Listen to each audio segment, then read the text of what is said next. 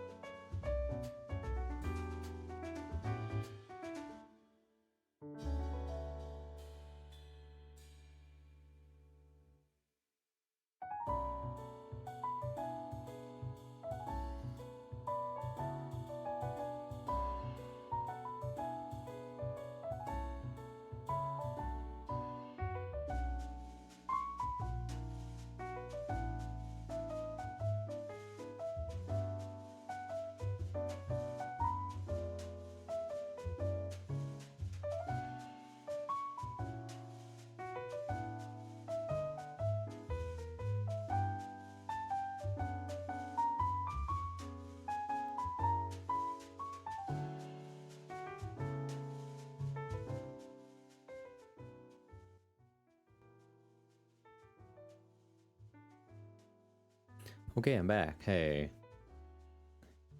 What's going on here? My heart rate's been high, causing me to feel fatigued. Oop. Well, I hope you feel better. Me being an old school Fallout fan was a bit worried about how they were going to represent it, but they did their homework and put in the work. I see. Garland, I forgot to go to the ice cream shop. What was it called? It was called Soon Scoops. Technically, it's still gonna be there, I think, for maybe another week? Oh, hey, Outsider. Short Order Cook by Jim. Gonna be okay? Nice. Welcome back. Thank you. Hey, Emblem, what's good? Also, hello, Jeannie. Good to see you. Let's see here. Poem.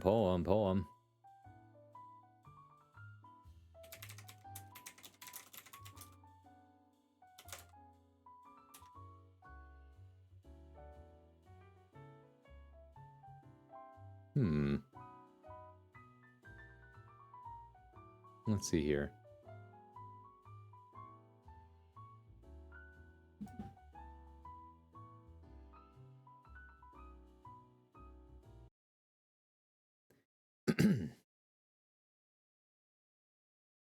Short Order Cook by Jim Daniels. An average Joe comes in and orders 30 cheeseburgers and 30 fries. I wait for him to pay before I start cooking. He pays. He ain't no average Joe. The grill is just big enough for 10 rows of 3. I slap the burgers down, throw 2 buckets of fries in the deep fryer. They pop, pop, spit, spit, psst. The counter girls laugh. I concentrate. It is the crucial point. They are ready for the cheese.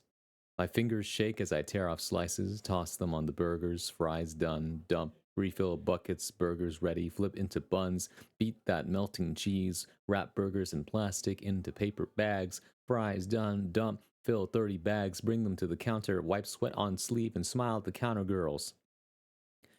I puff my chest out and bellow. 30 cheeseburgers, 30 fries. I grab a handful of ice, toss it in my mouth, do a little dance, and walk back to the grill. Pressure, responsibility, success. 30 cheeseburgers, 30 fries. Yeah, I gotta admit, from like a surface level, pretty enjoyable poem. Just about making burgers and fries. You know, probably at a diner kind of deal. Cool. Thanks for sharing. Anyways, also, the channel that I've been listening to all this jazz music from, or the ones that the jazz music you've been listening to, right? They put out Pokemon Jazz 1, Pokemon Jazz 2, and Pokemon Jazz 3, and like, oh, okay, cool. And then out of nowhere, they put out Pokemon Jazz 4, and so I have not heard it yet. It's about an hour and 12 minutes, so let's listen to it. Ooh. Maybe a little loud. That's a little better. But yeah,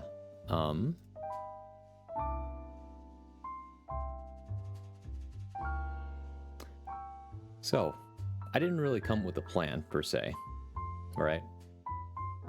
Because even though I wanted to work on this thing more, you gotta be in the right mood and headspace, I think.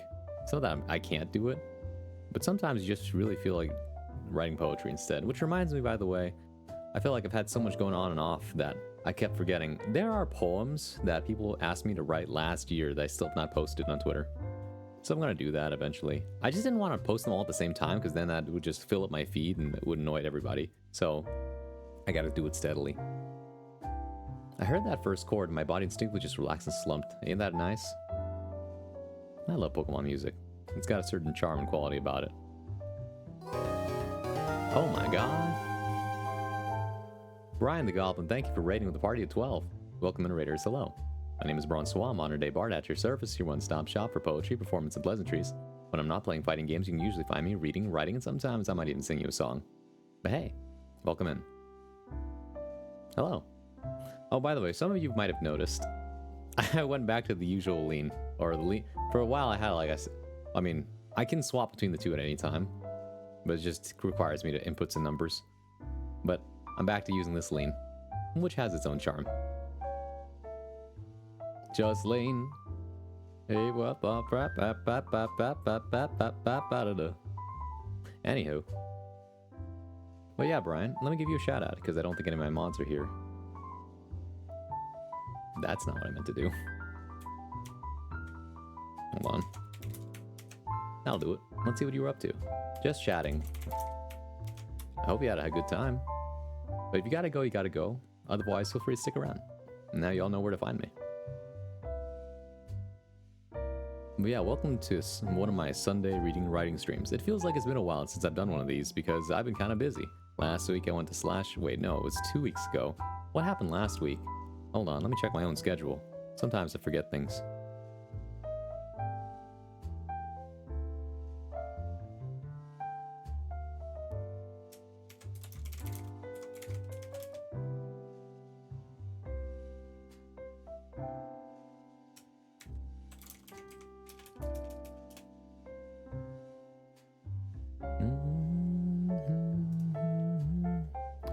Where is my schedule?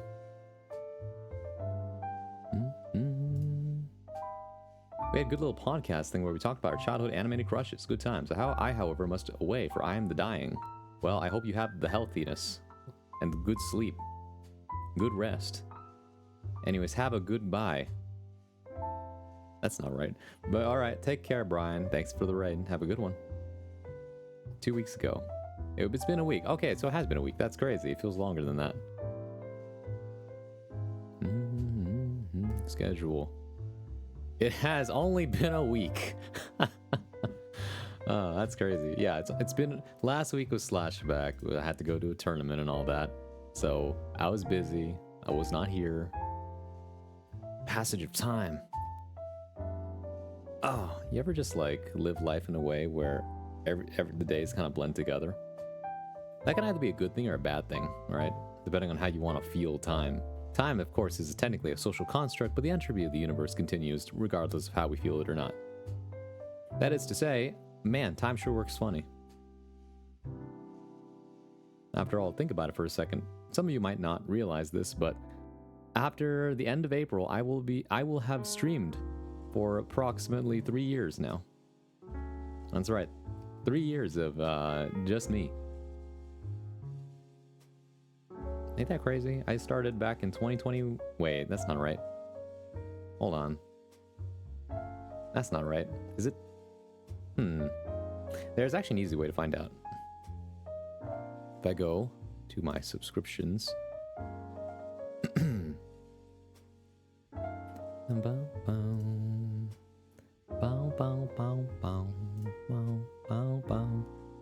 No. It'll be 2 years. It'll be 2 years since I started streaming, not 3. Aye, passage of time. On my free days, I'd say. Really just depends on what you manage to fit in a day. I feel like the more you do, either that will cause you to, like, feel like more time has passed, or, like, less time has passed, because you fit so much into one day, you're so tired, you just knock out at the end of the day, and like, wow, I did a lot today, right? Or it's the opposite where you barely do anything and just feels like, man, that day just kind of passed. It's one or the other. Personally, though, I think I like days where you just do a lot. Even though it's really tiring, in another way, it's kind of rewarding. Right?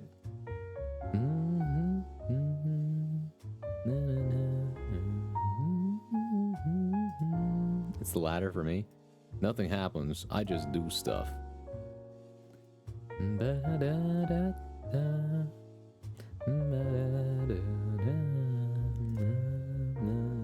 But anyways, at the end of this month, I will have streamed for 2 years. I did have some announcements to make, but I have to prepare some things first, I'd say. Life is short. Doing a lot slows down a little. Yeah, that's true. Life is too short to be dilly-dallying, right? Let's try and fit more in. I'm not gonna lie, I was feeling a little restless today. I was supposed to be resting, but I was just like, I kind of want to do things. You ever get into that habit of just, you know, it's like, some people call it spinning your wheels, almost, right? You're just kind of doing, like, you're doing something that doesn't really lead to anything for the sake of just feeling like you're doing something.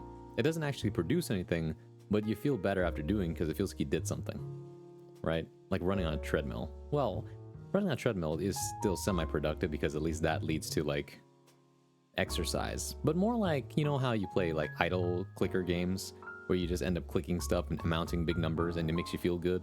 Stuff like that, right? Because it feels like you're getting something done, but in the end, it's just a bunch of internet points. If it makes you feel better, there's nothing wrong with that. But it's kind of like, if you're using it as a way to take away from doing something you actually wanted to do, then that's kind of what I mean, right? Spinning your wheels for the sake of spinning your wheels. Kind of feels like busy work. Yeah, like busy work, Fina. Nothing wrong with relaxing. Yeah, that's what I'm saying, right? There's nothing wrong if it makes you feel nice and just helps you relax. But if there's something else you wanted to do, but you ended up replacing that with busy work instead, then you're not really doing the thing that you wanted to do. At least that's the thought behind it, right?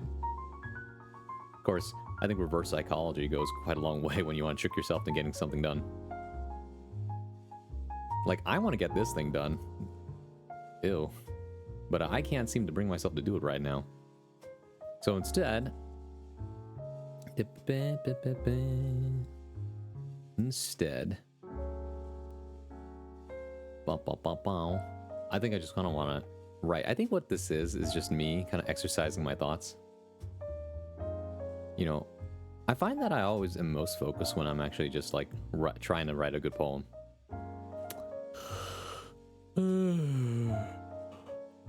Oh, also, I give you guys permission today to try to do whatever it takes to keep me awake. All right, whether that means weird conversations, noises, or whatever else you guys can think of. Because I feel so lethargic today. I don't know why. I even went out for a walk. Or I went out for a walk around the neighborhood and like get some sunshine because it was a great day. But at the same time, I got home and I did some things, and now I'm just like, I want to sleep. Noises, huh? What do you mean noise? Oh, wait. Oh, no. I mean, yes, but no. God. Please. I was so close during the commando achievement, hurting. Hunting, achievement hunt, but I died in the hell stage. I feel that. So hard. I think for that, in Risk of Rain 2, for the commando, what's the one where you have to like loop 3 times or something like that? I think I did it on Drizzle just so I could make sure I wouldn't die. Then I just became godly, and the only way I died was because one of the jailers who vaporized you got me. After my second time trying to loop, yeah, it's hard. Especially if you're not used to Commando, but Commando for Risk of Rain 2, I play Commando a lot.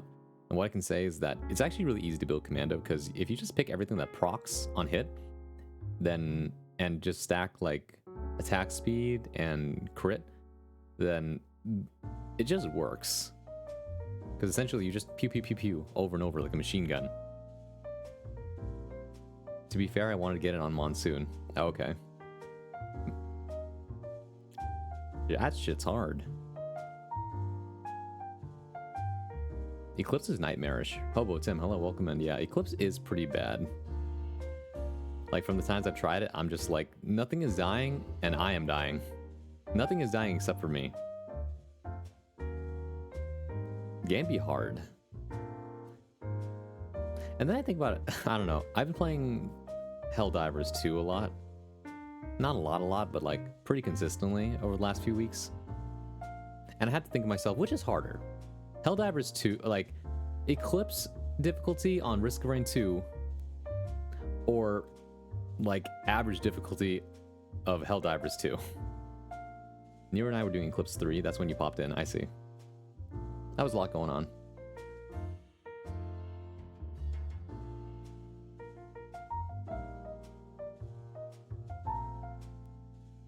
I'm falling asleep again. The only Eclipse 8 I have is on Loader. Oh, wow. You know, I never figured out how to play Loader. I understand the concept behind it, but I feel like I'm so bad. I never learned how to do it. Because technically how Loader works, right, is that you have to swing around, achieve higher velocity, and then punch things, which is pretty cool. But I never quite figured out how to do that. Can't wait for Offkai and Evo. Offkai is going to be a lot of fun. Evo is going to be interesting. I've never been there, but I understand it's going to be pretty cool. I'll be honest about fighting game tournaments. Like, I've been to a few at this point, and what I can say is that it's pretty fun with friends. I feel like it's most exciting when you still have, you know, more game to play in your pool, or if you make it out of pools, right? That's kind of like the fire of competition and all that. But once the competition's over, unless there's other things to do or friends to hang out with, most of the time, like, I don't know. Oh, hey, Carbs. Evo's like half a con, half a tourney. Yeah, so I think that Evo might be a little more interesting than Slashback. Slashback is cool. Slashback, I definitely recommend people go. It's like a small tournament, a smaller tournament, because it's technically a regional if you're in that area, right? But it's fun because it's just people there is fun, and watching in such a small space means that there's a lot of energy in the room. So I think it's a lot of fun. But at least how I feel about fighting game tournaments is that it can be kind of hit or miss depending on who you're there with and what you end up doing. Like, I think it says a lot if I say that for me personally, right? Everyone else had a lot of fun playing friendlies and stuff. But for me, I think the most memorable parts I had were when some people started playing Beyblades in the back, and I was like, hell yeah, that was fun. I don't know. I think my understanding and way that I have fun is a little different. So who knows? Oh, by the way, for some of you who are popping in, I'm back to using my old lean instead of like the sassy one. I kind of miss this. Locals, I feel, is also different. Oh, yeah, no, I've been to locals back when I played Smash Brothers, right? And that's a different beast. That's like, damn, I'm just going to sit down there and play friendlies all day, all night. Right? And like, at locals, if you go regularly, then everyone kind of knows who you are, and you guys kind of become part of the community. And as a result, then you also get wrapped up in whatever happens in that community. It's a little strange, huh? The way that we end up intersecting our lives and stuff like that based on where we go and who we interact with.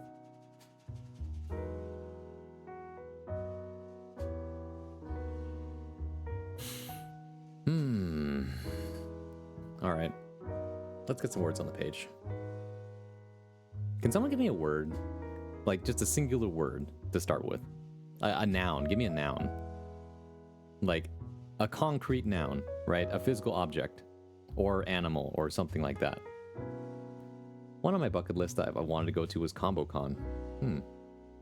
If I didn't hang with you, Brian and Alex at the Alexer at Slashback, or I didn't know you all, I'd probably be lurking at Slashback a lot. Universe. Okay. Pepsi can. Okay, these are good suggestions. I would say that the first time I went to Slashback, I didn't know anybody there. In fact, I met a couple of VTubers too, but they were mostly off doing their own thing.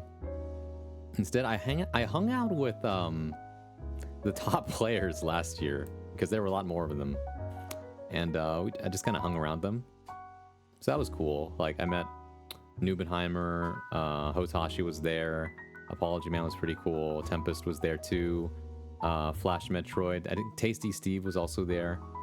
This year they didn't all come because, right? Like, I think it was the reason why they all came out last year was because Apology Man kind of asked everybody to come out and support the tournament because it was the first year.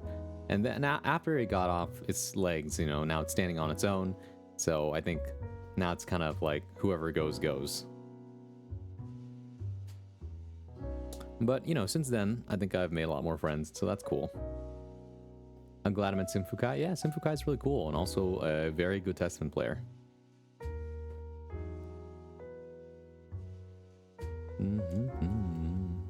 Big tourneys are great for meeting pals from across the world. I agree with that too.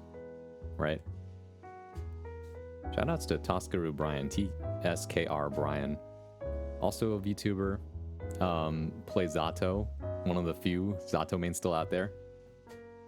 I think they definitely need to buff his character though. After what they did to him. Like, you know, y'all need to be in the timeout zone for a while. But he's funny. He's also got a lot of talents, I'd say. And if you like watching Guilty Gear, you'd probably like his stream. So please do check him out here. I'll even give him a shout out. At least I think that's how you spell his name. Yep, that's him. GC Yoshi is intimidating, especially when I accidentally stole his chair. Is that what happened? Oh, I think he's just kind of like that. But outside of that, though, he's actually a pretty cool guy. He gives off that, like, kind of father energy almost. Anybody coming to Canada Cup? Let's get big ramen. Damn. If I could plan a trip to Canada, I would. I just don't know what I would like want to do in Canada right now. Like, Canadians in my chat, what are some great tourist spots? And don't just say, like, don't just start naming them. I think we need to narrow down to a city first. Like, if you had to visit a city, which major city would you visit in Canada? Man had double the beers. That's true. He was double shotgunning those beers, right, or something. Because there's Ontario, right, on one side, and then Vancouver on the other side, right? My city is a suburban fiefdom. Don't ask me. I mean, even you got to go on vacation sometimes, right? Although I think we were talking about this earlier about how what's it called? Natives to an area don't go and do what the tourists do, right? This is big enough. Kind of want to make it bigger. There we go. Excuse me. I know Vivi is from Ontario. I see. Don't give me the... Don't just give me the rock eyebrow raise, man. Give me some information here. Okay, don't... What? You guys think you're real funny, huh? Huh? Come on, give me some credit.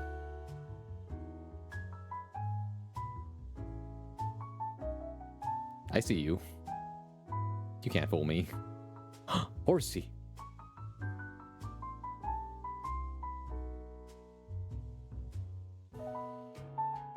Alright, that's enough of that.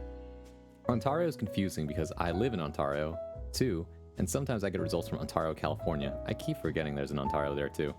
Because I'm pretty sure, like, most people associate Ontario with, like, Canada?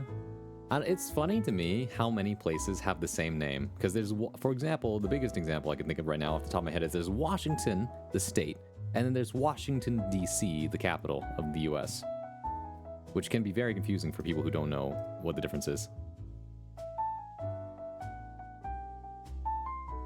At any rate, though, isn't that the joke with the Simpsons Springfield? It might be. I didn't watch enough Simpsons to be able to give you a proper answer. 7 places with that name? I guess so, huh? I think the most prominent Springfield that I know is like Springfield, Idaho, but I could be wrong about that. Also, sorry if the music's kind of loud. That should be better. I think that, I don't know. I feel like if I were to take a vacation to Canada, it would be on the left side of Canada. So what is that? Vancouver? Like West Canada? Vancouver, Washington, and the Canada one right by it. That does not help. I don't know, like, what is there to do in Canada, right? Like, Canada is always purported as, like, a very nice place to be. The people are very nice. And the healthcare is good, and, like, the taxes, wait, actually, I don't know enough about Canadian taxes to say anything about it. But what I can say is that, like, people have nothing but good things to say about it, but people never talk about it like a tourist spot. Eat poutine. Yes. I want to go to the Boreal Forest. Marco, hello, but why the Boreal Forest? Eat copious amounts of poutine. You're the second person to say it now. Alright, so the Canadian says it, and then Hobo Tim says it. Look, okay, I'm not going to doubt you guys, alright? By the way, who here might say that that poutine really is just loaded fries when you think about it? Because forest pretty? I agree with you, actually. Going hiking in the forest is actually a great pastime. Unless it's, like, off the beaten path and no one knows where you are. In that case, then it becomes a nightmare. I feel like there's an event called the Stampede or something. I heard Canadians talk about it. I forgot the actual name. What in the world is that? Like an actual stampede? Sounds ominous as hell. But for all I know, it might be something really cool, actually. Batman รีบเป่า company van. You want... what? Lethal Company on stream? I don't know. I heard there was an update, though. Garland, can you tell me what was in that update? I heard they added new things, new planets, new enemies. Montreal poutine is the good stuff. I see. New monsters. All right. I'd love to be up at the music camp I was camp counselor at last year. New moon, new enemies. Okay. Yeah, I might be down. It's not even Halloween yet. People wanted to be doing the spooky things.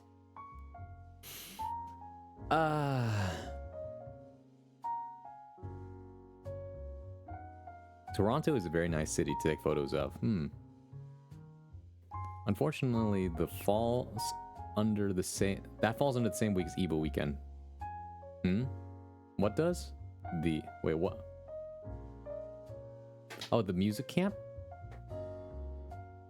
Street photography there is fun. I think I had a friend who recently went to Toronto to visit.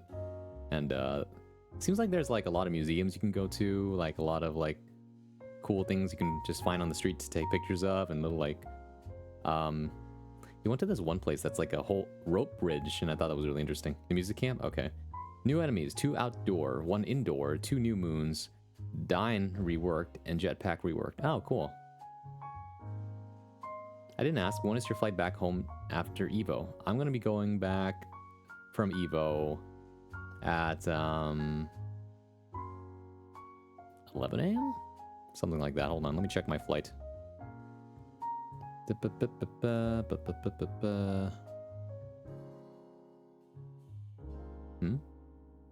Here it is. Itinerary.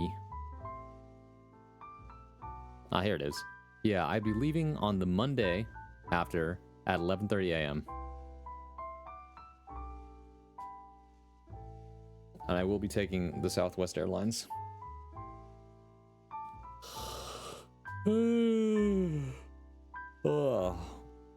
Why y'all leaving early? Because I don't want to have to drag my stuff everywhere. There's nowhere else to put it. I'm leaving in the evening, then you're gonna have a great time.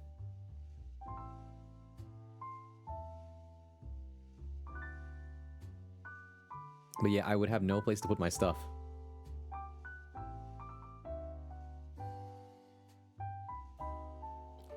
I will be there on day 0 though, so. Are Evo tickets already for sale? Yeah, they've been for sale. I could spend time with my family maybe, or my best friend? Yeah, you could. But like, that would mean that you have a place to put your stuff. I don't have any places to put my stuff after the hotel closes. Or like kicks us out because we had to check out. Right? And I don't know, unlike Japanese hotels, I don't know if American hotels let you keep your stuff there. Hey Fever, evil gang. What is evil? This is the second time you said this. Although I'm not gonna lie, seeing you say that makes me want to play Buckshot Roulette again, and we can't have that right now. Me, I'm evil. What have you done? What have you done, Fever? So devious of you. Evil can't. Oh, not you too. How could you do this? Look at those little devils. 3 live, 2 blanks. Is it for me? For me, the nightmare scenario was like having 3 blanks, 2 live rounds. That shit was a nightmare. Especially when I kept hitting like 1 and 4. It's like there are 3 blanks in here and 1 live round. I'm gonna shoot myself. Just hit the hotel staff with EK Braun for an extra day. That's not gonna work. That mantra. I mean, I only had to set it to myself like maybe once or twice to remember. Or C. Is that what we were doing? Every time I zoom up here. You guys are just gonna spam horsey so we can see the horse better? Oh my god. Horsey. Yeah, alright. I understand. Exists. That's what I did. Alright. Title 2 blanks, 1 live shell. At 1 and 3. Hey, Aster Windblade. Hello. Welcome in. What if the whole stream was just like this? The stream is just me zoomed in on chat talking. It's a pretty good horse, though. It is a pretty good horse. It's a real big chonker. Look at that thing. Look at it waddle. Damn. I heard that horses might have existed like that back then. You know. Thanks, Sharpie. Friend-shaped horse. It is shaped like a friend. Yeah, okay. I heard, right, based on anthropology and things like that, that back in ancient, like, the times of, like, early humanity, the horses that were domesticated back then were much smaller, so you didn't necessarily need a saddle in order to sit on top of one of them, and you could more easily control them. But eventually they got really big, and that's why now you need to actually, like, use a saddle in order to get a better grip on top of them to ride them. Hey, what you riding? Hello, Nail. I don't know yet. I was gonna write poetry, but I don't know what to write yet. Some people said, I got 2 recommendations, or rather, I asked for nouns. Chat so far has given me Pepsi Can and Universe. Like what? It's something like Universal Pepsi Can.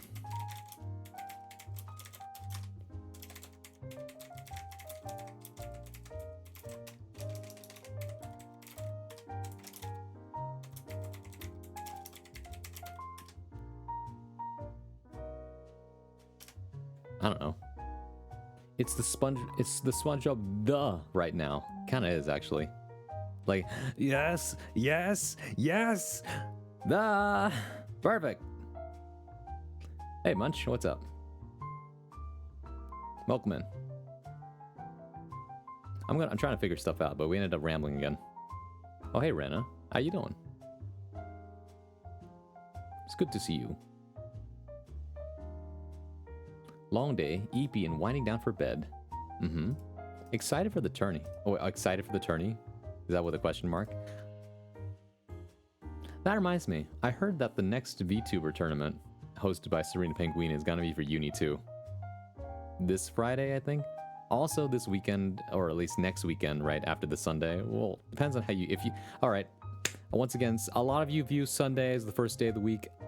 I do not see it like that because I like to group my weekends up as like one collective thing, right? So the start of my day, or the start of my week starts on Monday, all right? That way it can only go up from there, right? Because it would suck if like the start of my week was Sunday. I got the first day of the week off, and then there's this whole chunk of middle section. Then it ends on Saturday. I would hate that. Like, I like the end of my week to be 2 days off. Oh, right. The one I'm hosting. Yeah. I need to make an announcement about that, but me and Sharpie need to fill in the last parts of the mod. Because there's still a few lines missing. I just need some time to record them. Right? And then after that, what happens?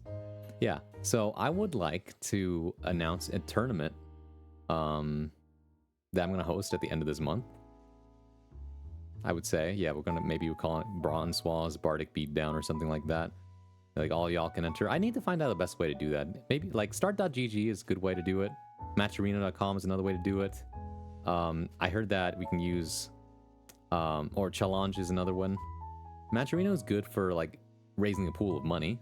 Tournament, yes. You're doing a tourney? I do want to do a tournament.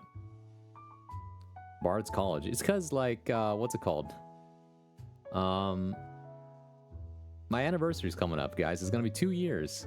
And unlike last year, I don't have a whole bunch of new stuff to show you. Right? So I figured the best thing I could do is at least get everyone's excited about, like, a big event. So I'm going to be releasing, you know, the voice mod, as well as... what's it called? The big, tournament, right? People can sign up within the next 2 weeks, and then we're just gonna run it. Maybe I gotta find a commentator and all that. Yanu, hello. Winner faces against the Literature Lariat. Stop. Sorry, I meant Rinna's Grand Blue Tourney. I didn't know you were hosting one too. Is Rinna hosting one? I would like to know more about it. Eunice mentioned, that's true. Uni 2 is... There's gonna be a tournament for Uni 2 this Friday for the VTubers, but I'm not very good at Uni 2 yet. Unfortunately. I have not put the time. I don't know. I haven't been in a grinding mood. I feel like life has got me caught up in a bunch of stuff. Unemployment's kind of... But you know. That means we push Ron Soup in the hands holding with Twitch. What the? Is that a Pikachu emote? What is that?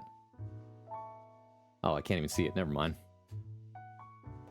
Speaking of tournaments, I deadass woke up half an hour late for Lappy's tourney, hopped on GGST, went 1-2, shot the PC, and slept. Oh my god.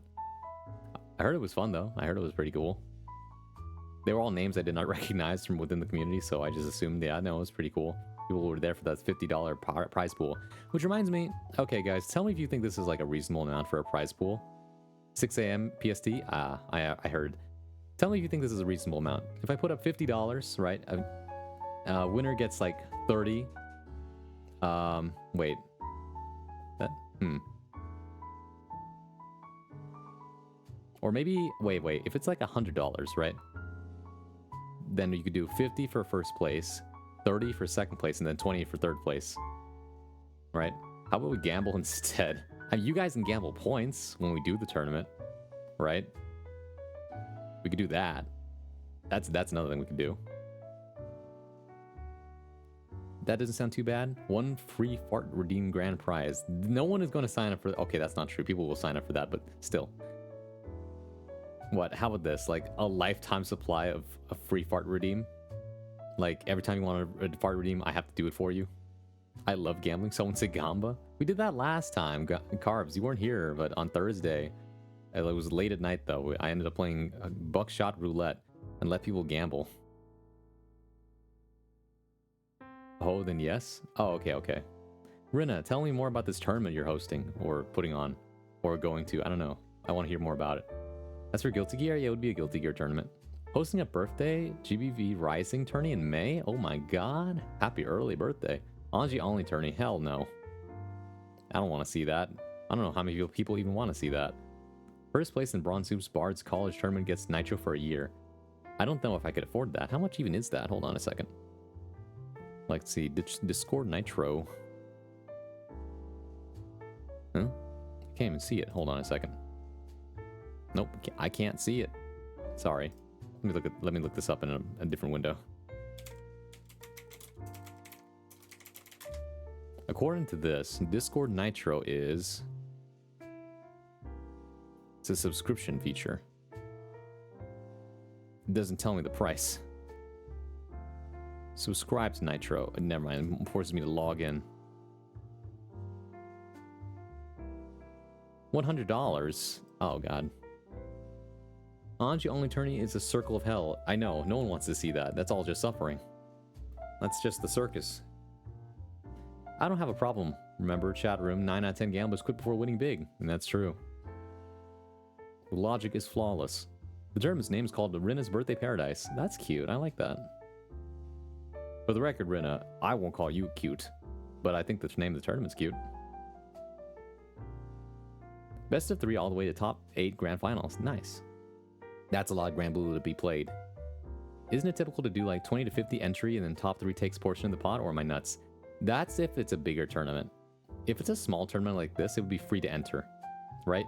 Imagine that I force you to pay to enter my tournament, right? The bar of entry is too high. Then only the people who are like really sweaty and want the money would do it, and I don't want that either. I want it to be like at least a little fun. It's $100? Man, I love poverty. Damn. Double elimination. Nice. Looks like I gotta grind up then. It's free to enter? Okay. I feel like I'm forgetting something.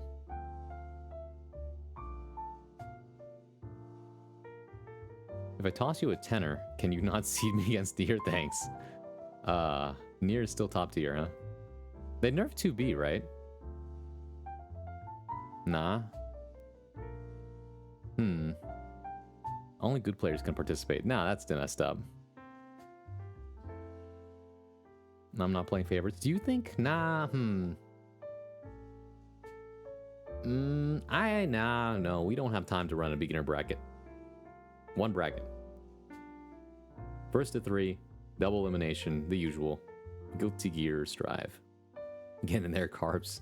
I'm not playing favorites. They nerfed 2B and Nier from what I heard. Nier 1 slashback? You can't get away with Nier. Nier got a slap on the wrist. 2B got it hard, apparently. Am Eepy. No brain, but brain no want Eep, so I want stream. Hello, Storm of Seas. When is the tournament? Well, I'm still deciding that, but maybe it's gonna be, you know, the last weekend of April. I am done. Hello. Welcome in. Welcome in. Well, why did I say that twice? Echo. Oh yeah, I forgot about the reading and writing tags. Hold on a second. Reading, writing. There we go. Breathe air, does nothing. Ron, if I slide you a 20, will you seed me completely away from Colin? He scares me. I don't think I can do that. I don't know how. If I do random seeding, you gotta work with what you got. Like, how, okay, real talk. How do you seed a tournament exactly? Because I thought you just press the random button until it looks good. Compliments.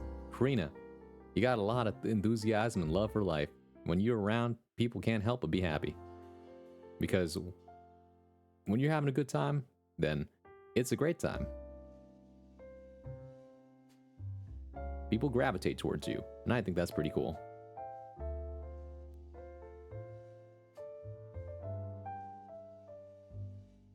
Nier's DP is slapped away, meaning that she cannot start edging more towards starting off DP. Hard work. Damn it. I really don't know. Thank you, my friend. You're welcome. What was I saying? If I do... Wait, no. I really don't. Okay, right. So, I don't know. I probably would have to ask someone who actually seeds tournaments regularly, which I do know a few people who do that. And so I'm like, maybe it is a little more effort than just, you know, pressing the random button until the seeding works properly. I don't really know what the head count would be for a tournament. Also, like, what time would be the best time for a tournament? Obviously, I would want it on a weekend, so there's actually like people who are available, right? 2 weeks is, I think, is enough of a heads up, at least for most people in this community. I'm thinking like early afternoon, at least in Pacific time, right? Like 4 o'clock usually is a pretty good time to start a tournament. Assuming that there's like, okay, here's the deal. It would really depend on how many people sign up. If like more than 50 people sign up, then we might need to do like maybe 2 pools. I don't know. But if less than that sign up, then there would probably be enough time to just start at an early time and then finish around like in the evening. I really hope no East Coasters sign up in that case, though, for if like, or rather, I hope East Coasters don't end up signing up, doing really well, and then having to stay up really late because the bracket would be run for too long. If it's a lot of people do Japanese style, 1 life death brackets, I don't know about that. We can't just do a 2-side bracket. Also, I am done. Thank you for the follow. I appreciate that. Welcome in. We fight to the death? No, it's like single elimination bracket. Okay, let me try and draw this out, right? At least to my understanding of what Carbs is talking about.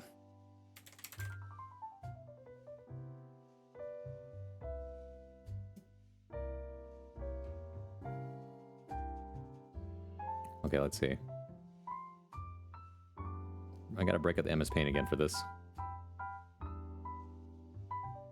Oh, why is it so huge?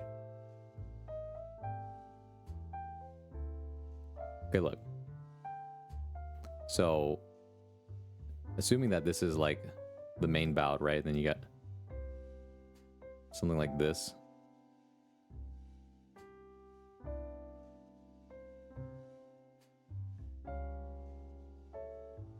Right? And you have the same thing on this side.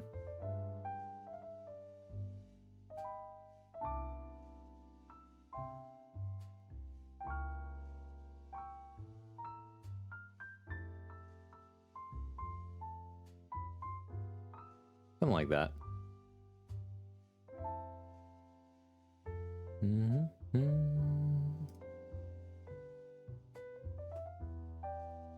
First a limb, let's be goofy, let's do it. Be goofy, let's do it. Means you enter the bracket, Dynasty Warriors OST starts playing. Oh my god, bro. Oh, that reminds me. I don't know, what are some things being planned? I know on Tuesday I've agreed to appear on Hot Dog Bong Water stream to talk about music. So if you don't know Hot Dog Bong Water 420, go check them out.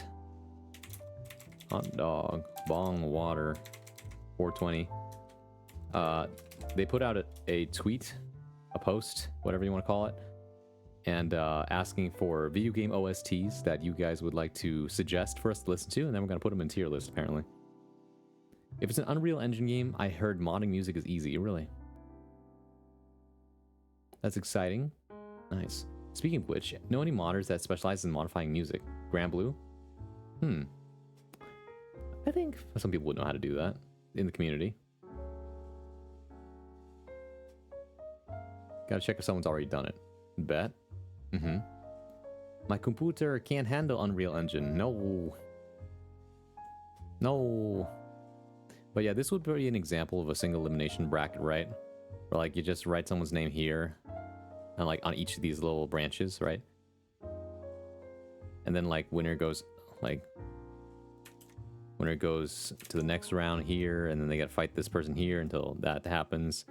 And these two fight, and then they do this, and then whoever won on this side ends on this side, and then the winner here. Right, they take the W. That's how that works. That's a single elimination bracket, and if you want to save more room, right? Because essentially this is the same as if you were to like take this whole thing, turn it sideways, and then just like make a bigger branch. Right? Because that takes up a lot of space, and you know, eventually gonna run out of room. At any rate, though,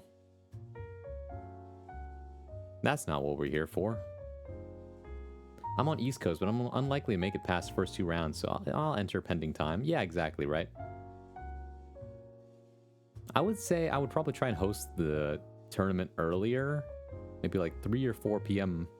Pacific time, because that would be like 6 or 7 p.m. Eastern time, right? Which is more reasonable.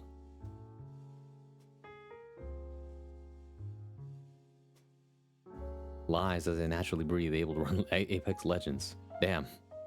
Where are the other 2 brackets? What do you mean the other 2? Is this Dragon Ball Z? This might be the Tournament of Power. Where's the secret 3rd bracket that randomly ganks people? That'd be funny as hell. Like, it's just imagine the thing I just drew, but like with 2 more brackets on each side of the circle, and then the final bout is actually a free-for-all with 4 players in it. PDT, yes, Pacific Standard Time. So if you're on the East Coast, then that would be 6 p.m. Eastern Time.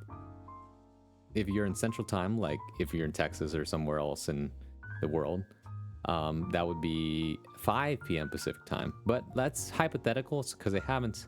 3 or 4 p.m., that's when I wake up. See, that's what I mean, right? Like, I think it would be good if we chose a time that was reasonable for everybody. 5 is a little too late because that's like 8 p.m. for East Coasters. And if the tournament runs kind of long, then everyone's going to fall asleep before we actually even like finish the bracket. Right? Unfair. That's what I'm saying. 5 is comfortable enough that like the Pacific Coasters would be like, yeah, no, I could sleep in and still make that tournament. Right? Meanwhile, the rest of the East Coast be like, I'm sleeping as soon as the tournament ends. Depends on the day too. I think it would be a Saturday. Let me check when the 30th is, right? The 30th is the Tuesday. So in other words, wait. Wow, that really isn't like less than 2 weeks when I think about it. Because that would be the 27th, 28th of April. That's that weekend. Jeez. Yeah, I gotta make an announcement like by tomorrow. I don't know. That means I don't want to stay up too late then. I would want to try and get some rest and wake up early and try to get some things done. That's 1 a.m. for me. Yeah, exactly, right? If it ended at like 10 p.m., that's 1 a.m. Oh, wait, no. 5 p.m. is 1 a.m. Wait, depending, if you're in like Europe, then that would mean that you're about 8 to 9 hours ahead, right? If I wanted the Europeans to be in it, then I think noon or 1 p.m. would be a good start time for the tournament. But then there's some people, let's just call them degenerates for now, that stay up way too late and end up waking up like after noon. Oh, hey, Banks. 3 to 4 PDT PST does sound good. It gives chances for East Coast people, I feel like. But I forgot about the Europeans. And what about but what about the Southeast Asians too? Oh no. This is horrible. This is a shame. What am I gonna do about all the people on the other sides of the world? Bro. ABBA is level 70. Nice. What about Russia? Do I have any Russian viewers? Also, am I even available in Russia? I thought they stopped allowing anything that's not Russian internet in Russia right now. It's me. I'm the degenerate. I may or may not have been slacking recently. I understand, man. Sometimes you just don't have that drive. You don't have that power, or that passion, that, you don't have that dog in you, or whatever they say. I'm not a degenerate. I live in Sweden. No, you don't. I'm Russian. Let's just all not sleep. Oh, I'm sorry, Aster. I didn't know. Well, now I could say I have at least one Russian viewer. Nice. Russia is like, I feel like it's a very cool place that is just under a lot of political scrutiny right now, unfortunately. But I think like Russian people are really cool. If you live in Russia right now, though, I'm a bit concerned about like different things I've been hearing, but who knows, right?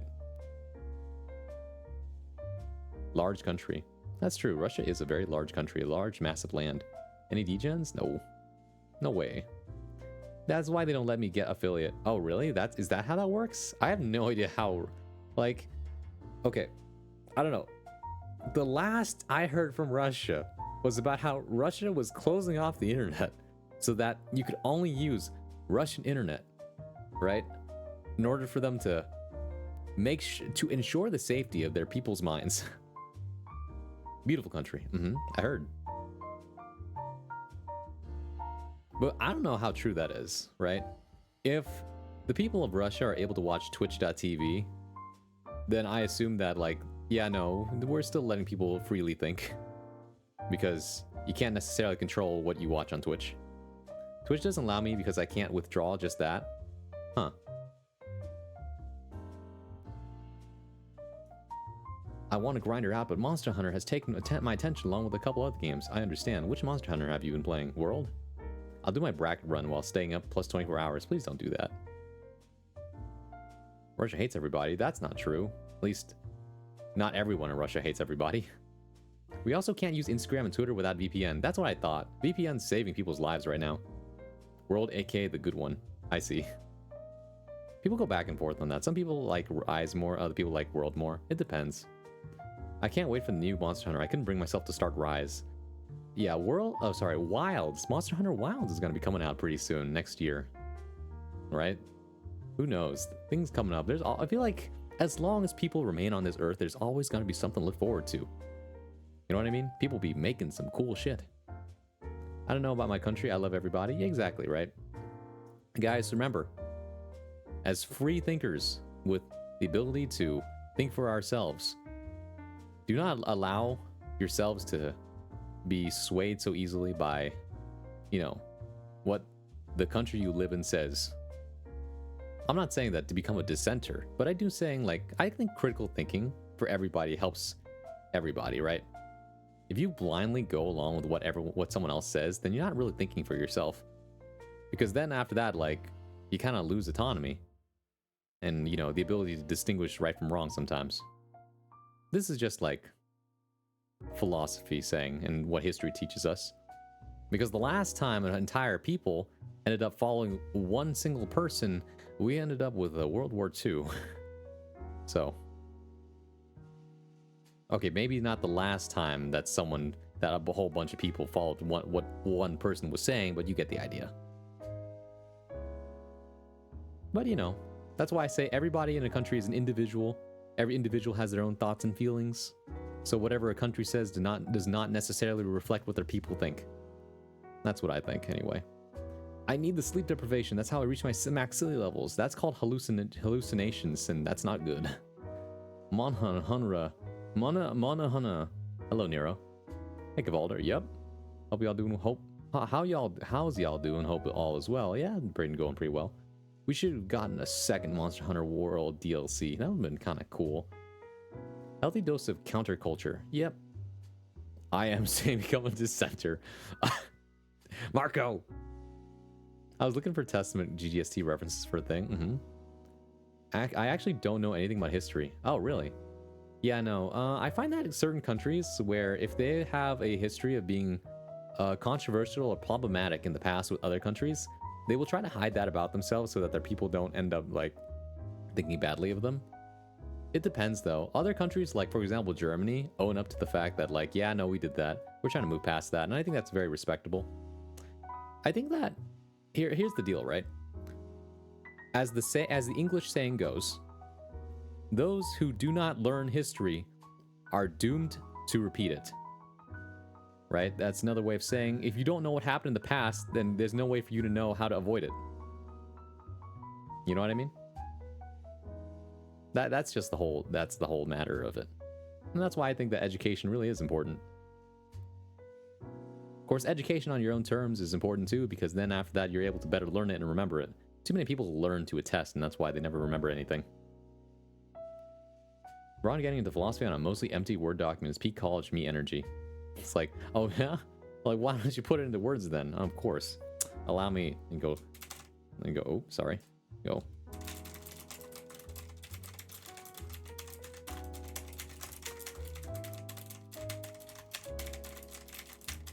Ever just wanted to do that? Sometimes you just like open up monkeytype.com and just to feel good about yourself. Like, I feels like I'm doing stuff. Monkey type.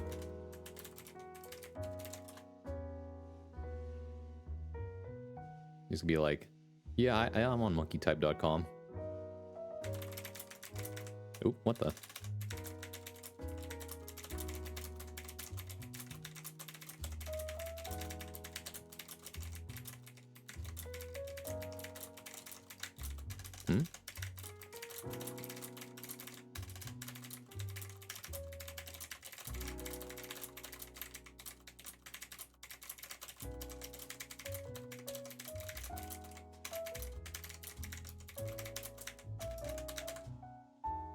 Yeah, something like that.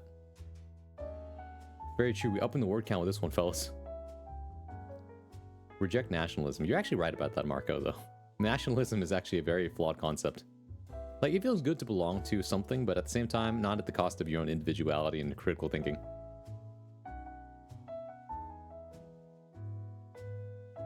Just got back into World. All I had to do to play it was turn it down to 30 FPS and then it doesn't burn my laptop alive. That's crazy. Just use Helldivers 2 propaganda. That only works if you're American. Very true. Wait, hold on. That's how I start some drawings, though. 95 words per minute. It's because, okay, if you try to do that on another website like TypeRacer, for example, it doesn't work as well. MonkeyType.com is made to, what's it called?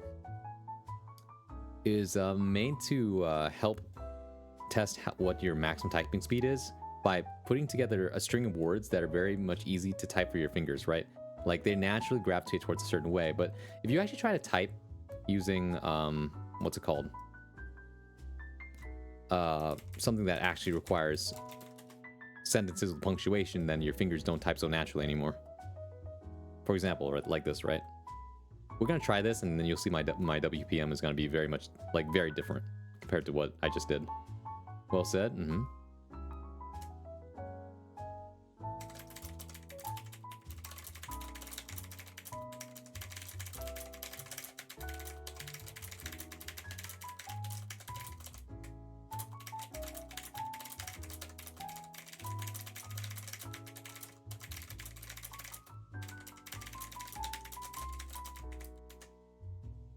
Oh, wow. What the heck? Congrats, you just typed 116 words per minute. Huh? Cheaters. Oh, okay. We're gonna begin the test then. You need to type at least 87 words per minute to pass. Alright, hold on.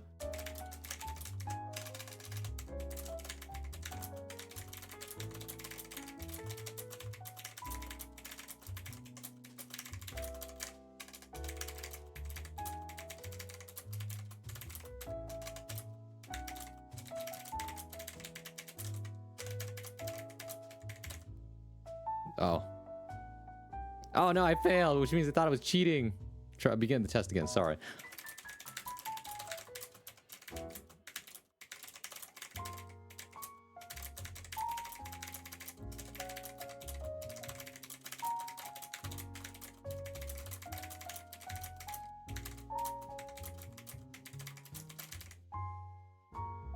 Yes!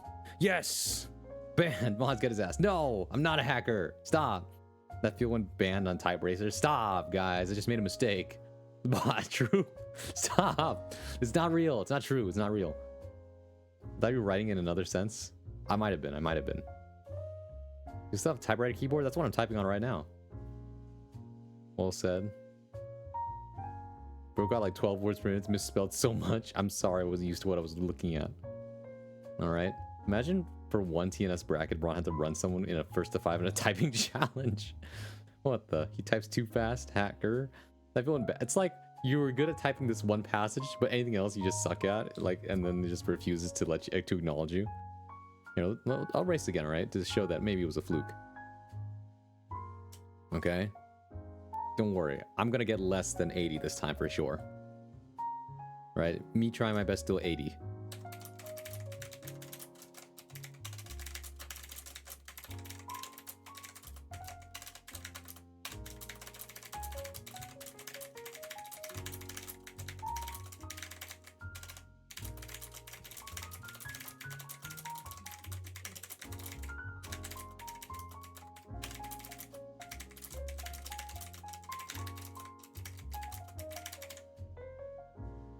Right, I finished second. It was 94. Okay, well, whatever. I guess my typing has gotten a little faster over the years. Am I the asshole banned for cheating on TypeRacer? Blow him up with... Is that an I? In order to confirm your Strive tournament results, you gotta certify with a type test. What does that have to do with it? Imagine that. To certify you're not a bot, you have to be able to do combo challenges correctly.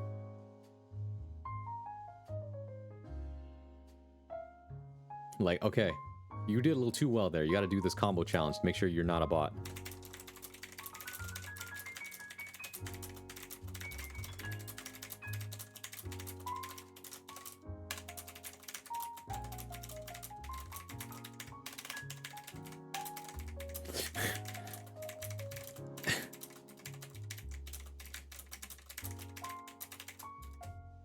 93. At any rate, you know what I feel like right now? I feel like, hold on. Let's see, what was called?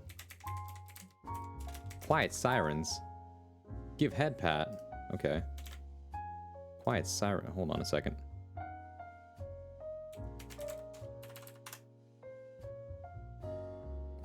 Five minutes of this again.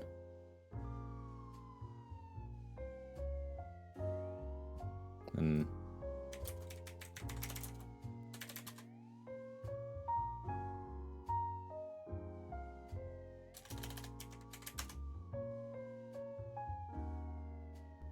I feel like, oh my god. King Kuma VT. Kuma, thank you for raiding the party of 12. Welcome in, Raiders. Hello, my name is Bronsois, modern day bard at your service, your one-stop shop for poetry, performance, and pleasantries. When I'm not playing fighting games, you can usually find me reading, writing, and sometimes I might even sing you a song. But hey, welcome in. Karate Master 2 Knockdown Blow. Hell yeah. I've never played that game in my life, but it sounds awesome. Also, happy birthday. Can we get a happy birthday for King Kuma? Hey, I was doing a 24-hour stream, I think. Can't do it, me too tired to talk. I understand. Don't worry, here, I'll sing you a little song too. Sorry that it has to be to the background of sirens in the background, but maybe that's part of its own charm. Who knows?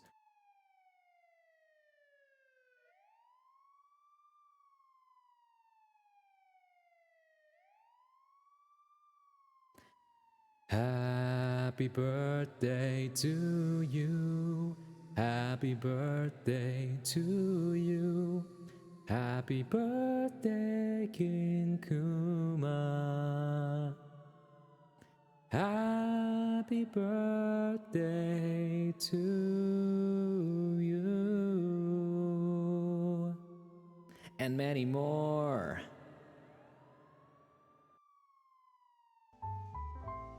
I need you to sing it. You didn't have to, pal. It's okay. I think everyone deserves a nice little song on their birthday. Everyone, like, if you're born, then yeah, you deserve to give people a chance to celebrate it, I think. Oh my god. Leosa Bonistel. Happy birthday, King Kuma. Yeah. Also, thank you for raiding with a party of 6. Welcome in, Raiders. Hello, my name is Bronsois, modern day bard at your service, your one-stop shop for poetry, performance, and pleasantries. When I'm not playing fighting games, you can usually find me reading, writing, and sometimes I might even sing you a song. But hey, welcome in. Anyways, is that a police siren in the background?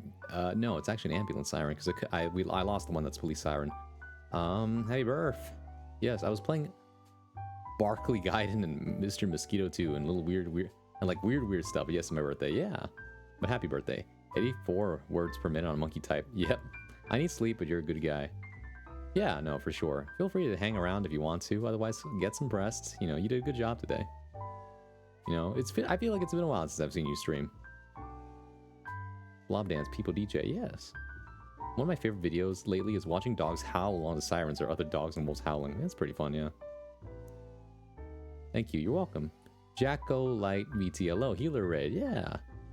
They also, hello. Welcome in. Genshin Impact, sorry, every time I hear it now, I'm just thinking about that one, like, Game Awards show, that one year that the announcer just said, Genshin Impact. So funny to me. But yeah. Raiders, if you gotta go, you gotta go. Do please get some rest, otherwise feel free to stick around. Now you all know where to find me.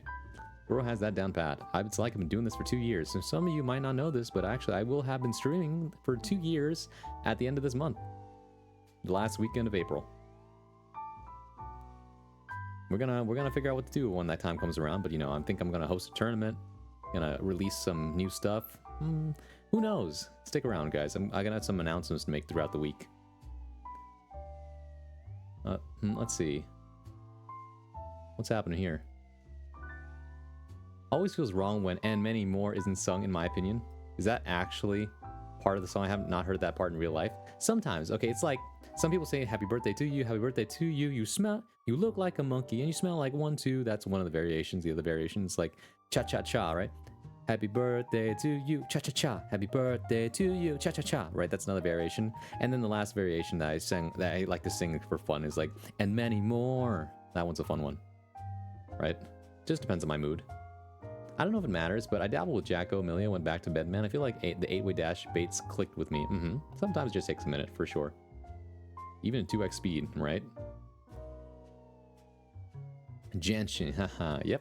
I got to sleep. Drinking tequila instead of water for hydrates was a funny goof. Whoops. Do get some plenty of water. Make sure you use the restroom. Get yourself nice and rested. You know, take a shower if you need to, but have a good one, King Kuma. Comfy stream today. What are you up to? Hey, welcome to one of my Sunday streams. This is not... look, put the type eraser away. Don't look at that.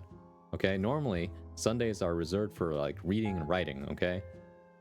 I just haven't been doing much of the writing part. I feel like I'm reading, though. Mostly just chatting, because I easily get distracted.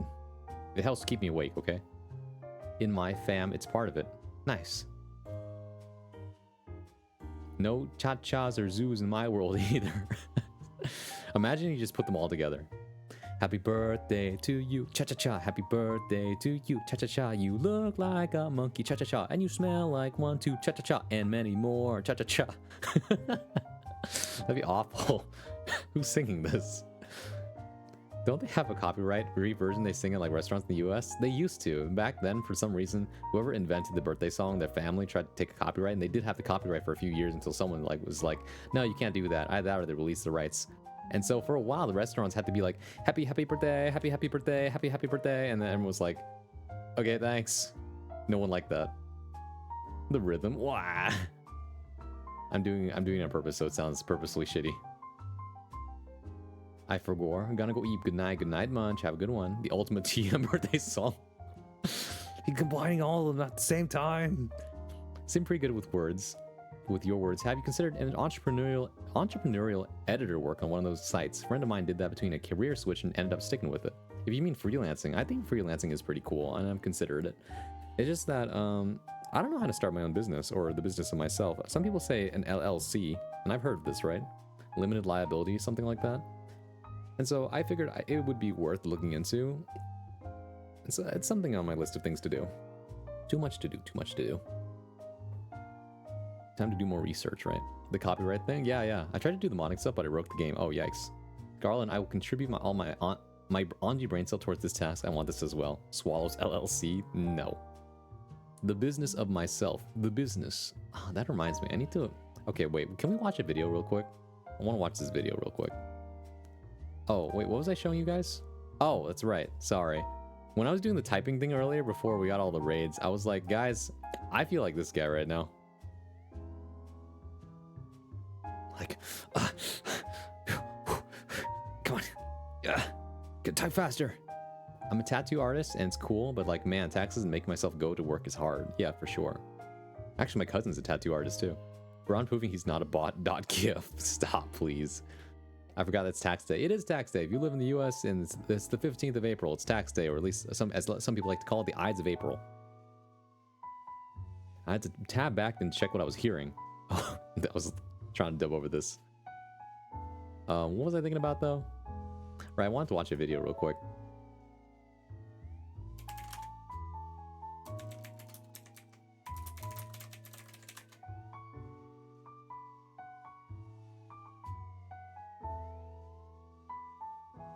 Has it been 5 minutes yet? Thank goodness. Alright, I'm gonna watch a quick video real quick.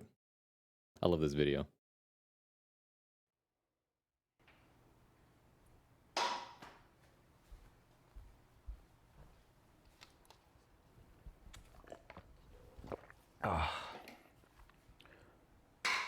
Sorry to raid and go, but I'm gonna go munch on some lunch, go dunk on your writing, or have lots of fun with your chat, or both. Haha, thank you, Leosa. Have a good one. Thank you so much for the raid, and feel free to come back anytime. Have a great lunch. Have a Google one. Anyways.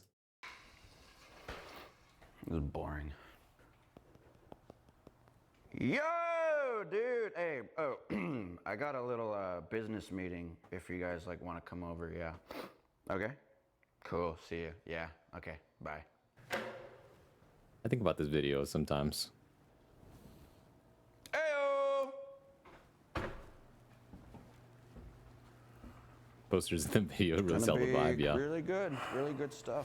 I love this video, me too. They did it simultaneously. Welcome to the business meeting. There's a dude in the back. James Corbin Thorngas. Let's do some business, dude. Yes. The business meeting. I know that you guys wouldn't have come if I said we were just playing beer pong, so Some things just never change for some people. I sank 2 cups while the time you guys were getting over here. And just because we're out of college doesn't mean we can't mother friggin' do beer pong. I don't think you understand. We have to be at the office at 2. We do not partake. Who's this guy? Our intern. What does he do for you? He interns, dude. Do you even listen? Does he do does he file papers? Like, what does he do? He does graphs, stats, percentages. Numbers. Do you even talk? You may speak. He does not speak. Very cool, very cool. So what kind of business things have you guys been up to, Graphs. Stats. Numbers. Very cool. Just some accounting. Ooh, fun. Graphs. Dividends. Is that it? Statistics. Data points. Percentages. Decline in ExxonMobil's stock price. Tax. Hunter, yes. Tax rates.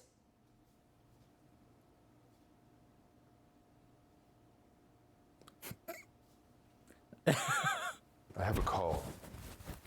Is it Business. Oh, with who? Just a big business call. Q1 budget numbers are in? Big business party. Hello. Corbus speaking. Uh-huh. Yes. Crunch the numbers and send them to me. Sounds important. This could be good. It's gonna be Figure big. out the tax reform numbers, crunch them, flip them over, and send them to me. Crunch the numbers and send them to me! You guys want one? I am the head of tax reform and percentages. I need those on my desk. Whoa. This is getting juicy. He knows I need them on my desk. Obviously. I want the island by Thursday. Make it happen! Boom! That was sick. Wow, very cool business talk. Wow. Welcome to the new era. We got it. We got it, Chet. You're an island owner now. Alright, I don't know what you guys are doing, but it looks like you just used some keywords, some business phrases to sound all fancy. You guys don't know really anything about business, do What you? would you know other than beer pong, getting drunk, and fucking people? What do I know? You guys obviously forgot about your roots because all the business that you learned is right on this table here. Percentages you like, right? Don't. You guys know all the percentages of alcohol. What's the alcohol percentage in Heineken? 5%. That's right. What about your standard IPA? 9%. Stop. What about a Bud Light? 4%. Dude, seriously, stop. You guys also say you like statistics, right? This is not funny. What's the probability of sinking this front cup right here? 1 in 6. Very good. And graphs you like, you say? Graphs you like? I can't do this. I worked too hard. He does work too hard. He does. What's the slope hyperbole of this middle right cup? Don't do it, Richardson. I know this. We've come too far. Richardson. I know this. I know you know this. Sink the cup. Fractions, geometry, percentages, graphs. Yes! Yes! X equals -17. Yes. I knew it. I knew it. Yes! Get that thing away from me! Dap it up. Dap it up. Mr. Squeeze! Why don't you just stand there, warm up the limo? Do something, warm the limo up, you deaf bastard! Mr. Squeeze! One bump, dude. Right, One well, bump. what are you looking at? One bump. One bump. Mr. Squeeze, why do you think you're feeling me? I want my money. Just one bump, dude. Feels so good. Put that in your hand. Feel it. You know what to do. Just believe. Feel it in your heart. Just believe. Still a little rusty.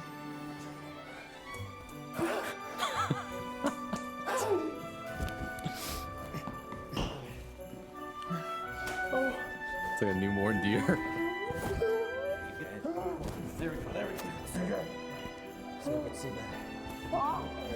So you can see better.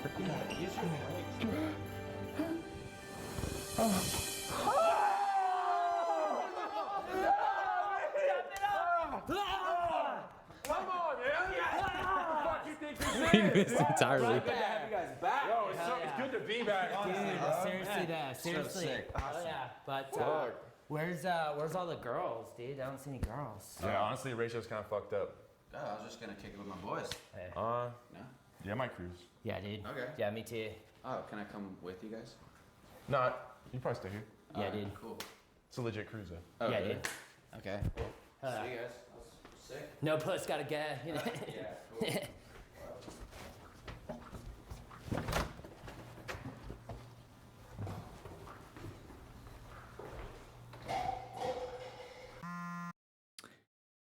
Okay. So yeah, I think about this video sometimes. It's very quotable. The business meeting. Modern Don Draper. Oh, for those of you who liked some of these people in this video, that was the person who was like the frat guy in this video is Churley. That's like his channel. And some of you might be very like attracted to the man in beige. That was Casey Frey. But yeah, I'll go check them all out if you are interested. What else did you guys say here?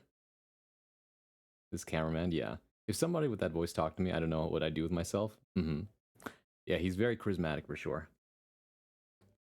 What is this early 2000s Y2K fashion? I think that was the point of it, yeah. Just wash your hands. I don't think that was the point. I'm not sure if I should be impressed or scared. I think, yeah, that's part of the bit. That's kind of why it's funny. They're just being homies. Smile face. Smiley. Hey, underscore. The crash zooms. Every man is out there merriest and gayest with the boys. The flared cuffs were out of control. The title of the video is, "You don't know anything about business, do you?" That just makes everything even funnier.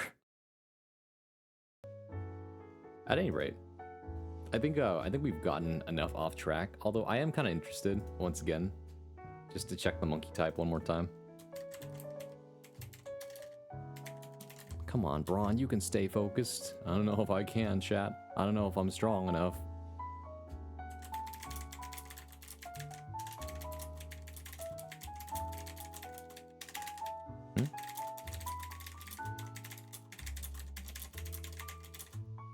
I feel like I need to restart.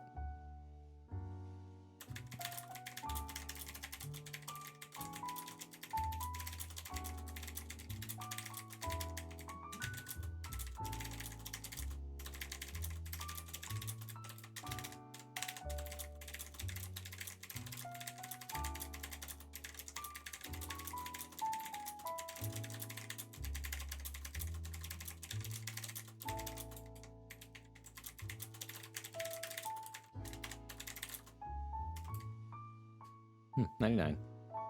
I'm here now for a bit. Finish compiling stuff for future emotes. Nice.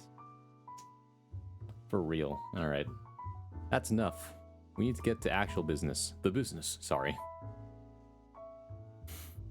Ah.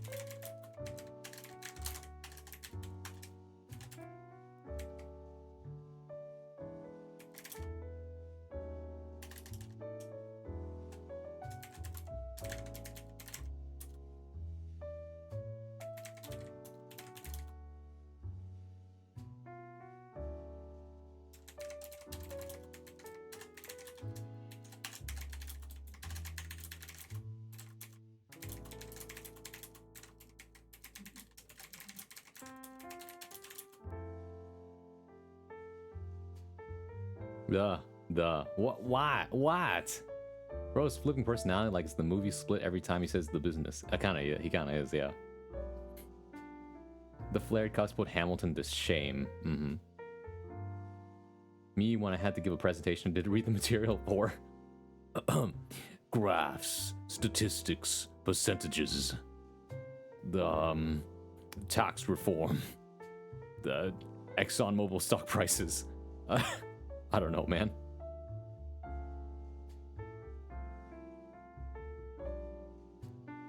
Like, what do you know about business?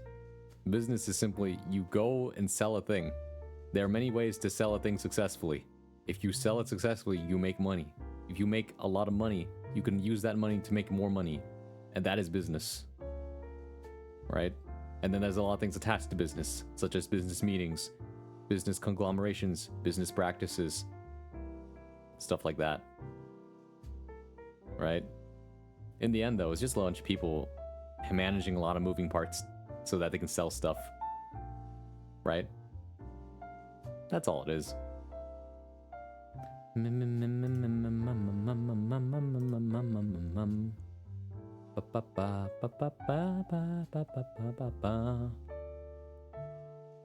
Yeah, excuse me, sorry. I had curry for dinner today, but we ran out of bread and rice, so I had to eat just plain curry. Like the chicken and the potato and the carrots. Oh, hey Mook, yeah. Curry, or as the Vietnamese say, curry. Carbless curry. That reminds me. I think my brother said he, or well, not said, but I know this for a fact. My brother has been on the keto diet, and in some ways it's very sad, but in other ways it's like, man, it's so healthy for you. Like limiting the amount of sugar and carbs that you eat a day. Chicken curry? Yeah, that's chicken in the curry. That's just a chicken pot roast. I mean, not if you add like curry powder. If it smells and tastes like curry, then it's curry. Ah, the keto diet. Yeah. Well, it's technically not a keto diet if you eat the potatoes too, because the potatoes are a lot. That's a lot of carbs, I think, right? Or wait, is that complex carbohydrates? I don't remember. Whole fam been on that at some point. Just like I see my brother's dinner. He's just got like a salad and some chicken. That's it. I tried it for a year. It's tough. Wow, a year. Did you actually get any results for that? Because I heard like if you take at least 2 months, it varies per person. But I heard that you start seeing results after about 2 months or so. Right? But also you gotta exercise, otherwise I mean, you are healthier because of it. How it works is that it takes advantage of ketosis, right? Normally how the body works is that when you need energy, you pull from like your simple carbohydrates to create energy. But if you don't have any carbohydrates in your body, then it then goes to the fat storage that is in your body, thereby burning it off. One part no carbs, second part high fat. I couldn't eat enough fatty stuff. Ah, I see, really. Like fatty stuff like, well, it has to be the good type of fat, right? Low carb is better for me. Yeah, it is. I think in general though, for me, it's just like, if you live a healthy lifestyle and you moderate how much of everything you eat, then you can technically eat everything you want. Good fat? Yeah, good fat. There is good fat, guys. Fat isn't bad. Fat isn't necessarily bad for you. There's good fats and bad fats. You have to do the research to figure out what's what, though. Usually, though, if something is processed, that's usually a sign it's the bad fat. Right? Something like fried foods, bad fat. Dew on the grass. Hello, good morning. Welcome in.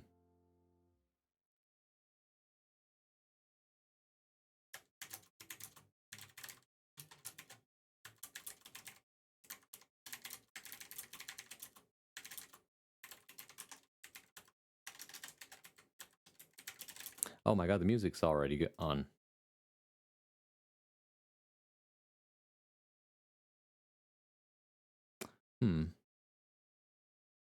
What can we listen to, guys? More jazz. More jazz.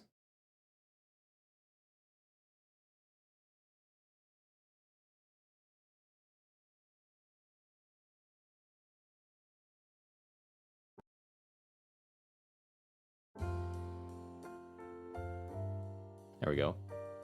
I'm 6'6", 180 pounds, and built like a twig, so I'll take any and all fat.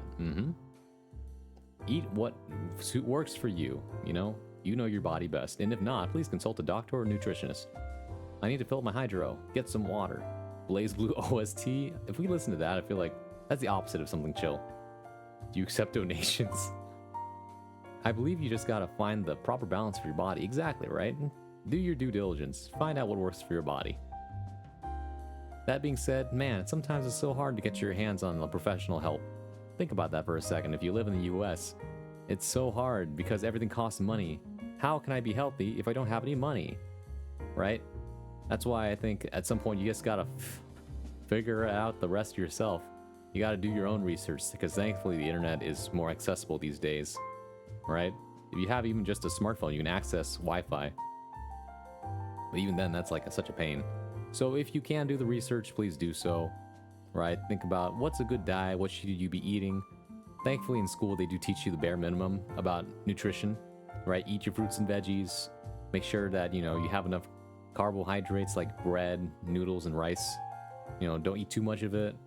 Try to limit how much, sweets, processed foods, and like fried foods you eat because that's technically bad for you. The more you eat, then the worse your body gets. Some people go a bit down the doom route and find out like how many different ways can I fuck up my body if I eat the wrong things, and then they get kind of paranoid. But at the same time, sometimes the paranoia helps so that you don't end up eating too much of a bad thing.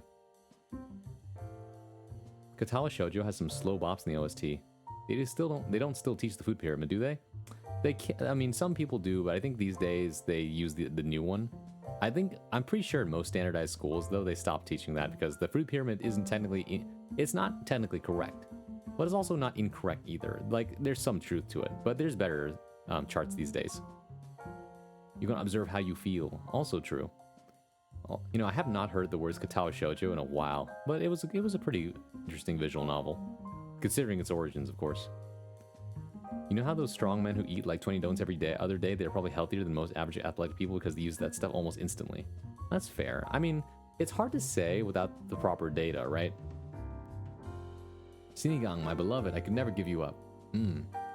Was that this? Wait, was Sinigang the soup or was that? No.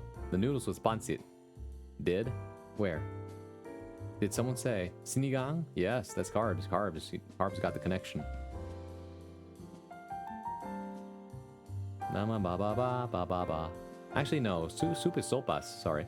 Tamarind soup. Okay, gotcha. Hey, NDR. The sour soup. It's my roadblock to healthy eating. How bad is it for you? What's even in it? I mean, it's tamarind soup, I guess. I just finished replaying Rin's Neutral and in KS, and I'm heartbroken. Let's see. You could eat some chesto berry. Thanks. Remind me, which one was Rin? Was that the one with that was like? Is that the one that lacks arms, or the one that was deaf?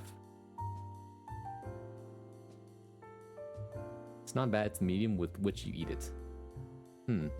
Just add more kangkong. What the?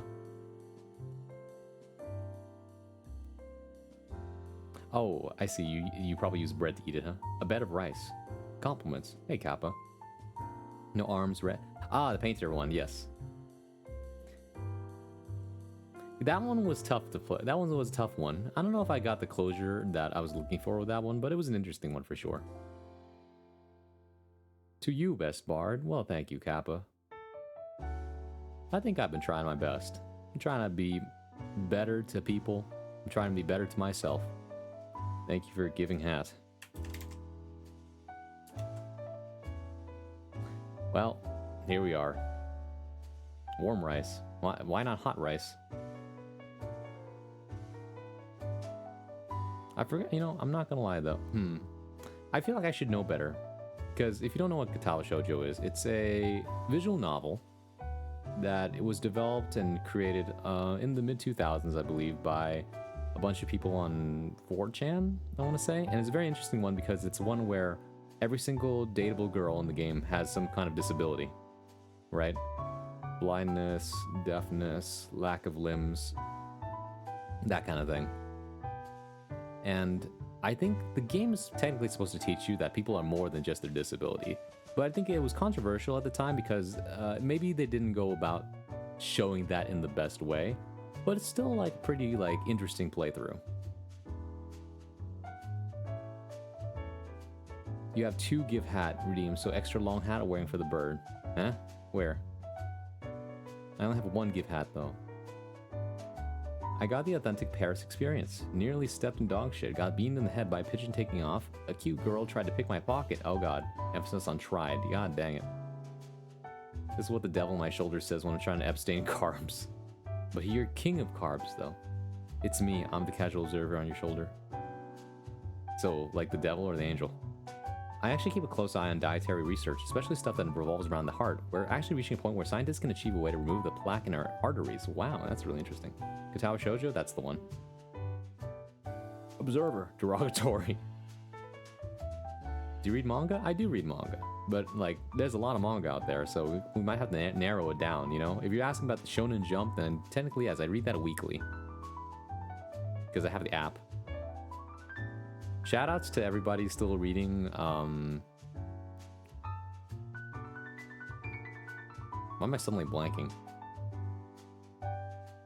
But, you know. Shizune? Is that the one with the glasses? I'm trying to remember something here.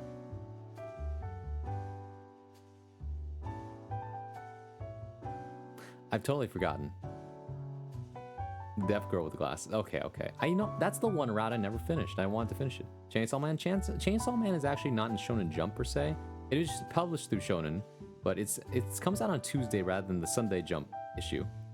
Can you recommend any wholesome ones or interesting manga but not too complicated in setting? Yeah, I have a couple. Well, it depends. Do you happen to like romance, or do you prefer more a slice of life? If you're looking for something that comforts you every week, I recommend Red Cat Ramen. That's a good slice of life one. Shizune is good. Okay. Speaking of reading, I've been reading a new webtoon called The Interpretation of Shadows. I'm not familiar with that one. Aster Bartender is good. It just got a new anime adaptation. Is that it? Is that what it's called, Bartender? Oh, that's what I was thinking. I'm still reading Kagurabachi and still good. That shit is good. It's like it kind of gives the same vibe as John Wick, and I like it. I like the Emmy no legs route. I mean, I know who I remember it. Okay. I feel like you feel like we should like define them more more than just. I mean, technically, I guess. Not talking about something technically takes away power from it and draws attention away from it, but sometimes you want to bring attention towards it. So it's like a weird, sensitive topic, right? Like on the one hand, you don't want to be insensitive, but at the same time, you want to acknowledge it in a respectful way. So like, how do I say this, right? Like, yes, Shizune is deaf, but she also wears glasses and is also like the student council president or something like that, right? Emmy, yes, she doesn't have legs, but she's also like wears pigtails, very like chipper person, and runs track and field, right? Go get her. Emmy's route was actually pretty good. It's a bit dark and there's supernatural elements and crime in there. I feel like Cat Ramen? Red Cat Ramen. That's what it's called. Red Cat Ramen. I'm into bartenders. I read both Slice of Life and Don't Mind Romance. I read both. I see. The other one I like is called Blooming Love, I believe, which is about a school romance about a painter and a drum maker. Do you ever want to sleep but your body's just too awake? Yes. That might mean your circadian rhythm is out of whack, and the advice my brother gives me is that it's not about what time you go to sleep, it's about what time you wake up. So try to wake up consistently at the same time, and then your body will naturally want to sleep at certain times of day. It's hard to forget Emmy? Yeah, Emmy was great. Is that the manga that got memed into popularity in a positive way? Yes, Kagurabachi is the one that like everyone was memeing on for a while. And like the first week, it didn't even come out of the chapter yet. People were already talking or making edits like it was an anime, right? And then like there's been enough time we can actually say, yeah, it's pretty peak. It's pretty peak. Smells like lemon. Where? I highly recommend it. Patrons come order drinks and tell the bartender their problems great manga. Okay. I feel like once it happens, a lot of problems with eating red meat might be gone because a lot of the techniques to remove the plaques by editing the cells to potentially permanently give them the ability to remove them. Huh. I mean, do consider this though. I feel like in the first place, you shouldn't be eating that much red meat anyway. I mean, yes, it can cause eating red meat, if you didn't know, can cause gout because it like does things to your arteries. But if you're a right hunter, then yes, you can remove them from your arteries. But also consider the fact that operations to, cure your arteries of such a thing costs a lot of money, especially if you live in the US, so it's not going to be available to everybody, even if it is possible, right? So I think just better practice isn't, okay, my brother talks about this sometimes, but it's like we more often focus on fixing problems after they become problems rather than being preemptive, right? What's called proactive. We're not very proactive when it comes to problems, right? We only try to fix problems that already exist, right? For example, what's it called? Here's a good example. Recycling. There are lots of different like concepts that people try to come up with, ideas to recycle, like all the trash we have, which is a really good thing.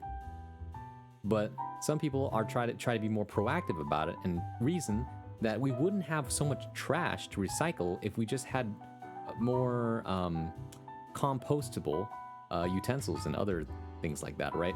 Instead of using plastic and other materials like that, what if we just use stuff like, you know, paper or more biodegradable materials, right? This is a more proactive way of solving problems versus like, let's get a machine that just is better like at turning garbage into not garbage, right? Instead of like filling up landfills, stuff like that. Hobby anime and sports anime is my weakness. It's so funny they were just like, wait, this is peak actually. Alex Lee even did voiceovers for the memes. Yeah, isn't that great? That reminds me, for some reason I woke up at 4:45 a.m. this morning for no reason. Yikes. I know I was cold and someone sick to my stomach. Yeah. What title is peak? It's called Kagurabachi. It's about, well, I kind of don't want to spoil it, but it's like it's kind of like a revenge. It's a revenge story, like John Wick, but it's very badass. I forget I'm in America. Yeah. What I've heard from my friends who are variously disabled is that purposefully avoiding talking about their disability feels more alienating. Like it's part of them and they know that, but disabled people aren't a monolith. So yeah, okay, so yeah, I was right about that. Like on the one hand, you don't want to like make that like a disability should not define a person, but it should still be acknowledged respectfully, right? I think that's the most important thing. Normalize different things. Just normalize people being different, okay? I think that's the important thing. Just because someone can't do the same thing as you does not make them any worse than you, I think, is the important thing to take away from this, right? I always give this example back in school where I know this person who always had to walk around with crutches or a wheelchair, but he's still one of the smartest people I ever knew. And then in high school, he got really ripped and his upper body was so strong he could do like push-ups without his legs. That's how strong he was. I'm bad with Japanese names. Me too, but thankfully with the phonetic way Japanese is spoken, it's easier to remember for me at least. Yeah. Frieren, One Piece, Chainsaw Man are the only ongoing manga I'm reading. Yeah, that's fair. Chainsaw Man is such an anomaly. You can never tell what's gonna happen every week. Like it is not written like your typical shonen. That's why I keep telling people like it's not your typical shonen. I'm not memeing about that. I can't believe you're still reading One Piece though. I need to catch up on the I'm not reading the manga for One Piece. I'm watching the anime, and so that I have my own problems with that. I want to watch Frieren though. I really want to watch Frieren. That's a really good way to put it. That's my exact poll list every week too, except when Murata decides to release a One Punch Man chapter. Oh man, One Punch Man. That's a manga I always want to recommend. That's such a good manga. Art is so good. I need to be banned from the kitchen. What did you do? One Piece mention. The One Piece. One Piece is so good and Frieren is something special, for sure. I've also been trying to watch Dungeon Meshi on like what time I have. It's such a fun anime to watch. Studio Trigger does such good work. Shoutouts to Dungeon Meshi or Delicious in Dungeon, which is only available on Netflix as far as I know. What in the world is happening? I put cheesecake filling and cinnamon sugar on everything bagel. It wasn't very good. I don't know what led you to believe that would be good, because an everything bagel is more often than not a savory treat. Oh well, now you know. I love seeing JP comments about the dub. Oh, is the Frieren dub? I forget, is autism still classified as a disability? It feels like the classification has been changed so much lately. I think it's I think it's simply like just a condition now. Right?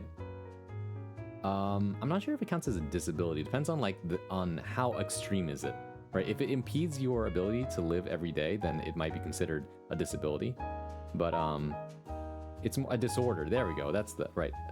Even then, I don't know. I've been talking about this lately with a lot of people, but when it comes to like mental disorders, right? As people have coined the term recently, like autism, ADHD, OCD, etc. I think it's simply that, you know, all our brains are just wired differently, all right? But that doesn't make us any less normal, right? People tend to say, oh, you're not normal if you have this, or like you can't live normally if you have this.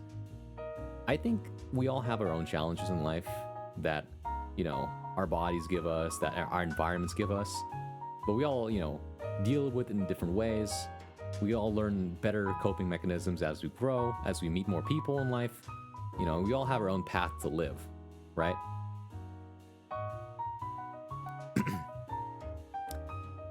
Just because you have something doesn't make you, like, worse. It just makes you different. And I think it's important to acknowledge differences, right? And be patient and understanding with each other as we navigate those differences. Watching Mashle. I read the entirety of Mashle in manga form. It's great. It's fun. If you like One Punch Man, and maybe and if you like if the idea of Harry Potter, if One Punch Man in a Harry Potter setting interests you, read Mashle. It's great. Let's see. Need to catch up? Yeah. I'm watching Frieren now? Yeah, I want to watch it.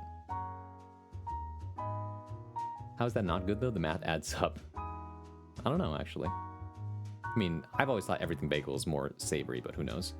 Frieren good. I actually prefer the anime, but last too far behind. I mean, you can just binge it at that point. Even second episode already made me cry. Damn. I want to watch Frieren. Braun, I want it sweet, and I see the filling, and I need bread for this, and the bagel was the only thing. Yeah, exactly. It's still... Oh, wait, I already read that. I drank a good gulp of water, and man, I feel like SpongeBob for finally getting water. I don't need it. It's just in the DSM-5 now, or am I mistaken? I don't know, actually.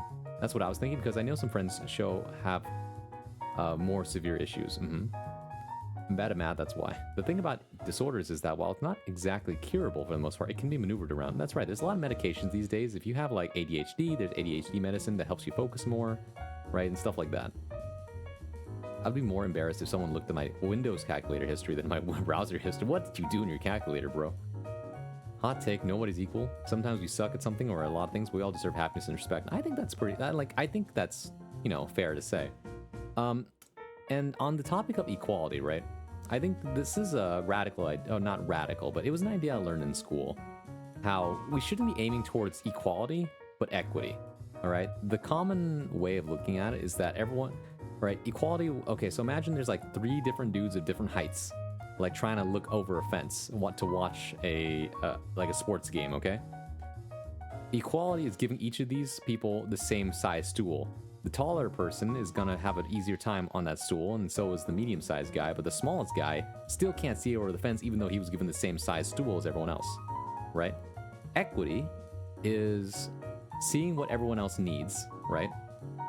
And giving them what they need accordingly to, you know, facilitate what their end goal is. So in this case, they give the tallest guy a slightly less big box, the medium guy a bigger box, and then they give the shortest guy the biggest box. And then at the end, you see each of them is like standing at the same height as each other, looking over the fence, and that's equity. At least that's my understanding of it and how I was taught in school. I want to use a calculator for 9 plus 17. I didn't believe in myself. 9 plus 17, that's going to be 26. I like the concept of Mashle, but the gag focus gets so tiring. It depends, right? Some people like it and some people don't. That's, you know, that's why, you know, it could be either your cup of tea or not. It's a gag manga for sure, though. The action is pretty cool, though. Makes me my kindred spirit. I found Mashle be funnier moment to moment than One Punch Man. I mean, One Punch Man isn't, like, super funny, but it's rather... One Punch Man is supposed to be, like, a man versus society type commentary, right? Where you have really, really cool art. You have a really, like a pretty compelling story. Pretty, like, fun characters to follow around. And, you know, occasionally the joke... when the joke hits, though, it's very funny. But for the most part, you're just kind of, like... along for the ride. Because, man, the art is so good to look at. We don't, like, I'm talking specifically about the manga. I only watched the first season of the anime, and that's really all I really care about. Because I heard the subsequent seasons were just okay. Sometimes I'm like, really, dog? Did I really just calculate 4 plus 4? 4 times 4? That's 16. I kept thinking of the number and it just didn't look right. Yippee! Equity is based and should be real. Exactly. Me when I Google Bedmus or PEMDAS and still get cooked. Damn. Equity is giving me more fart redeem points because I spent them all. That is more of a merit system, if anything. Math ain't real. I don't know, man. That's what I always thought. You can't have a guy without legs outrun Usain Bolt alone, so you can do stuff to help him run. You don't cut off Usain Bolt's legs. Yeah. Right? Binks, why? Right? Cutting off Usain Bolt's legs is equality, technically. Equity is like, yeah, no, we're just gonna make things a little more fair by helping out the guy who needs a little more help than the other guy.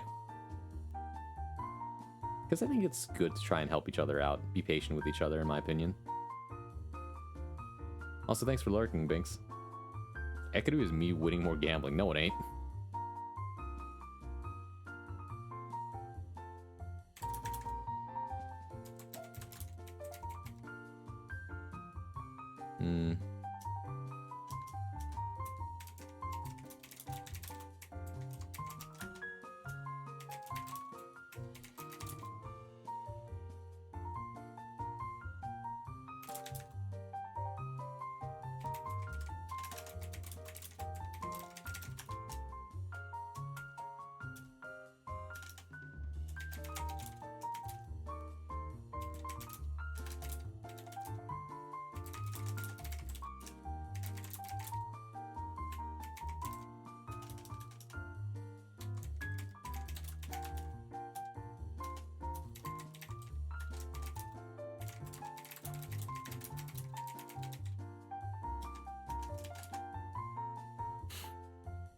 Redistribute the channel point wealth.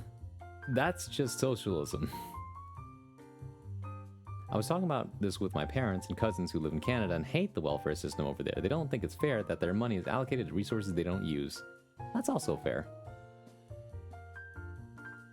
I was like, the whole time. What?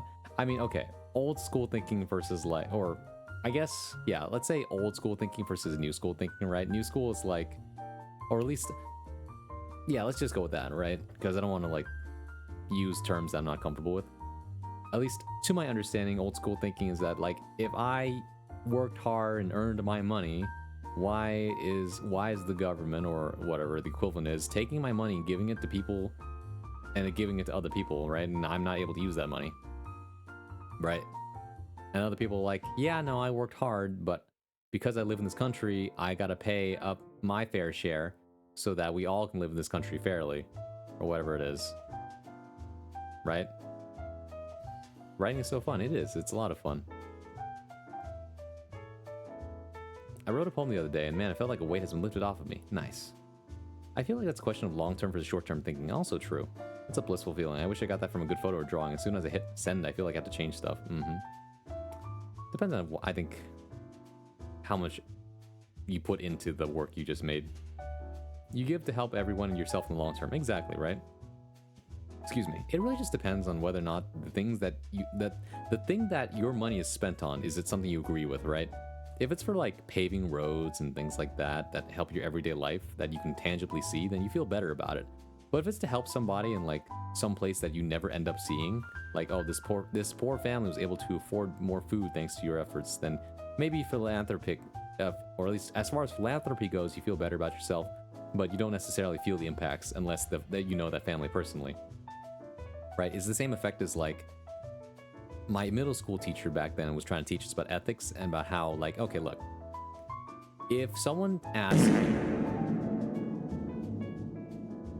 Barum, if someone asks you, right, like, hey, please donate money to this small country in Africa for these starving children, you're gonna be like, oh, yeah, that's really sad. But at the same time, like, you don't feel it as hard, right? Because you've never seen any of these children, you've never met any of these children. Sometimes you'll see a picture, but you don't like feel.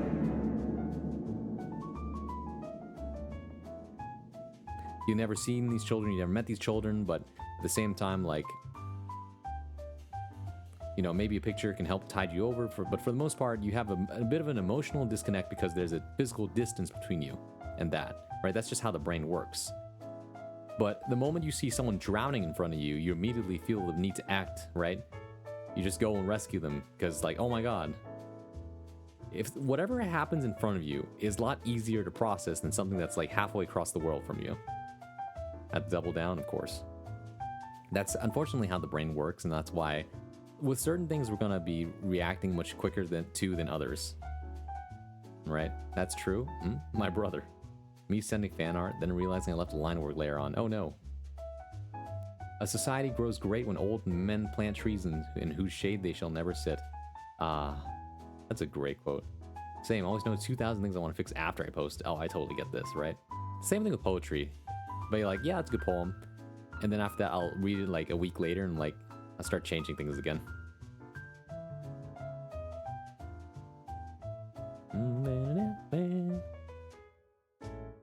Wait, no. That's why I hate how people in America don't want free healthcare in the USA. Like, yes, you have to chip in $5 more, but if everyone chips in $5, you want to sell your right arm to save your left from cancer. Exactly. I don't know. It's like, people can't see long-term most of the time. Long-term solutions are a product of faith and trust, right? Only when everyone has faith in the future and trust each other does that kind of system work. When you don't have any trust in that system, when everyone says, I don't think that's going to happen, and everyone, you know, hides their money, goes home, and, like, refuses to help their neighbor, then that's how, like, these problems exist in the first place. Because no one can agree on the long-term solution. That's why everyone only goes for the short-term solution, and why after that we're kind of doomed to, like, all these bigger long-term problems. Like, our way of life is unsustainable, technically, because of waste production and other things environmentally related. Eventually, the way we live in terms of capitalism and consumerism it's just not going to work out. Not unless people can all agree that, yeah, the way we live is not going to exist in like 50 years. Right? That being said, I don't know, there's a lot of things that work right now, right? A lot of powers that be that are very self-interested, that don't always have the best for everyone else in mind. It's easy to say that, like, as an individual, I can't really do anything about that. In fact, I say this all the time because it's kind of true.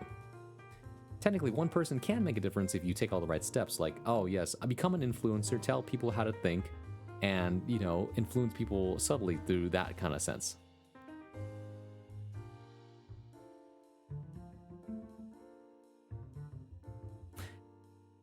And then after that, you get people to think the way that, you know, might be a bit better, and then from there, you influence a whole generation of people to try and practice better practices.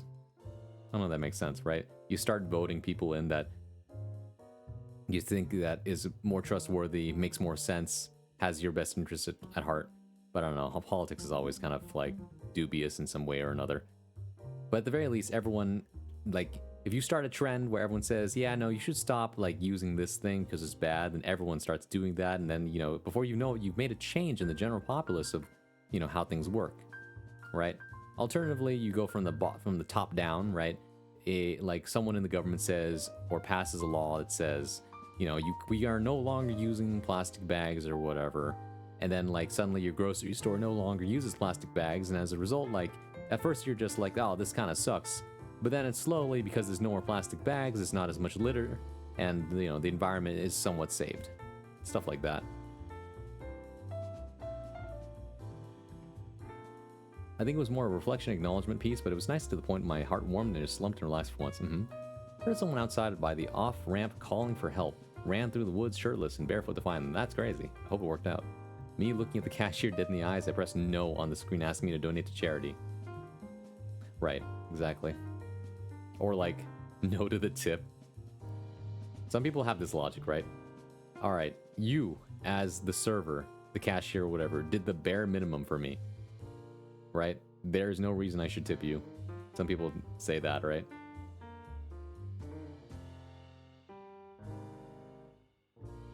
Gotta go do the tourist things and eat many breads. See ya. Bye, NDR. There are also another method of changing those in power, a more violent way. Well, yeah, that's like through violent protest. But that comes at its own risk, right? Yes, it does incite change much faster and definitely like brings the message across very clearly. At the same time, right, it's very risky. We've seen what happens in history when like riots are successful. It definitely gets the message across, but it also is, you know, documented that, you know, many people get hurt in the process, businesses are torn apart based on, you know, the destruction that follows, things like that. It shows that the people are angry and they want change. But as soon as like the government, you know, acknowledges and maybe seeds maybe one or two things and issues that, you know, tide the people over, then the riot goes away, the angry people are satisfied for a while, and things go back to normal, but the actual big problems haven't necessarily been solved, right? It takes a lot of people to be pretty mad about something for someone in power to do something about it, right? That's because that's how they know they really fucked up. The same thing happens with like video games where like if enough people say, yeah, no, this is bad, then the people, at least those with enough thinking power and logic, will notice that and say, yeah, no, we should do something about that. Case in point, remember the Sonic movie, how it was redesigned? It's because everyone on the internet was like, this is ugly, I'm not going to watch that. And they changed it, and everyone was like, this is great, we're going to watch that. It's just that simple. But now you're criticizing the way I live, and just because you're right doesn't mean that's true. Tipping has definitely got out of hand. I was thinking more assassination, also true. But that's not within my power, so I can't say anything about that. When people claim they're going to do a peaceful protest, I'd be doubting them 100% with all the violence and recklessness people will dive to. Yeah, it's hard. It's really hard. But doing the grass, you're kind of right, though. Like, I'm not criticizing, because I'm kind of guilty of this, too, from time to time. Right? Because, let's say this, right? I'm not making enough money sometimes, and I want to make sure that's going towards something that I personally believe in. And at the same time, like, is it worth tipping? Well, if it feels like the cashier has done a lot, and, you know, was very, you know, kind to you, then yeah, I think they've done their job and they've earned it. It's also because tipping culture has boiled down to weird politics about it. And this has to do with, like, a history of, in the US, where you'd have to, like, do this math of, like, okay, how much percentage am I giving to the tip, along with tax, things like that. And then it just, over time, evolved into what we have now as the tax system and the tip system in the US, where now tip is either mandatory, or it's just like really frowned upon if you don't tip. But at the same time, like people tried to like penny pinch here and there and save, and then it's like, I don't think I can afford to tip you right now, right? Is a tip a mandatory thing or a donation? Who knows? And that's why a lot of people are starting to like build the tip in, but it's hard to say. It's hard to say. Tipping should be optional. I think like that's like technically correct, but at the same time, if tipping is supposed to be optional, then I think that they should pay workers more, right? Because right now, a lot of people who work, minimum wage or otherwise, only get money if people tip, because that's the only money that gets extra that isn't taxed or docked from their own pay.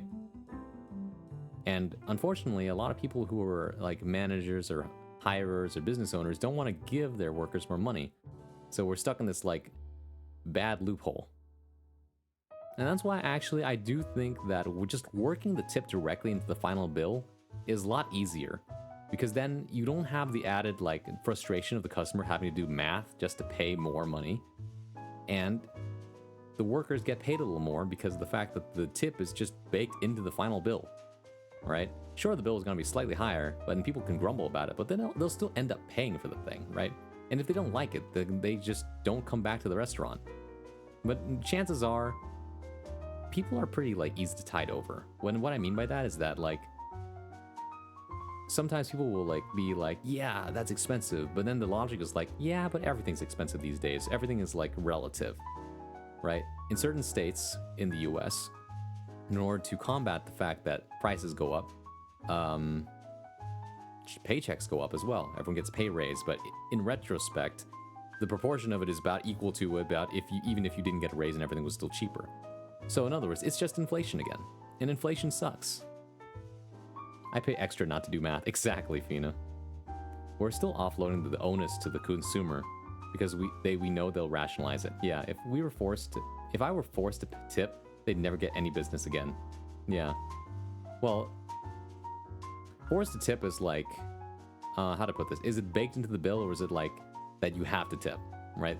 I guess that's the difference. I'd also pay extra not to do math. And so that's what I'm saying, right? It would be nice if tip really wasn't this big thing, and that we should just pay the workers more, right?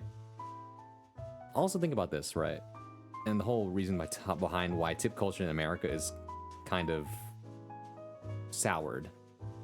When I went to Japan, everyone who was there, who was working there anyway, always looked pretty like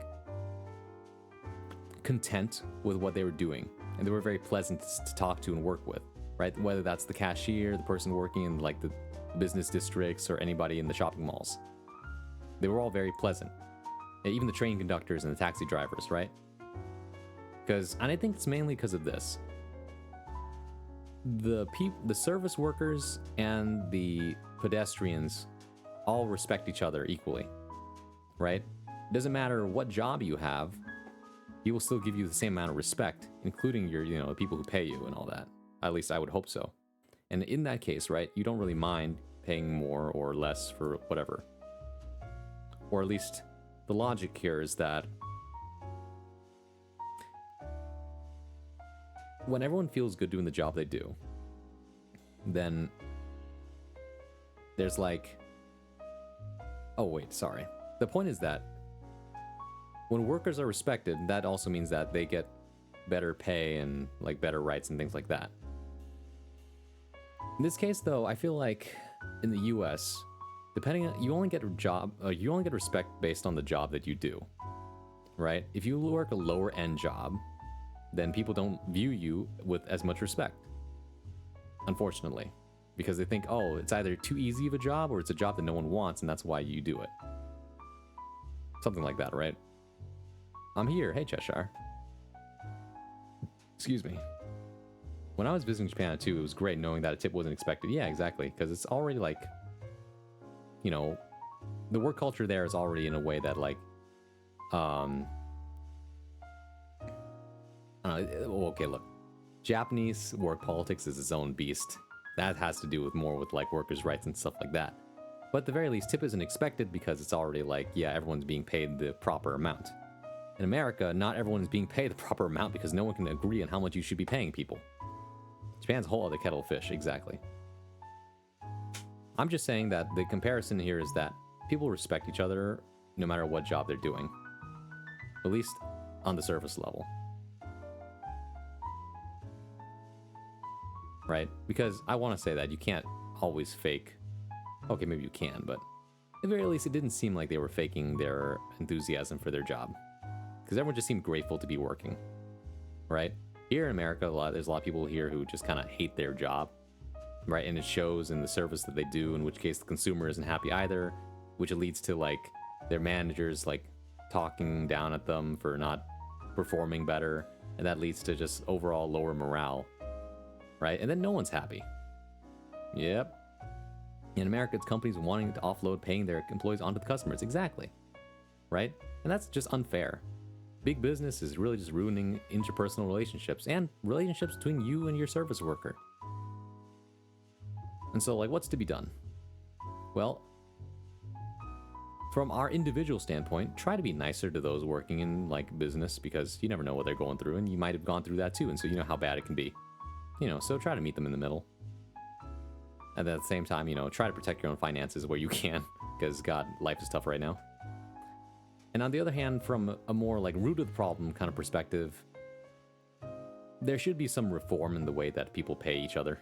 At least the form that businesses pay their employees, I think.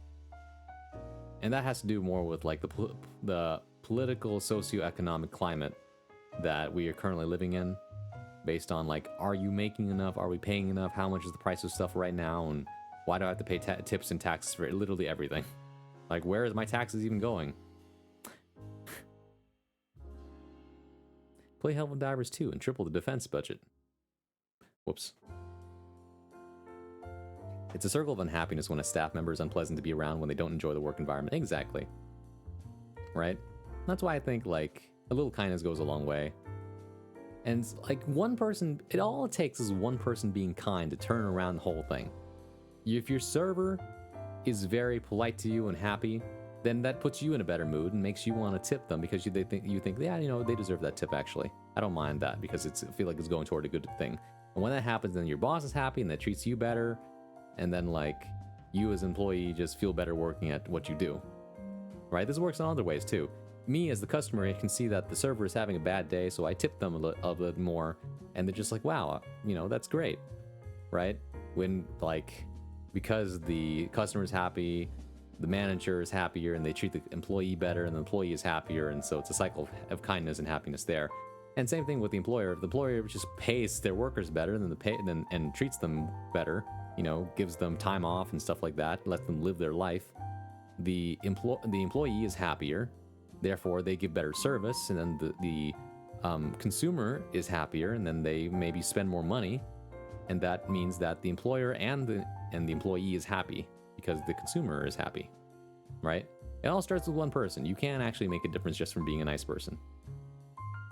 It's surprising to me how often like people find it hard to be just decent to each other. It's well, you know, infinite head pat. That's true. I keep forgetting. Thanks for reminding me. Oh, that's not it. There we go. All right, let's go. What the? But yeah, that's just my 2 cents on a bunch of this. I don't have any concrete solutions about it, but I do think, like, I'm offering just another way to look at it. Oh, there's the head pad again. Thanks for that. And then that message is sponsored by Coca-Cola and the Happiness Inverts. No, wait. Well, yeah, I don't know. If I were going to do advertisements for things, I think I would only take on advertisements that I believe in. But man, I realize sometimes that people who are celebrities and influencers have a hard time saying no to a really big paycheck. Because, okay, moral dilemma. A dubious company that you don't necessarily believe in their product offers you a very, very handsome bill that will be enough to secure medical finance and security for your family for like the rest of their lives, right? That's how much money they're offering you. But on the other hand, it's at the cost of your reputation as an influencer slash micro celebrity slash big celebrity, right? Because everyone knows that if you take that deal, everyone will think less of you because they don't like that product. How much is enough? That's what I'm saying. Enough for that, like, your family can live comfortably for the rest of their life. Bronson brought to us by the kindness of the heart. Yeah. I don't know. I just try to say things that make sense. Gamba Steam? No, stop.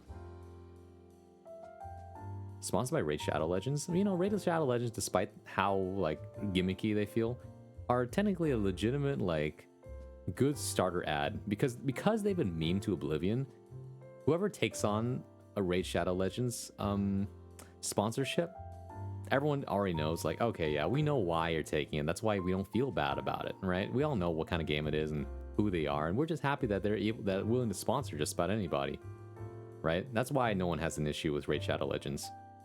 But you take on a sponsor like, I don't know, I don't want to name any names because that's just mudslinging. That's throwing people under the bus. But, you know, insert dubious company here. You take on their sponsorship. Everyone's like, why would you sponsor this? No one likes this thing. Right? And now we like you slightly less because you're doing this. At the same time, though, a lot of people will probably catch on. If you have a good reputation as an influencer or like community figure, everyone will know, like, oh yeah, no, the reason he's doing that is because he needs the money. So, and man, it's always about the money at some point, which kind of sucks. If I could live purely based on my own morals, I would love to. Right? That's everyone's dream. Just like live freely based on what you value. But unfortunately, because, you know, there's power imbalances in the way that, like, how much money people have or what positions in life they occupy, someone up top is going to punch down against someone on the lower end, and the person on the lower end has no say over what they like or what they can do. Guess a lot of things even you hate not wanting to do may end up saving you a lot. Exactly, right? Sponsored by Activision Blizzard. Don't do them like that. I mean, actually, yes, do them like that because they need to learn their lesson, now that I think about it. I don't know. I'm just hoping, right? here's my hope. That as the older generation passes on their, like, whatever they've left to us, we as a generation, I would want to feel no better, okay? Maybe this is me talking in a bubble. Like, I provided a safe environment for people, I would hope, to just talk and have good discourse. Like, I might be preaching to the choir, but I feel like most of you kind of, like, have the same kind of thought process. Like, yeah, that sucks and we should do something about it, right? We all agree that something sucks and that something should be done. Not always, we don't always have, like, the best solutions for it, nor can we agree on what a solution would be.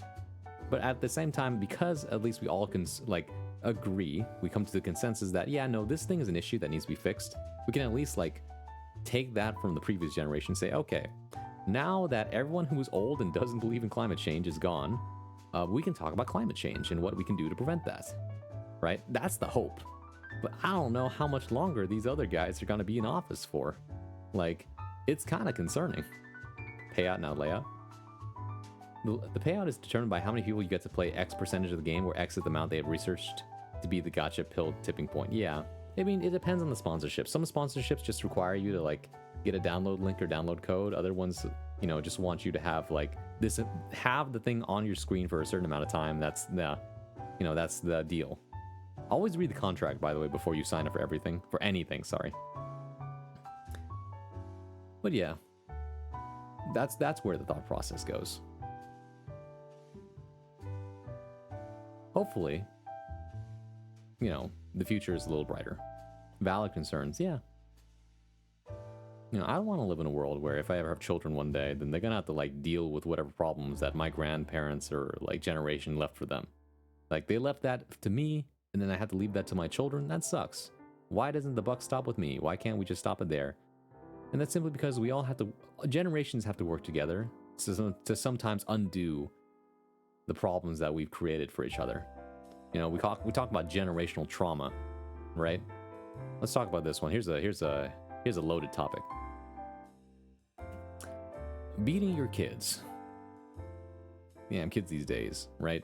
People will go back and forth on this one, but I think we can all agree that instilling violence in your children can lead to some long-lasting life issues, right? Here's some simple logic for you, though. If your father beats you, right, then usually your mind will go one of two ways. My father beat me, so it's okay for me to beat my kids. Right? And then that just passes on. Or someone stops the buck for a second and just says, my father beats me and I don't like that. Why would I want to do something I don't like to someone else that wouldn't deserve it? Right? And so then you try to do away with that tradition and try to teach your kids better. Like, you know, you use other methods. Because you try not to pass down traditions that don't work. This is just the plot of Tekken Braun. I know, and look what happened.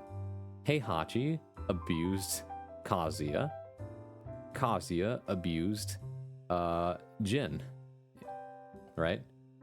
Because of the violence that Heihachi put Kazuya through, Kazuya then proceeded to destroy a good portion of the population or something like that.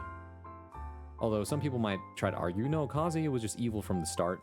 Heihachi was trying to do the right thing by destroying him. I don't know. It's hard to say.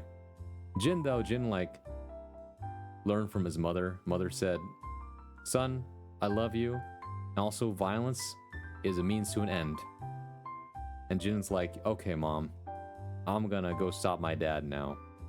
And he does, like an anime protagonist. Now that the system has been updated, let's see how the previous system has been implemented and is outdated, see what needs to be fixed and has actually helped. I think I need to break that one down. Let's see how the previous system has been implemented and is outdated to see what needs to be fixed and has actually helped. Yeah, exactly. You know, you look at what works and what doesn't, and you try to take what works and leave behind what doesn't. Cyborg technology gonna make things interesting in regards to political terms. Well, how do you figure? I don't like raising a hand on someone out of anger. Nope. Not good.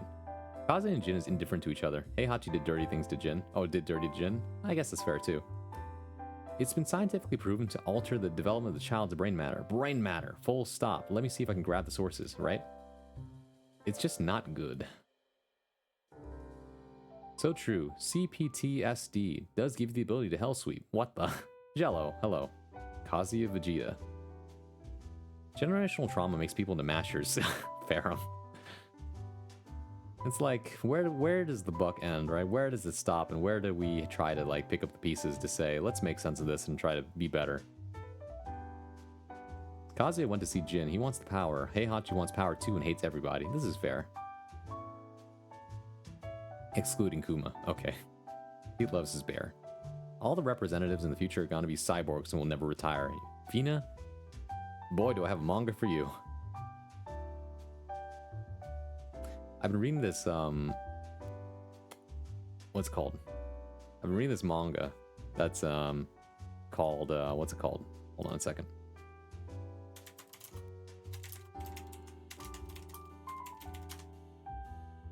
Sweet. It's called Shoujo No. So Shoujo. Shoujo, right? And No, like Null. And that's a dystopian manga. I gotta start getting ready for work. Thanks for stream. Thank you, Doing the Grass. Have a good one. Feel free to come back anytime. In 2100, we'll end up making spaceships. Writing that down. Yeah, it's a dystopian manga where essentially it's Japan and they have android. Well, okay, it's like robots with human brains in them to do all the work, and there's some. The world building is real interesting. Infinite headpads. Thank you, Cheshire. Thank you for reminding me.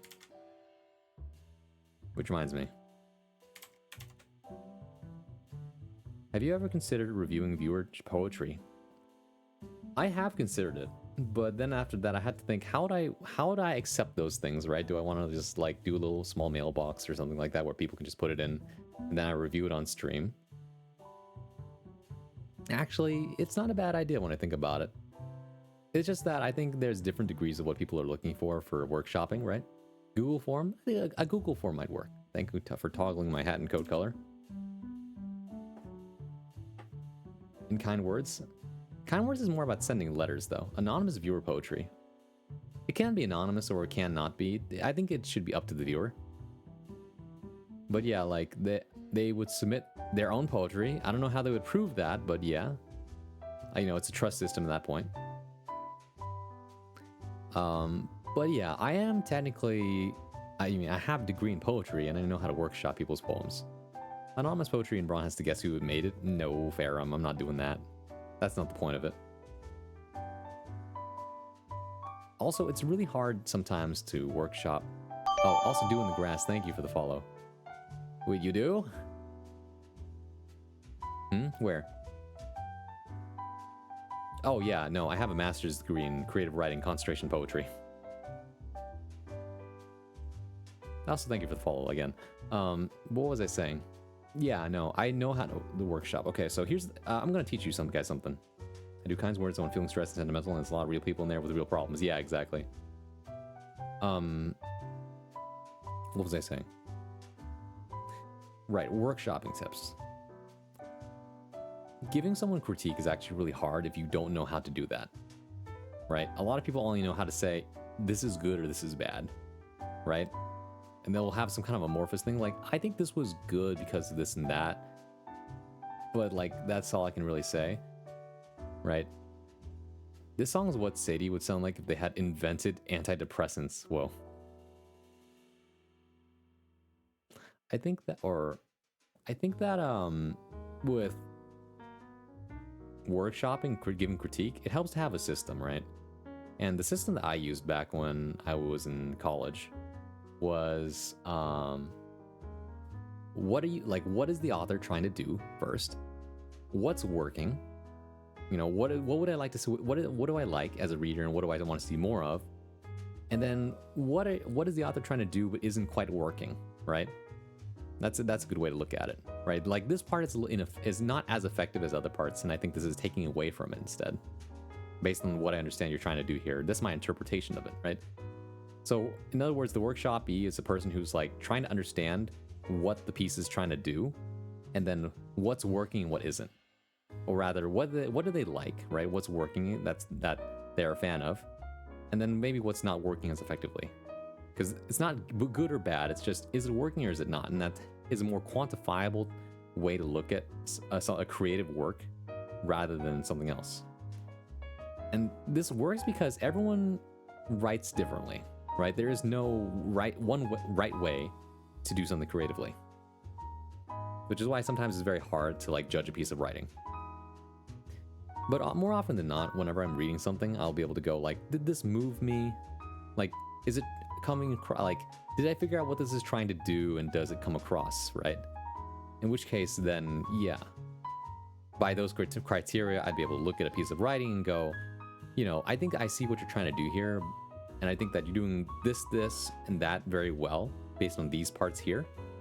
And then these parts here aren't working as well because I think they take away from the other parts, or I think they're like, it's extraneous, you're maybe doing a little too much here. And so if you wanted to, you can take this out, you can put this in, here's a suggestion for like what might be working better here based on what I understand you're trying to do, and etc.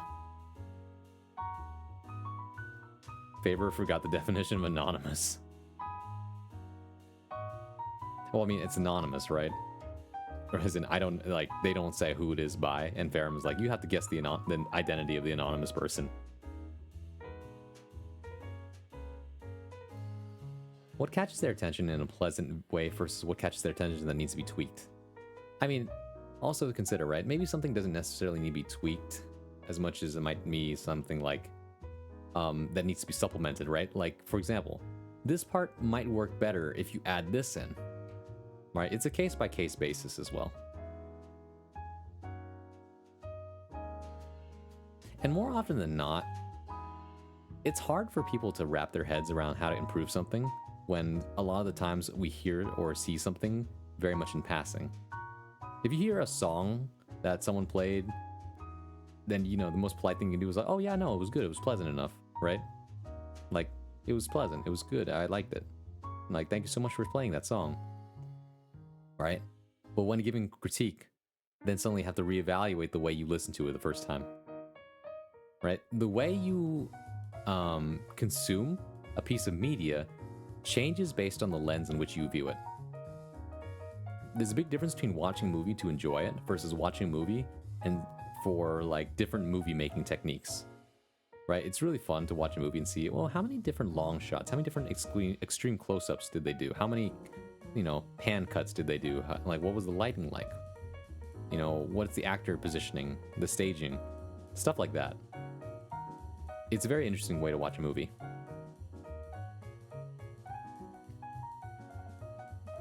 That's a seal being crushed in a grip. Nice. What the heck was I writing?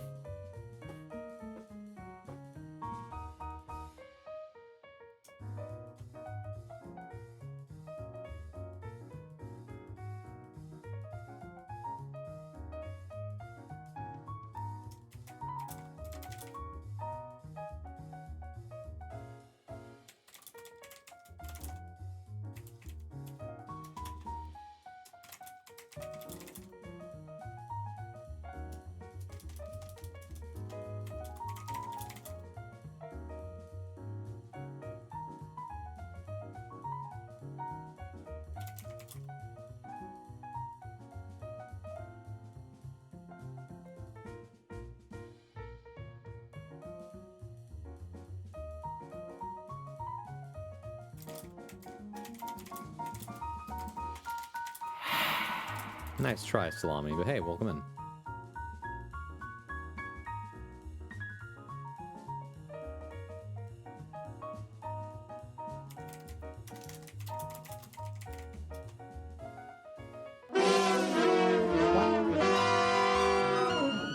Gah. Well, it's good to see you. Welcome in. How to learn to pay attention to the details like that? Ah, it takes practice, actually. If you're talking about learning what to look for, right? It helps first to have a general idea as well as learning the different techniques and building blocks of writing, right? That's why people go in and they learn different terms such as alliteration, connotation, assonance, imagery, sensory details, things like that. rhythm and other things like that. Absolutely True Diary of a Part-Time Indian has a great moment where a character talks about how you should read a book 3 ways: for the flow, for the words themselves, and for the intent. Yeah, that's a good way to put it. Wasn't True Diary of a Part-Time Indian, wasn't that made by Sherman Alexie or something like that? What if I'm stupid and have ADHD? Then you are presented with a slight challenge, but that means, yeah, okay, Sherman Alexie. Sherman Alexie is a very interesting figure where they write really well. They have a great way of like punching straight to the issue and talking about some important things, but they've also apparently been a bit problematic in the past. There might be some controversies about them that are worth looking into, right? But make of that what you will, right? If you want to be able to say separate the author from their work, then that's another whole thing entirely. But yeah, if you have ADHD, then that's simply just another like challenge that you might have to face, but that doesn't bar you from enjoying things the way other people do. In fact, it might actually give you a different way of looking at things because you have it, right? If you have ADHD, then sure, you know, I've heard that people with ADHD also might have the ability to fixate on one thing for a bit. So if you manage to fixate on a piece of writing or a poem for like a small amount of time, you might be able to see things that, you know, other people don't. Automod reacted to kissed him. Excuse me. A man fell in love with the ocean. As time went on, he noticed the waves grew closer to him. The view captured his gaze, and the smell captured his mind in a maze. The ocean, in turn, also fell in love with the man as he cleaned her shores from the pollution of litter. The two grew inseparable as the years fly by. As the man grew closer to his death, the ocean carried his heart in bliss as he passed on to his final moments. As he passed on, the ocean kissed him goodbye. Wow. Did you write that yourself? It's hard to correlate any controversy with the mindset of reading books 3 ways, though. That's fair. And I think that, like I said, regardless of what Sherman Alexie might have done, the point still stands, and I think that's a great way of looking at it, right? For the flow, for the words themselves, and for the intent. Right? Flow, you know, if you don't understand what that means, it's just like there's a rhythm to it. The words themselves is like, what word choice did you use? Like, does this word work here? Or what meaning does this word carry, and does it work in this context? And intent, what is the author trying to do here? What was the purpose of writing this thing? And is it coming across? Is it clear what they're trying to say? I think it's just hard for me to find interest in some things I don't really understand. Like, I just watch a show for emotions and all, but I would like to see more behind that. Okay, yeah. Then it helps, I think, a person with ADHD would help to have like a framework or a mindset or maybe even a checklist of things to look for, right? For movies, things you can look for are shot composition. How long is each scene? Well, how long does a camera linger on something before it cuts, right? It jumps to the next scene or it jumps to like a different position. Stuff like that, right? How are the actors positioned? Not necessarily how they're acting, but where they're standing, right? Long shots, are they far away? Or close-ups, is the camera up close to the face? Things like that, right? These are all quantifiable, listable things that you can look for when watching a movie. Same thing with books, right? Or pieces of writing, such as poems, right? Is there any rhyme to it? Does it need to have rhyme? If it does rhyme, does the rhyme add anything to it? These are things to think about. Word choice, we talk about word choice quite a bit, right? Do they say words in a simple way, or are they using like very dense, opaque language that's hard to understand, right? If they are using very loaded terms or like hard to understand words, are they doing that on purpose, or are they doing that for no reason? Stuff like that. Other things that can be interpreted differently. I'm giving examples though, but let me see what else you guys are saying in chat. As you were talking about critique, I got the idea from a writing project my teacher gave me back in high school. Yeah, it's a good idea. I think I correlate intent with theme, mood, etc. there. My bad. No, it's fine, right? It's just adding more criteria that you can use whenever you're like looking at a piece of writing. I feel like what I just wrote is a bit of both. But yeah, I was still curious, Cheshire, about that story about the man in the ocean. Depth and simplicity, yeah. Now, personally, I am a fan of simple language because I think that the simpler you write, the more accessible it is to a lot more people. But that isn't to say that you can't have something that's hard to understand with simple writing. For example, there are poems that are positioned like this, right? If I go, let's Let's do this first. Was it Shift Enter or Control Enter? Control Enter.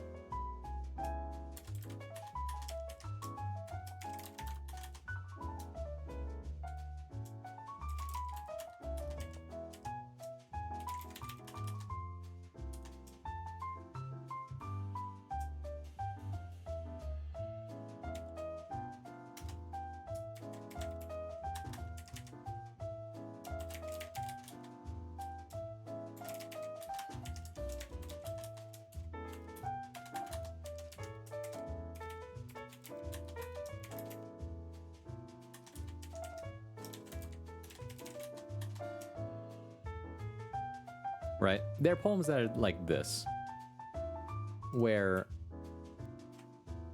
it's using simple language, but it's written in such a way that it's really hard for people to understand what's going on here. Right?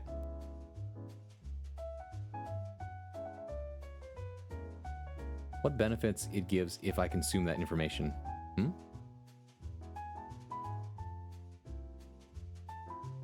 Sorry, can you clarify a little bit by what you mean by that? Woman, still, never, and. It can be read like that, or it could be read man, woman, turn, still, away, never, there, and in itself the answer, or man, turn, away, there, in the woman, still, never, and itself answer. Or you can read upside down, answer itself, and never, still, woman, the in, there, away, turn, man, or woman, man, still, turn, away, never, there, and in itself, answer, you know, whatever. Woman, still, never, and, right? It's like a piece of art, which case. Personally, I think poems like this are very cool to look at. You know, I was going to erase this, but I'll keep it. Kind of interesting. Writing's very cool once you learn, like, how to put this. It's fun to, here's a fun thought, right? Once you learn the rules, then you can learn how to break them. I just don't know what to pay attention to, how the movie is made. Is it important? No, it's not important. It's simply another way for you to watch it, right? You were saying about the story? Oh, I was just wondering where, if you wrote that story or if you found it somewhere. Kind of reminds me of improv, where they take turns with words. Oh, that's such a funny trick. Whose line is that anyway? Still, like, it's so funny to me. Actually, I kind of wonder, can I find my old, like, one of my favorite Whose Line Is Anyway sequences?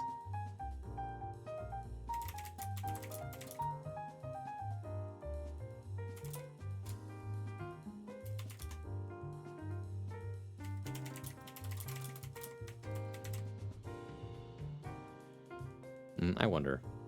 Hold on, let me take a look here. I wrote it. It was good. It's a very simple story, but I liked it.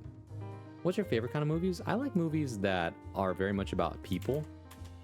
And, like, how do I put this? They teach you something about life. I like those kinds of movies.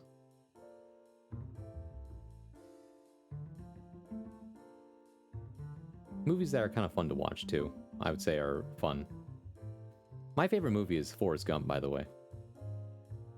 I would have typed the entire story, but it exceeds the 500-word limit. Oh, I see. Oh, that was nice, though. Kind of reminds me of, well, actually, The Man in the Sea. I feel like that's, it's a common story, but different people tell it different ways.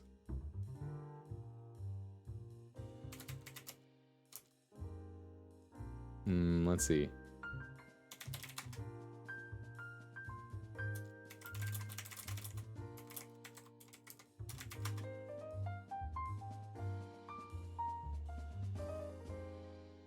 Ah, I found it.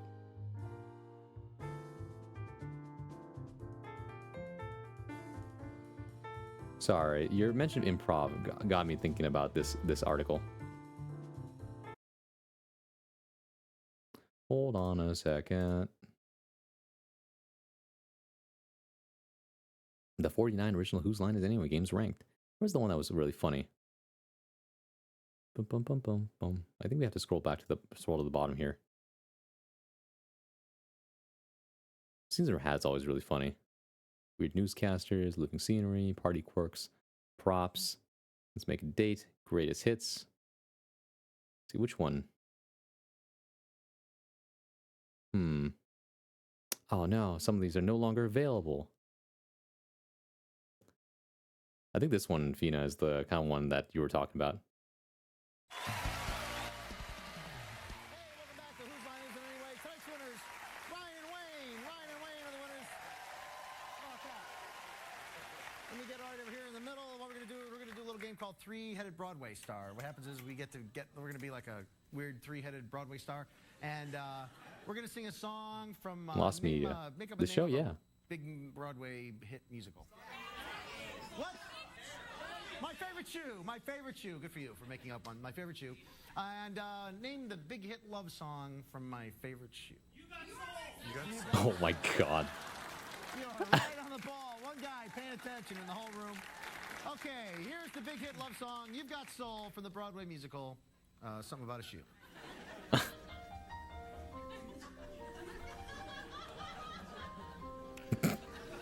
You are my soul mate.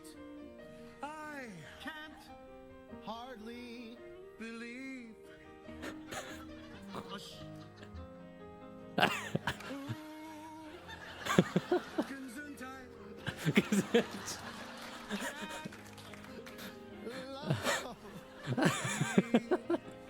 You are my soulmate, baby.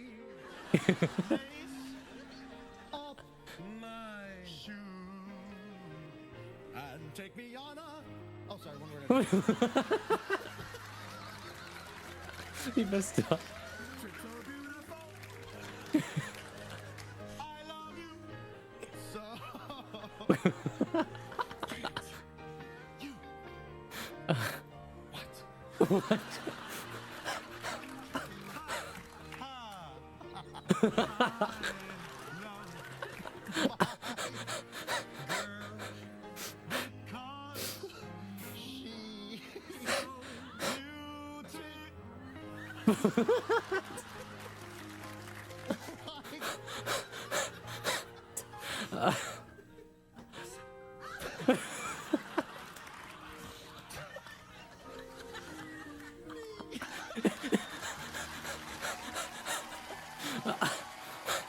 Oh my god.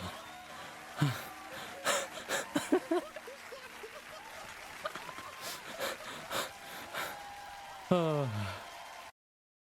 Oh, I missed that show. Oh my god. Oh my god. Whew.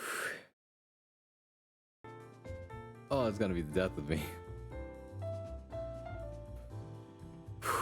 Oh, I got tears in my eyes from that. Oh my god.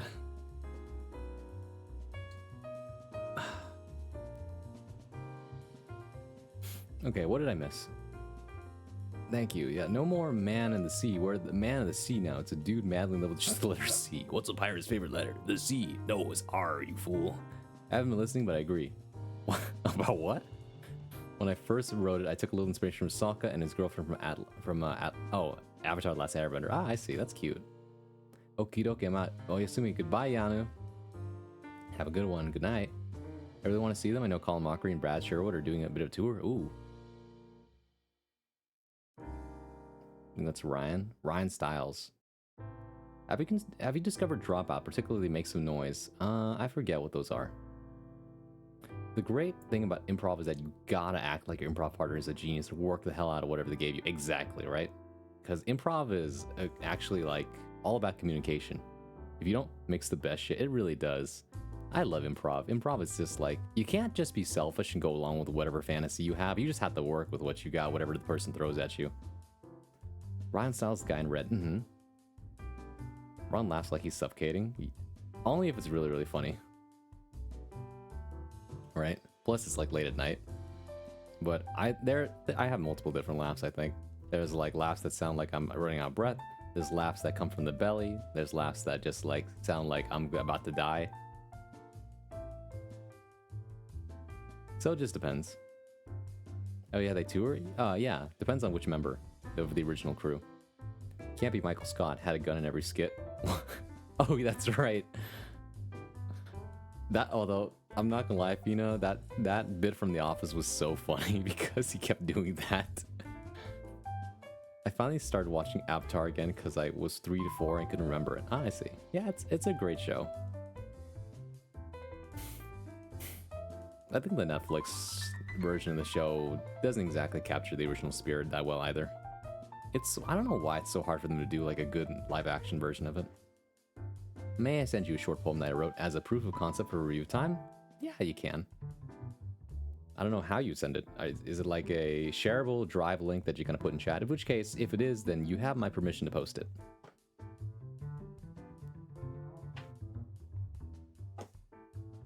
Drive link? Okay, okay.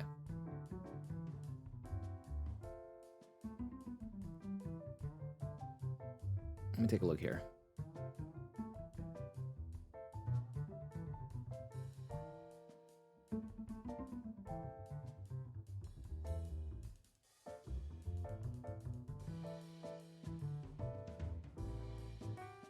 Let's see here.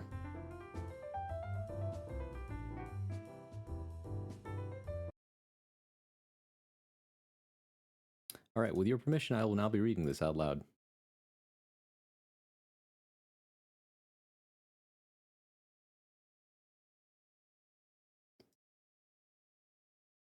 Illusion pending. A picture speaks 1,000 words. I gather up your minds. A thought to steal, a world to gain, and so begins the climb.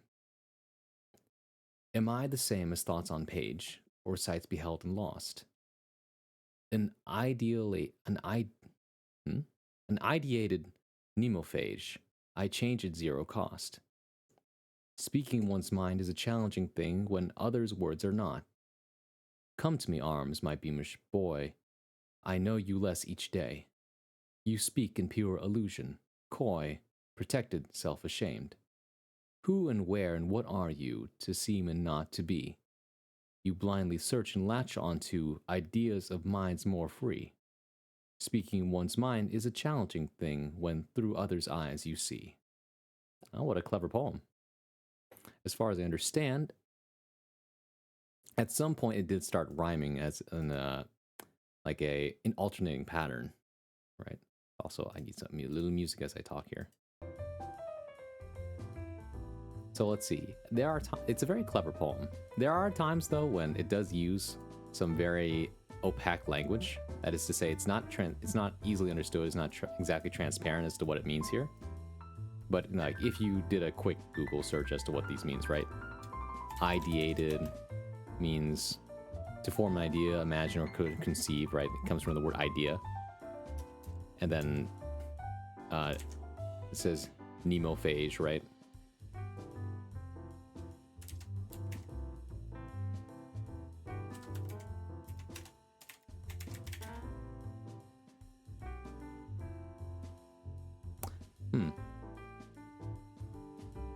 Psychic vampires. The Greek roots, okay. It's apparently, according to some sources, an eater of memory. Serpent creatures. Basically, a creature that eats the memories of other humans is what a nemophage is. Eater of ideas and concepts. I see. But yeah, it's a fun word.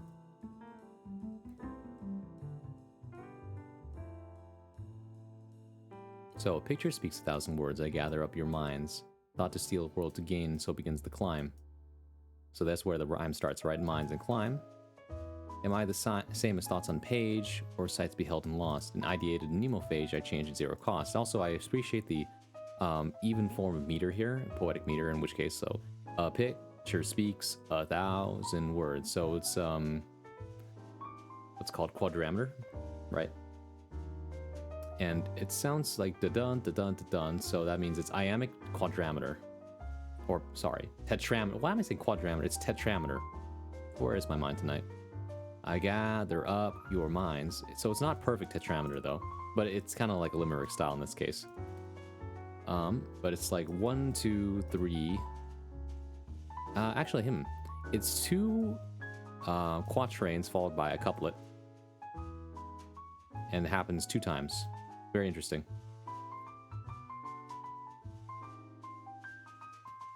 Speaking one's mind is a challenging thing when other words are not. Cost. Wait. Cost. Yeah, lost, cost, not. In other words, yeah, I like this rhyme scheme. Beamish boy, I know you less each day. It's a turn. The turn is here, where this is notated. Illusion pending. So illusion, as in like a reference, right? That's what it means. Picture speaks 1,000 words that gather up your minds. I think this line here, I'm not always entirely sure what it means when I read it. Like, who is yours we're speaking to, right? Because multiple minds here. I guess sometimes it feels like I'm not entirely sure who the speaker is. Right? At first, it's like, from here, it sounds almost like a parent speaking to their child. About how it's essentially a funny way of saying, like, as a parent, I don't know what my kid is saying anymore because all they do is quote memes, which is a funny way of looking at it. Up here though, it might be, maybe this is why this turn is here, because well, wow, like, this is my interpretation, right? This is what by actualizing my thoughts based on what I'm reading, it gives you a better idea of how I'm interpreting it. If I'm interpreting it not exactly as you thought, then that's a tip off to you that maybe I need to change some things. I never thought of that, but it makes so much sense, right? Yeah. A picture speaks 1,000 words to gather up your minds. I don't know who I is. That's the speaker, and up your minds, so the audience apparently. A thought to steal, a world to gain, so begins the climb. A thought to steal a world. I don't know. This, I think it has a good first line, but the 3 next lines are a bit hard to wrap your head around, I think. Because it's like, a thought to steal, which is fine, a world to gain. I guess that's just eating up the imagination, right? So begins the climb. I think this implies, or has a connotation of more of like, an arduous journey, or like a challenge to overcome. It doesn't exactly fit the other 3 lines here, if we're talking about the theme of like, stealing someone's imagination. Am I the same as thoughts on page or sights beheld and lost? Right, which is a fun couplet there. An ideated mnemophage. So a concept created in the form of a memory eater or a mind eater. I change at 0 cost. So together, am I the same as thoughts on page or sights beheld and lost? An ideated mnemophage, I change at 0 cost. I think it's a clever line. I'm just not entirely sure what it means when it says this, right? So this is what it is, and then I, which is apparently I, the speaker, am a memory eater.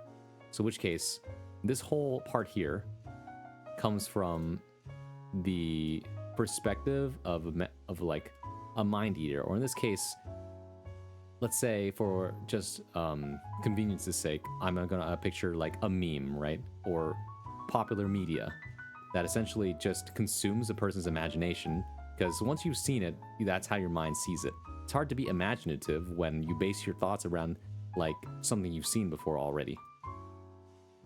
But I'm not really sure what I change at 0 cost means when I really think about it. But maybe that's just because of my lack of understanding, because I would need to sit with a poem more. Speaking one's mind is a challenging thing when others' words are not. Okay.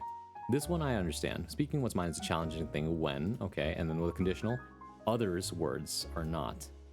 Not exactly what, right? Words are not challenging? Like when I'm really breaking down. I like how it sounds. I like what it's doing. It's just sometimes I get a little lost in what it's trying to say, I think.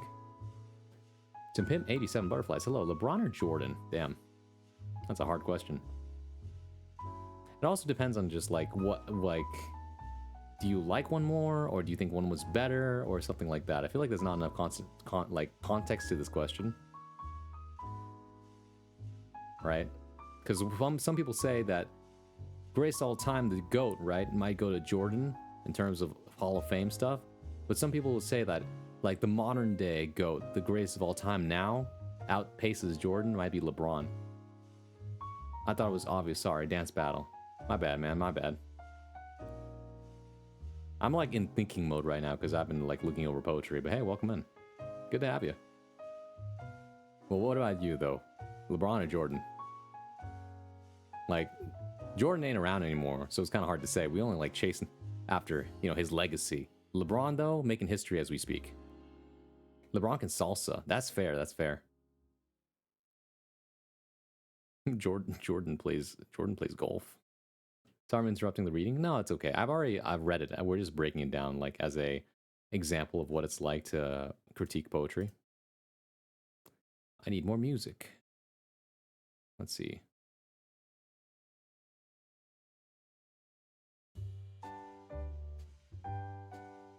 All right. The second part of this poem, come to me, arms. Come to... is it trying to be Irish here or something like that? Or is it just it's supposed to be come to my arms? Come to me, arms, my beamish boy. Well, I guess in terms of pure assonance, me and beamish is a better sound. So it's not bad. Just checking, right? Double checking.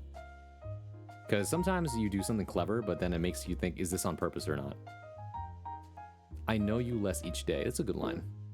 That's a Jabberwocky illusion. Okay. Come to me, arms, my beamish boy. That's what I thought. It sounded familiar. I know you less each day.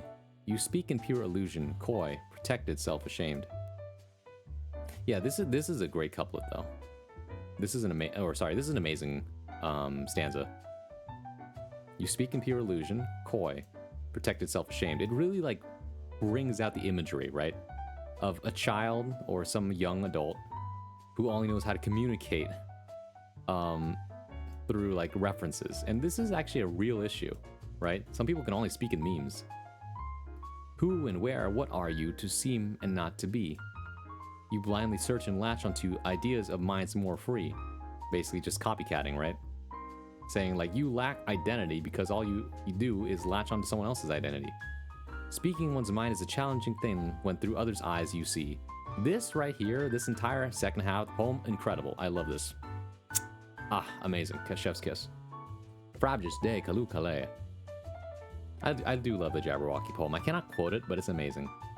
I love that poem. Last line's a banger, for sure. Right?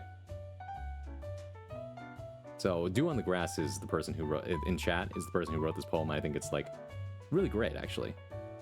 It's just, like, I think the beginning half of it is not as strong as the ending half, simply because what it's trying to say isn't as clear, right? If that's what you're trying to say. Like, I know what you're trying to do, but I don't know if it's quite working as well as the second half of this poem, right? So that's my critique right now.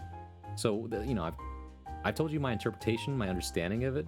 I've told you what I think, what I like about it, or what I think is working well, and then I told you what might not be as working because some of these things are lost on me, right? And ultimately, though, I want to reassure you that it's ultimately up to you what creative liberties you want to take with this. Like, I'm perfectly fine with you keeping this in. Come to me, arms, my beamish boy, right? If you want to keep that reference in. Just like, think about though, for a second though, why do you want to include a reference to the Jabberwocky in the first place, right? Because if there is a good reason for it, then yeah, totally keep that in. So it's a great reference, I should say, which kind of works into the theme of the poem that it's about allusions, it's about references, right? And so it is a reference that you put in here, but at the same time, is it an applicable reference, right? What exactly is the Jabberwocky about? It's about, you know, a guy who goes off to slay a fictional creature as kind of a rite of passage. And so, I guess if you were to try to kind of finagle the logic there, then yes, it is a little bit about growing up and feeling a little lost in what to do, but I don't know if it's like exactly the kind of illusion you're looking for. So, I don't know. That's up to you. Ultimately, though, take my critique with a grain of, a grain of salt, I should say. Because do what you think feels right, but I just want to give you perspective as to what a possible reader would be thinking if they were to pick this up. But yeah, that's my critique of it. I don't know what you thought of that. I don't know if that's helpful, but that's how I approached it. Yeah, that's it. Thank you for sharing that. I really appreciated that.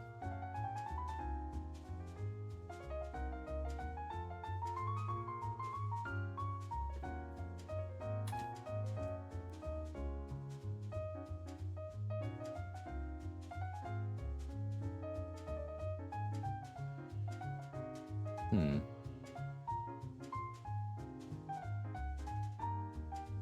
Hi, Karina? Yeah, where is Karina? I don't know. Karina might be a bit busy right now. Karina is someone in my chat. They might be a bit busy. Zoning out? No, you're fine. This VOD's getting saved. I agree with all of that. I want to go back and take notes after work. Yeah, this type of VOD is something that will be available for up to 2 weeks. But I can also just highlight it if it's like... I usually only highlight VODs I think that are like... definitely like really entertaining or good. But I think, you know, tonight maybe it might be a day where I think it's worth highlighting it. I think you can clip it. You can clip it. You can go back to the VOD and clip it if you want to. But I think I will just highlight the VOD for your sake, since I think it's a good preference for me too. Plus, we had a lot of fun today, right? We talked about a lot of different things.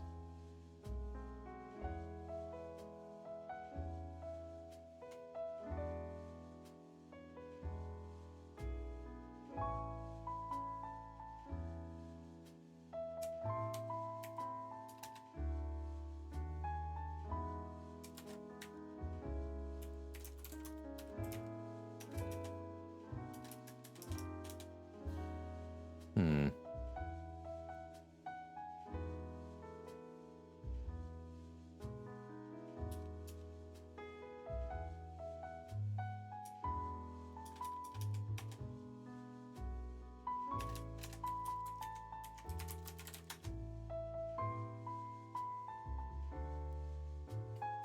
That's wonderful. Thank you so much. Yeah, you're welcome.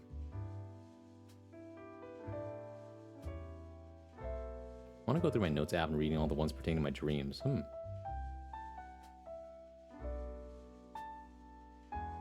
I feel like I'm forgetting something, but I don't remember what I'm forgetting.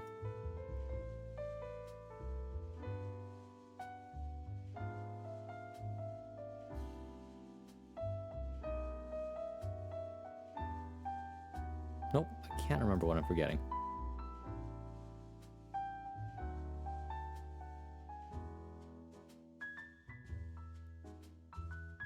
I feel like I just kind of want to zone out and just concentrate for a second.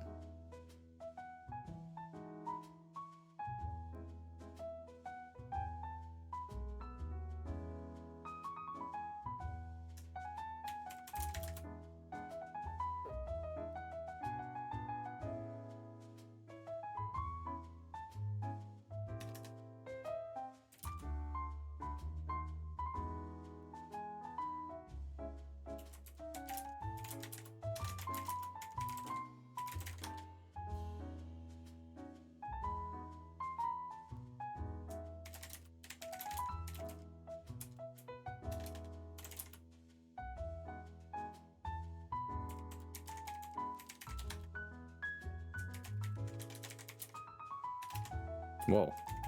There we go. Also, to Pimp 87 Butterflies, thank you for the follow. I appreciate that. Welcome in. I wonder if your name is a reference to Pimp a Butterfly by Kendrick Lamar.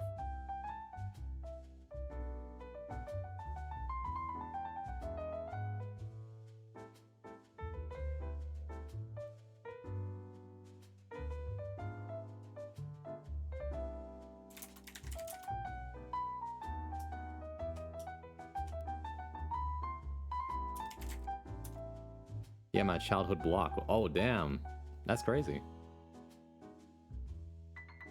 No, I feel like I haven't heard Kendrick in a good while. Like, what was the last thing he put up? Let me take a look.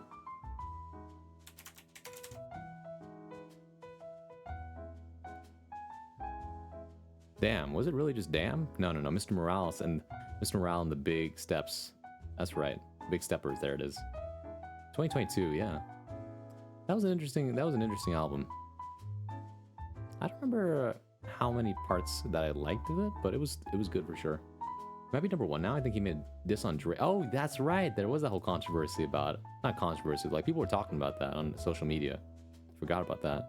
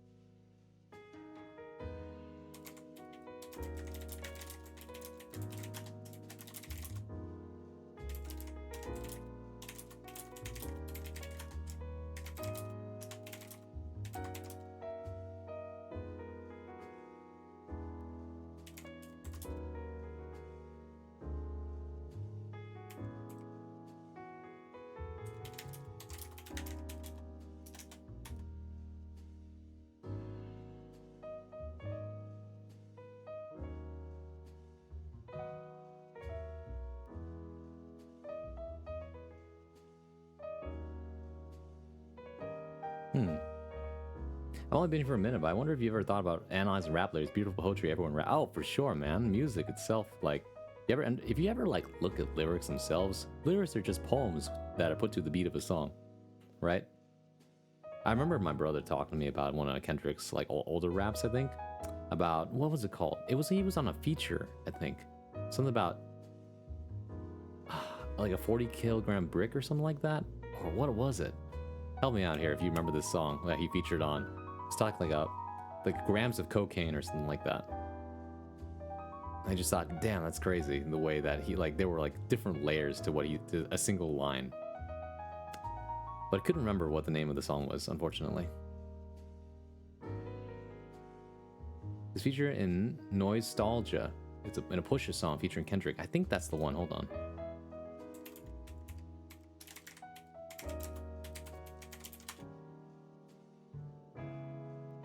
Pusha T.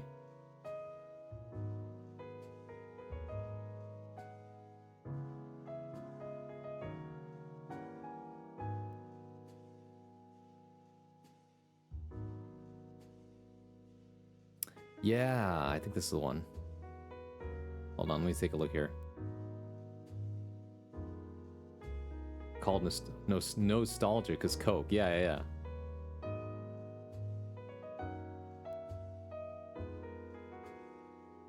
Now, technically, I can't show this on stream because it does say the N-word a lot, and it's not my word to use, unfortunately.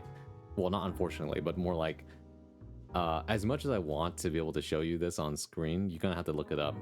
But it's verse 2, Kendrick, you want to see a dead body, instrumentals from my mama's Christmas party, troubles on my mind, I still smell crime, my little brother crying, smokers repeatedly buying, my Sega Genesis, either that or my auntie was stealing it, hit the pipe and start feeling it. We cut me some slack, we never did that, this was different, jeez Louise, please help me relax, quantum physics could never show you the world I was in when I was 10, back when 9 ounces had got you 10, and 9 times out of 10, brothers don't pay attention when it's tension in the air, 9s come with extensions, and my daddy turned a quarter piece to a 4.5, took an L, started selling soap fiends, bubble bath, broke his nails, misusing his pinky to treat his nose, shirt buttoned open, taco meat laying on his gold. I said, Daddy, one day I'm gonna get you right with 36 zips. 1,000 grams of cocaine, then your name will be rich. Now you can rock it up or sell it soft as leather interiors. Drop some ice cubes in a Debo on perimeter. He said, son, how come you think you'll be connect? I said, Pops, your ass is washed up with all due respect. He said, well, brother, then show me how it all makes sense. So go figure, motherfucker. Every verse is a brick. You son dope. Right? Every verse is a brick. I think that was like the crazy line right there. Kendrick relates every verse he writes in relation to the street price of a brick. Essentially, he is saying he's getting paid through music using the drug reference for a brick of cocaine. I don't know, it's like there's a lot of math going on there, and it's just like, whoa, that's crazy, bro. Right? The whole verse is so smartly written. Right? It's not just words for the sake of saying words.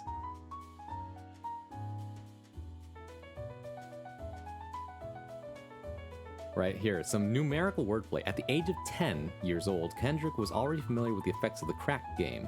9 ounces would land someone in prison for 10 years. And a majority of the time, 9 out of 10 people were less concerned about exact weights. You were more than likely to end up with more than what you paid for because people were careless. 9 out of 10 people could also mean that the people selling crack didn't pay attention or care about the fact that they could potentially face 10 years in jail if caught. They felt invincible because of the money they were getting. Tsunami 32, what are we writing? I'm writing poetry. So it's not done yet though. Oh, so this is too loud? It might be a little loud. There we go. But hey, it's Clips, Virginia's best export. Oh, never mind, Kendrick, I'm dumb. Nah, all good, Jello. But yeah, no, like, I remember that. I remember, like, looking into this because my brother told me about it, and I was like, that's crazy. That's genius. For me, though, I don't think I could write ever as smartly, but I try to, like, when I write poems, right? I feel like I'm in either in two modes. One where I flow, and it's all about the sound of it, right? I bounce from one word to the next, a little bit of rhyme here, internally or there. And then there's ones where it's more about pure feeling, right? The human condition, what it means to be alive, and how hard it is to keep waking up every day sometimes. Poetry as an art form is outdated. It depends, actually. Spoken word, for example, is technically poetry, but it's written and performed for the modern audience, right? Poetry at its core is simply just words fit to an art form, right? There is, of course, more structured poetry, right? Poetry given form that we're more familiar with and studying in school, such as sonnets and villanelles, things like that, which have their own set of rules, but that you can work within those rules to create something very creative. And then there's, of course, free verse, right? Which more people are accustomed to. It's write whatever you want, express yourself however you like, using the different poetic techniques and forms, such as simile, metaphor, hyperbole, imagery, sensory details, assonance, consonants, you name it, right? Poetry 2 is where it's at, exactly. You get it. You know what I mean? Rap, by the way, is also poetry if you think about it. It's just like, it's poetry to the beat of a song. You will never be better than St. John of the Cross. Let me look up who that is actually real quick. Maybe I might learn something today. Yeehaw, how are you, Bronsois, and your other bounties? Hey, Fleet, what's up? Let's see, St. John of the Cross. I'm curious. Who's this? The fanfictioneer guy. Whoa. Tumbles awkwardly into the chat room, the magical silver portal shutting behind them as they trip over a slime and tumble down a long set of soft stairs. The thump, think, boing, toing, twang, boing, twang, boing, splat, with the final face splat into the hello button. Hello. I feel like it's been a while since you've been around. Rap is not poetry, y'all know why? No, actually, can you explain? Magic. Hello. John the Cross, Spanish Catholic priest mystic. This might be someone else that we're thinking about. Unless, are you actually talking about, like, the actual St. John of the Cross? I had a hiatus detox. Oh, wow. Fifth Amendment. Fifth Amendment. The Fifth Amendment of the United States Constitution, let's see. Criminal procedures.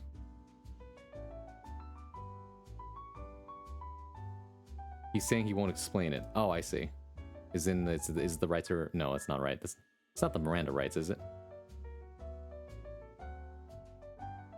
Oh, it is plead the fifth. Yeah, okay. The right to remain silent, basically. St. John of the Cross was a priest and a poet who influenced modern Spanish poetry. Oh, that's really interesting. I'd be interested in seeing more of it, then. Is there a favorite poem you have of St. John of the Cross? Mental health cave, so I had to come off for my writing for a while. I mean, do what you gotta do, right? Be right back. All good, man. The right does not self-incriminate. That's true, that's true. You know.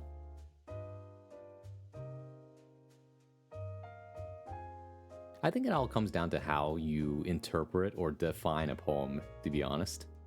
Some people will say one thing is not another, simply because how you think of it is different from what other people might think of it.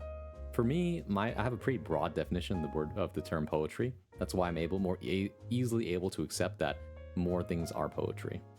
I never thought I'd be interested in poetry, but this is awesome. Gotta go, man. Hope stream. Oh, before you go, you want to read you want to hear what I got so far? All right, let's see. I don't have a title for this yet. I just kind of went for it because I just kind of want to go into flow state today.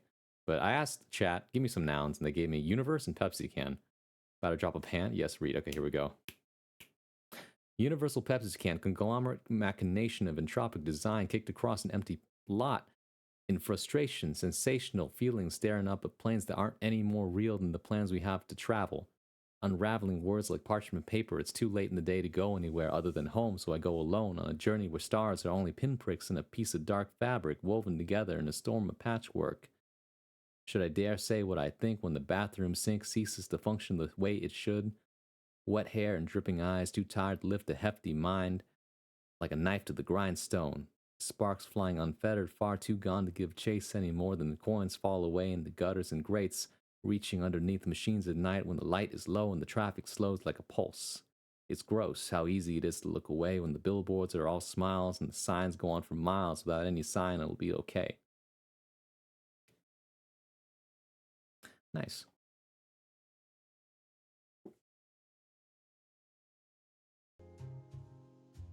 Hikey Fire. Thank you very much. I think it's alright.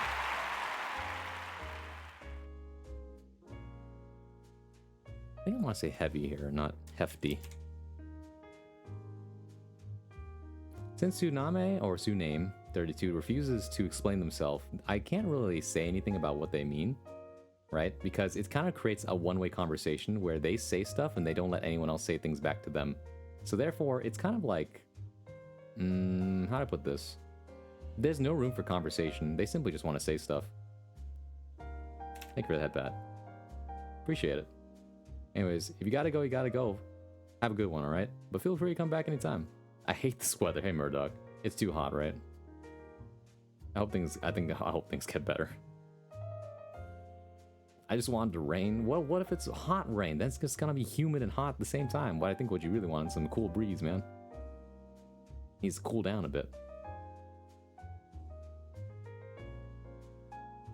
Murdoch. I'm gonna have to look up who you're referencing real quick. Also, Murdoch's a regular. Or Murdoch, sorry. I don't think I could find it, but there was a funny compilation of strangely poetic things said at silly times. In a couple months, I'm sure. Let's see. It's a TV series.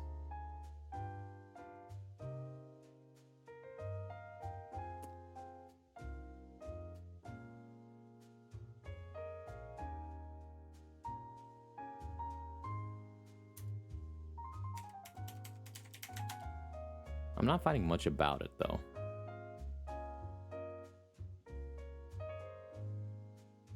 Can you watch a Mr. Bond music video? No, I don't think I will, sorry.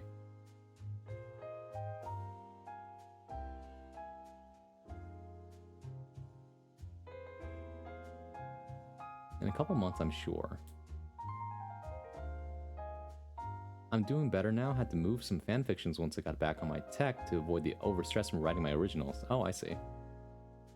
I mean, I'm glad you're taking the steps to feel healthier, so I hope that things are going well.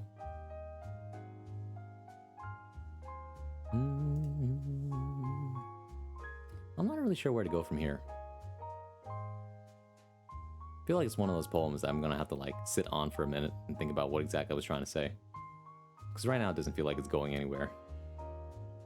Which I kind of guess is the point.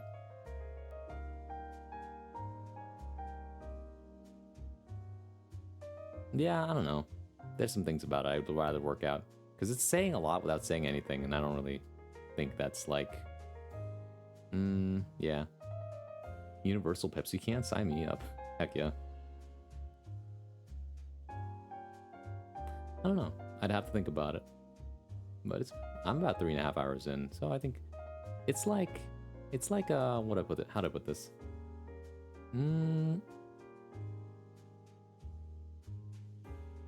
Yeah, it's something I'm gonna have to sit on. You know, we did a lot of reading, we did a bunch of writing, we did a bunch of talking. But I think we accomplished a lot today. I'm trying to think, is there anything else? Maybe, I wonder if I can finish this poem off. I wrote a poem a while ago called Solar Sorcery. It's about the life of a solar flare passing through Earth. Wait, that's amazing. That was a good night, yeah. I wonder if I can find it. I'm kind of interested. If you can find it, I'll read it. If you want me to read it, of course.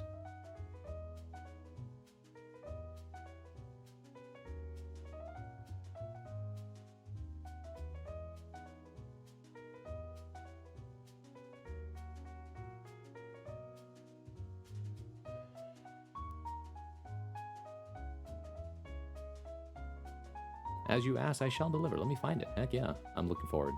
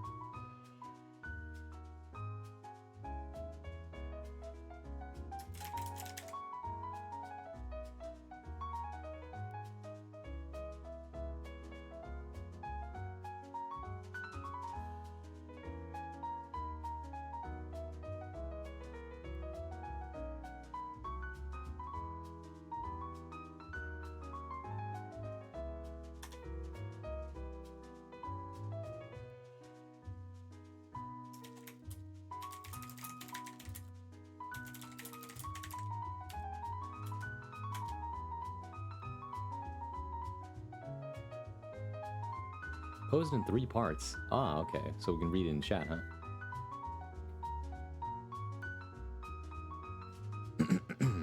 I'll read it once you've posted all 3 parts.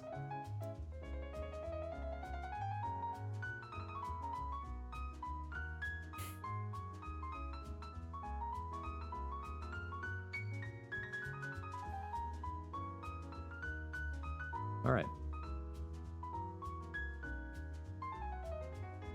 Thank you very much. Afar the wind blows, a cool breeze in the air, for far beyond the sky grew a solar flare, for those below who gazed with delight were watching it from the dark of the night. With void of space, dark and free, the darkness told of ancient history. In all the blankness with life galore, the flare was bound past earth and more. In all its time with strength and power, its effects so weak we've no need to cower. After passing on and fading away, our earth was alive and here to stay. Wow, that's very nice. Yeah, I like that. It's a very simple thing. But it definitely tells the story, and I like that. I think that sometimes it's so easy to overlook and take for granted poems that are just simple stories. I like that quite a bit. I really like space and the universe, I could tell. It's almost like you're an observer.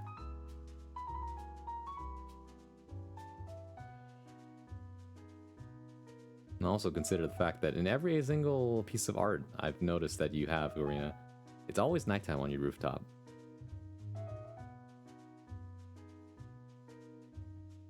I don't observe from space. No, you do observe space, though.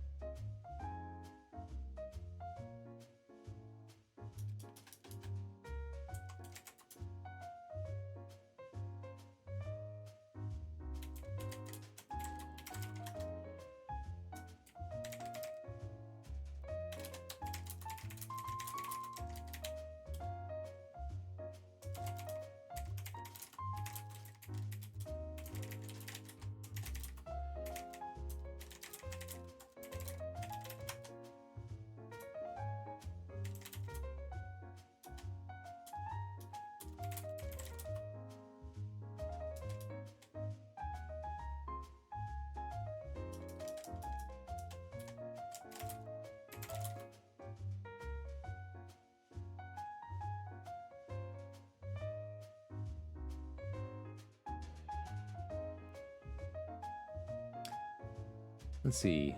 Hey, Drassy. Bye, Drassy. I even have an alternate ending.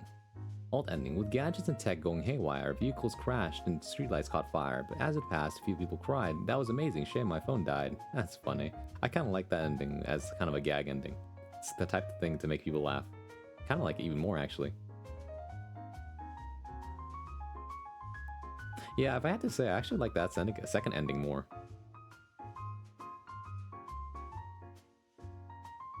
Name? Hmm? Thank you for the transgender pride flag? Question mark?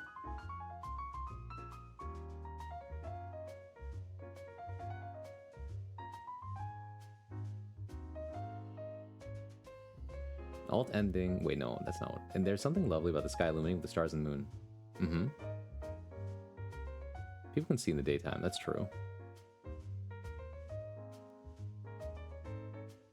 What else do I want to say about this?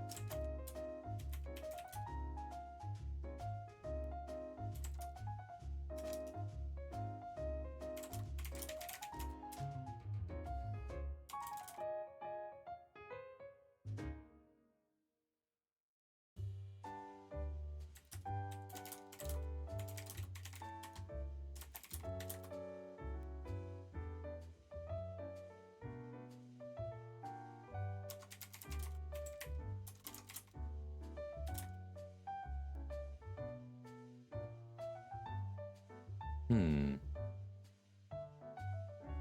I totally understand what those emotes mean too. uh.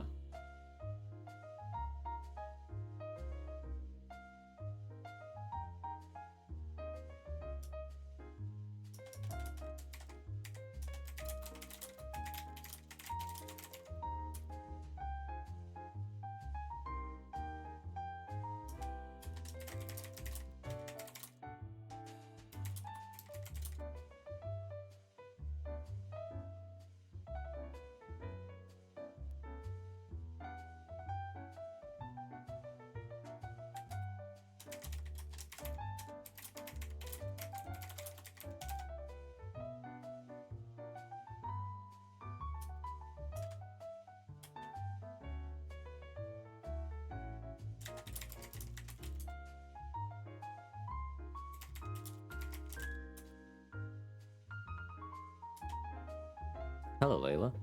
Do you have a Space Universe theme poem? I might. I'd have to look for it, though.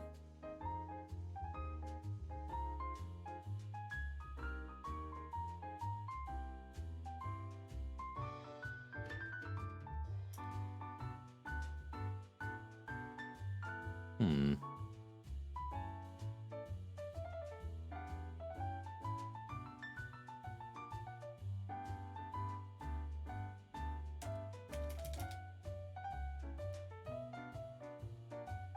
Hmm.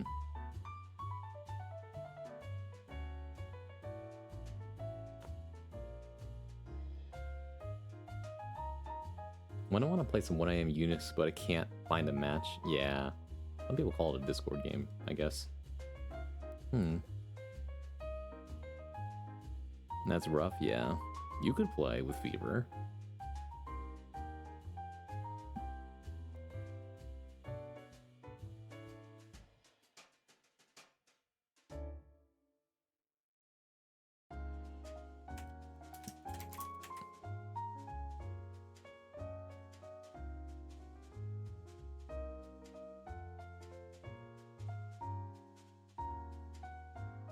Hmm.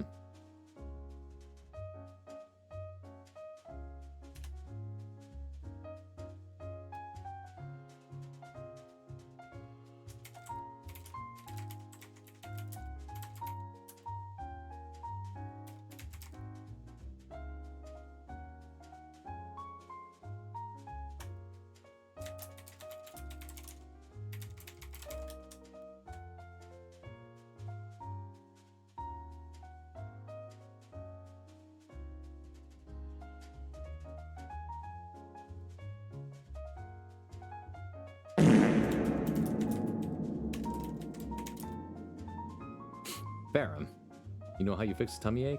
How? Pain get better now. Oh, I see. Oh, I see what you're saying. I'm in bed right now, tummy ache a bit. Okay, okay, alright.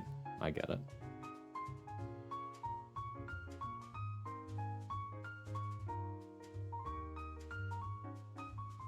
Compliments. Well, every time you've visited this chat, I feel like you've always been pretty swell to have around. I appreciate your wit. I always feel like you have something cool to contribute. And I hope I see more of you around, really. I like having you around. You're very cool. So feel free to stop by anytime. Cheshire, compliments. You're always so enthusiastic, and I always appreciate you pitching in whenever you see something that interests you. Thank you for being an active member of my chat. And I appreciate that I've got to know you better. It's just that easy to use Flashlight Reverb. It really is. Yeah. I don't think Unix is a Discord game, but there are some hours in the day where you won't find many people playing ranked. I kind of feel that. Kind of the same in, like, what's it called? Strive these days, where there are those hours where there's, like, only a few handful of people playing in certain places. Saving up for that 300,000. What the? Verbal annihilation.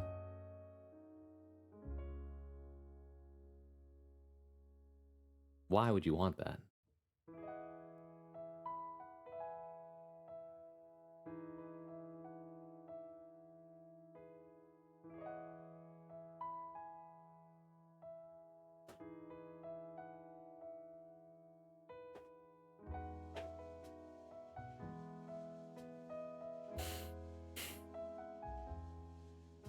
have those points, but I won't. I don't think you need that. If you ever read, like, the actual description of that damn thing, you click on it, you can see the description.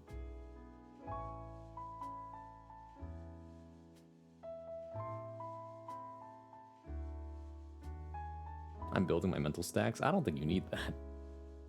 290,000 points away? You only got 10,000 points. Okay, yeah, no, I don't think that's happening. Not unless you win the biggest gamble of your life.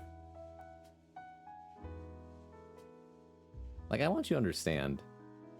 John One Piece literally had enough to redeem VIP status and instead spent it on having 2 hours of high-pitched soft boy voice. Alright, I want you to understand the dedication he had to doing that.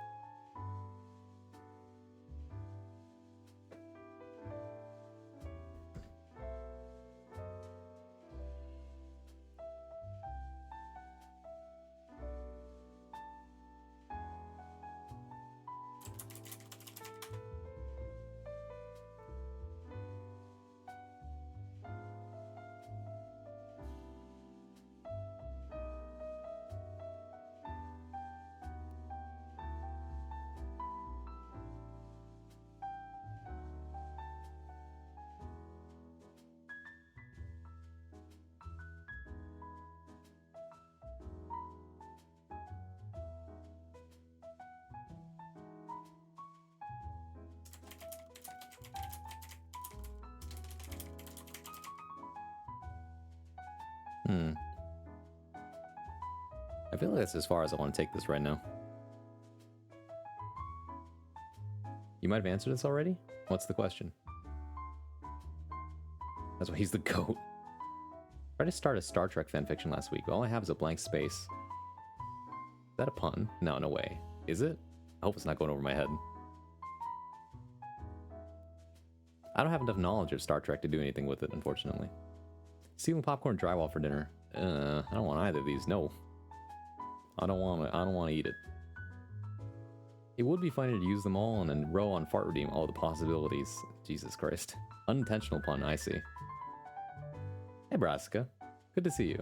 Oh, Karina, you're so excited to see Brassica. I'm happy about that. But hey, welcome in. I'm just writing poetry. Drywall. Thanks, Ferrum. Any fans of ceiling popcorn?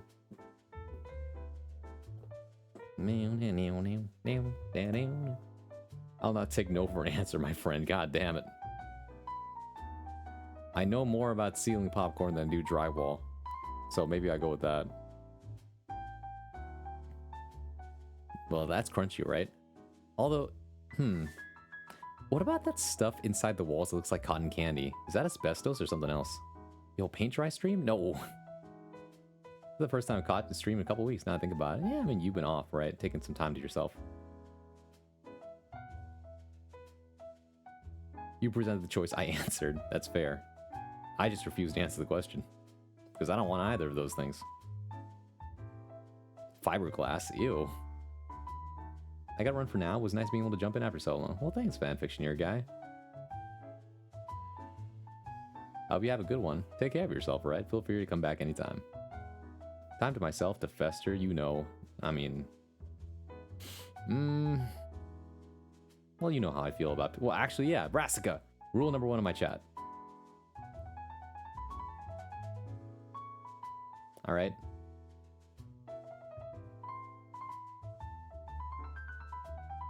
When I was a kid, for some reason, ceiling popcorn looked like bugs crawling around when the lights were off. You know, I kind of get what you mean by that.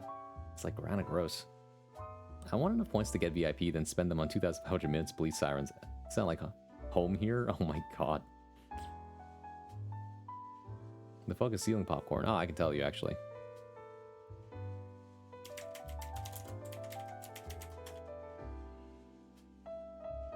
Okay. Take a look at this.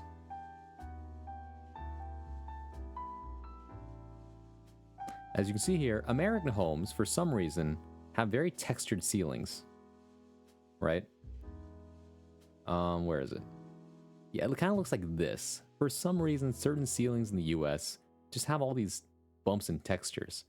And this can, and like the amount of bumps can vary.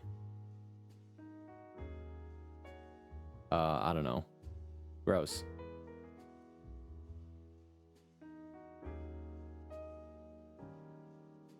remember scraping that off my ceiling. I do not want to touch this at all.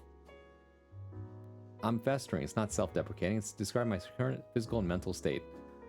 I mean, I guess you're right. But at the same time, like... It's like... Out of the choices of... You're telling me a corn pop this... Okay, alright. I guess you're feeling a little better than you thought, than you might think. You're still able to make jokes like that. But anyways, what was I saying? I guess, like, I don't know.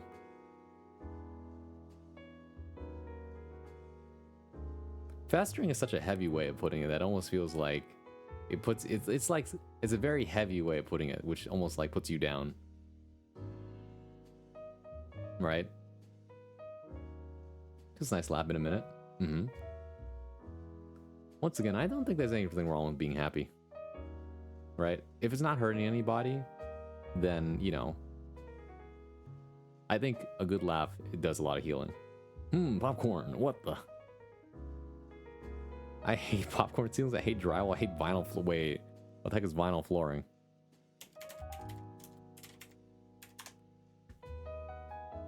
Oh, this? You know that wood, like the stuff that looks like wood? Wait, what's wrong with vinyl flooring? Actually, I'm kind of curious what you have against it. Is it because if it gets wet, then it starts like... Well, actually, no. If it's vinyl, it's not actual real wood, right? I'm actually real curious what you mean by this. Soft socks.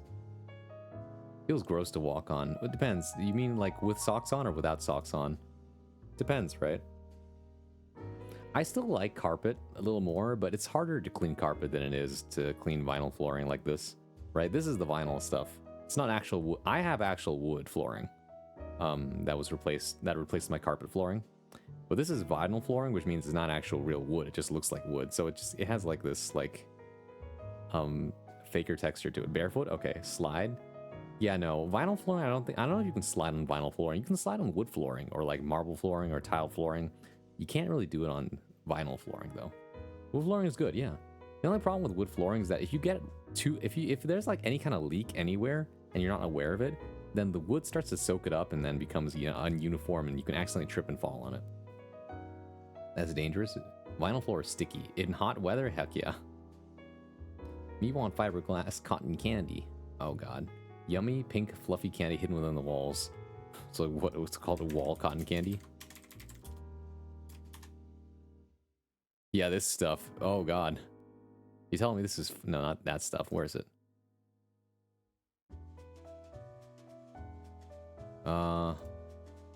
Yeah, that stuff. Like, whatever this stuff is. Forbidden snacks. That's r/forbidden snacks. God. Like, what is that stuff?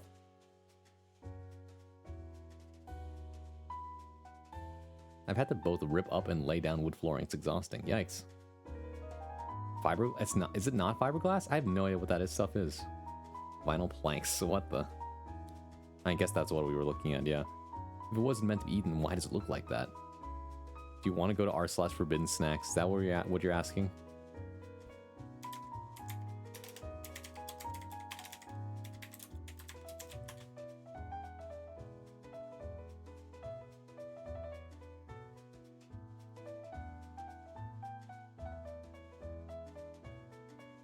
Let's see here. I don't think those are Cocoa Puffs. The forbidden cotton candy. That looks like fiberglass. That looks like plastic. What is he? What are they doing with that? Oh god. That's microplastics. Oh, I don't like that. Oh, they put it in a cotton candy machine. Oh no. Oh no. That's entirely made of plastics. Oh god. What the heck is this?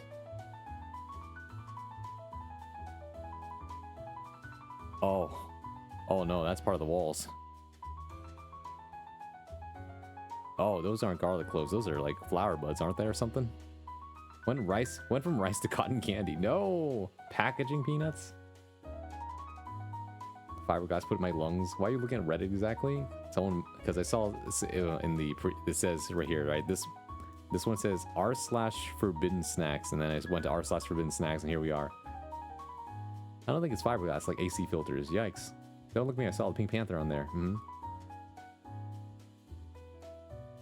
Packaging peanuts. That looks mad good. No.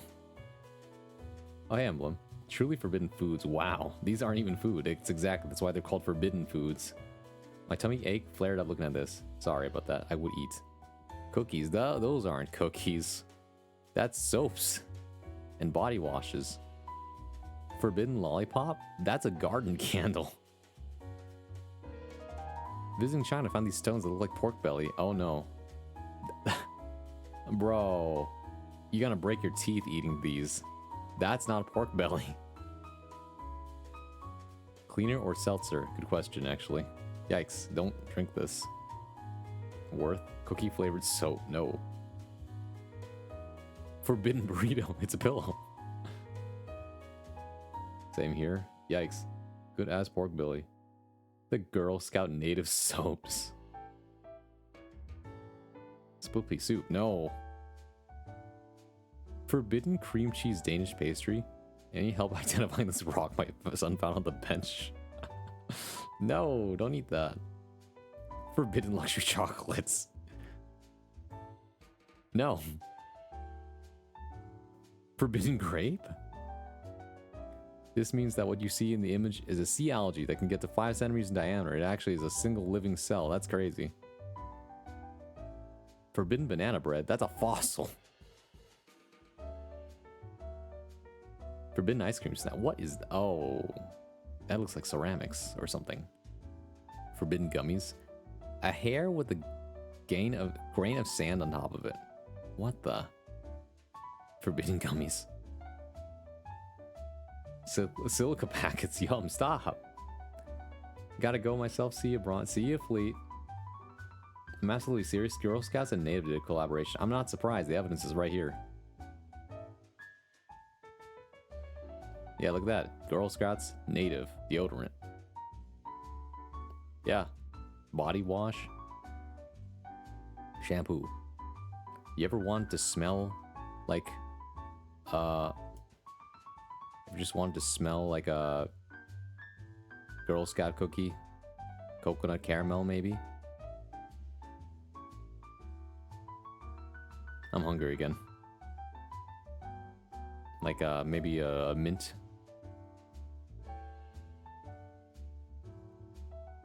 Box of cookies. Infinite head pads. Oh, thanks, thank you, Cheshire. Keep forgetting. I love incredibly magnified images like that. They're always fascinating. I agree. No meme, y'all have no idea the amount of things I would attempt to eat in this subreddit if unsupervised. It's a good thing it's hard to access these things. Fucking wild still? Smell like fucking Samoas. Thin mints, thank you, Gavalder. Oh no, now is not time to be hungry. I could be hungry without eating this, you know. Cookie Monster would wear everything he applied those stuff and eat it. Oh god. Where do you get Girl Scout cookies? From Girl Scouts that you find on the street or something like that? You have to know a person who knows a person. From the Girl Scouts. I know it sounds simple, like where do we find the Girl Scouts? They're kind of everywhere. I don't know how else to explain it. You just kind of end up knowing someone who knows someone who joined the Girl Scouts. Eating the plastic display food at restaurants in Japan. Oh, you know, I totally know what you mean. Like, there are videos on that, right? If you actually just go look up videos. Let me take a look here. Let's see. Food display making. Right? Process creating fake food models. That fucking killed my ears. Sorry about that.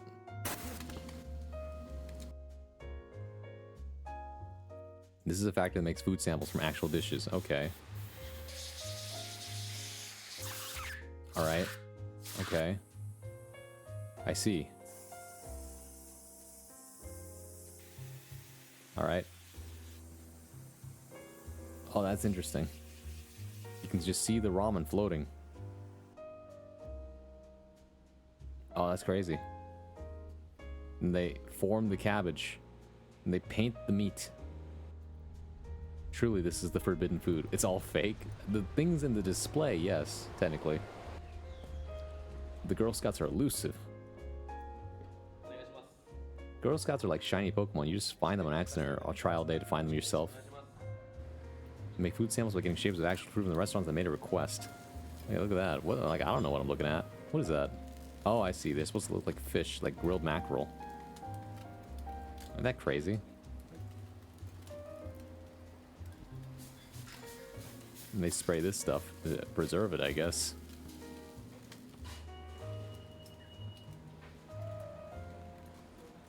Let's see, Flower Heart, writing question. How do you choose themes for your story? I'm asking because I realize I have a lot of plot stories trying to write, but not themes. Sometimes, actually, themes appear based on the stories that you're trying to tell, right? And you don't realize until after you start telling the story that you understand what the theme is. And other times, you start with the theme, and then after that, you try to figure out what the story is going to be. Either way, though, a lot of the time, it's usually good practice to try and, what's it called? Oh my goodness. It's good practice to try and like outline stuff before you start writing it. But if you're the more adventurous type, then there's nothing wrong with writing first and then figuring it as you go. He'll eat those displays. I understand. That's so cool. Dream job, to be honest. It is a really interesting job to be a craftsman like this. Like, imagine the request you get. Like, we got a request from this ramen store to make a thing that looks like their ramen. Like, cool. All right, we got to check it out. Look at that. Like, oh my god, it legitimately looks like fish. I don't know what this epoxy resin is for, but it looks like I could eat it, and I don't like that because if you eat this stuff, you might die. Like, that's not batter, and that's not medicine. I have outline. I'm just trying to understand what the theme of the if story. Okay, well, I think it's good to start with what do you understand a theme is supposed to be, right? Because sometimes people think a theme is a lesson, and other times people think like a theme is a silicon shape of eels. This looks really good and also, fortunately, also tasty. I know. I think the fake display bottles of the vending machines are even crazier. That's fair. Excuse me. Bro, no, please. Vanilla flavored medicine. No! Do not eat this. It's not good for you. Vanilla flavored medicine. Ice cream flavored medicine? Oh, I see. Guys, please. I feel like we've stumbled into forbidden territory here, okay?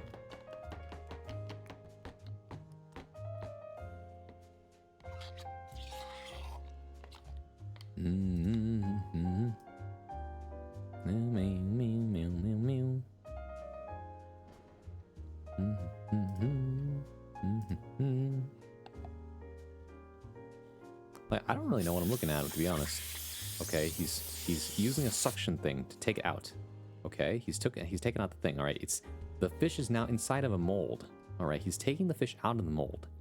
Okay, I think that's how he's getting that texture of it to look a little more slimy, like a fish. Okay, it's eel. It's supposed to be eel. Okay, he's cutting out the rest of it. Okay. Oh, is he making a mold for it? Is that what he's doing? No way. Oh, wait. No, yeah, it is a mold. He made a mold of the eel. Oh my god. Oh, it's the material to make plastic bags? That's toxic as hell. It's plastic. Yeah, and then he's putting it in now that he has a mold of it. Genius. Suck. No. Y'all ever want to just eat Vapor Rub for fun? Please don't. They just make the mold. Okay, yup. That's crazy. Alright. The base shape of food samples that are hardened by heat. Okay. Okay, so now I have the base shape of the eel, I guess.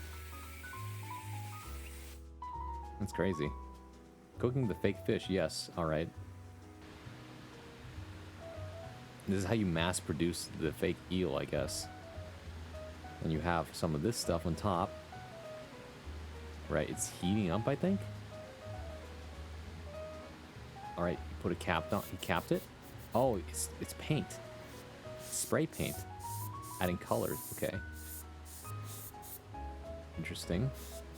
It was a real fish for the first time? No, I don't think it was. I want to eat eel? I'm not actually the biggest fan of eel. I've tried it. It's okay. It tends to be kind of bony. But it's good, though. It has a good taste, if you like it. Why can't this guy just cook some real fish for me? Please, I'm hungry. Is that what we're doing when we're looking at, like, actual foods? Vapor Rub doesn't actually taste that bad. Just kind of warm and jelly-like. Do you actually eat it? Doesn't really have a flavor? That's crazy, man. Like, I don't know if I should be concerned for you or not. My dad has those exact little paint guns. That's kind of great. That's kind of cool. It's bony, as in it has a lot of little bones in it, if you're not careful. Right? But, you know, there's also, like, just cuts of eel that's mostly meat, and that's fine, too. But if someone gives you, like, the big actual, like, stick of eel, like, with a rice plate, then it's gonna have usually some bones to it. And the flavoring on top is usually, like, teriyaki based or something like that, so... Food samples of eel are complete. There you go. That's how you make that, I guess. It was only when I was little and sick, I see. Making the food sample of ramen. Shaping them while eating them. It's just like, look at this noodle. Kind of a cool thing to look at when you think about it. That looks good, I know. And you got the fake pieces of meat here. This is, I believe, pork, cuts of pork, right? Chashu, or what they call it. That's the bamboo. I actually do like bamboo quite a bit. It's very fun to eat. There's the fish cakes. You got little rings of green onion here, green and white onion. Amazing. It's so fake looking, but whatever. And then you pour on the stuff that's supposed to look like broth. Like this. Yep, there it is. Because, if you didn't know, Japanese ramen, the broth is very, very thick and flavorful. That's why it has that kind of, like, cloudy texture to it. That's why a lot of people say, like, the actual, like, the soul of a bowl of ramen is in its broth. That's why one of the first things you should do is, like, if you're gonna eat a bowl of ramen, is try the broth, right? Don't start with the noodles. Although noodle making in its own right is, like, also an art form, at least in Japan. Well, actually in most Asian cultures that, you know, revolve around making noodle soups. As you can see here, after it heated up and melted, it became a different kind of, like, what's it called? Became a different type of texture there. You see it's now, like, more clear. Alright, they're adding some more stuff here. That's the glue. Alright. Adding some more on top to make it look more fresh, I guess. It'll glue itself on top of it. Food sample of ramen's finished, just like that. Okay, that was cool. Are bars just naturally green? Not necessarily. There's plenty of bars that are more fanciful colors. I just happen to like this color. Sample food of takoyaki. Magical floating chopsticks. You can crucify me, but I don't like drinking the broth. That's fine. Everyone likes to each their own, right?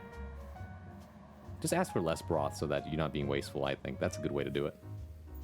Sometimes I just drink a cup of broth like it's tea. My goodness, how flavorful of you. Alright, so they have the molds here. Like earlier, the same as the eel. This time they already have the molds done. So this is the plastic again, the same thing they used to make the paper bags, I believe. And unlike earlier with the eels, these are simply holes, or spherical holes. I think the bottom of it, though, might be textured to make it look like the top of a ball of takoyaki. I'm gonna find out, though, as he puts it in this, like, little oven here. You know, I know you said this is a dream job, but think about how Sisyphean it feels to be, like, your job is to make food that you can't eat. Alright, I want you to understand that. How terrifying, how terrible. You'll never be able to taste this. This is forbidden to you. Oh, this is pretty fun to do. Like, whoop, whoop, there it goes. They look like little cream balls, actually, little cream puffs. Damn, I'm kind of hungry now.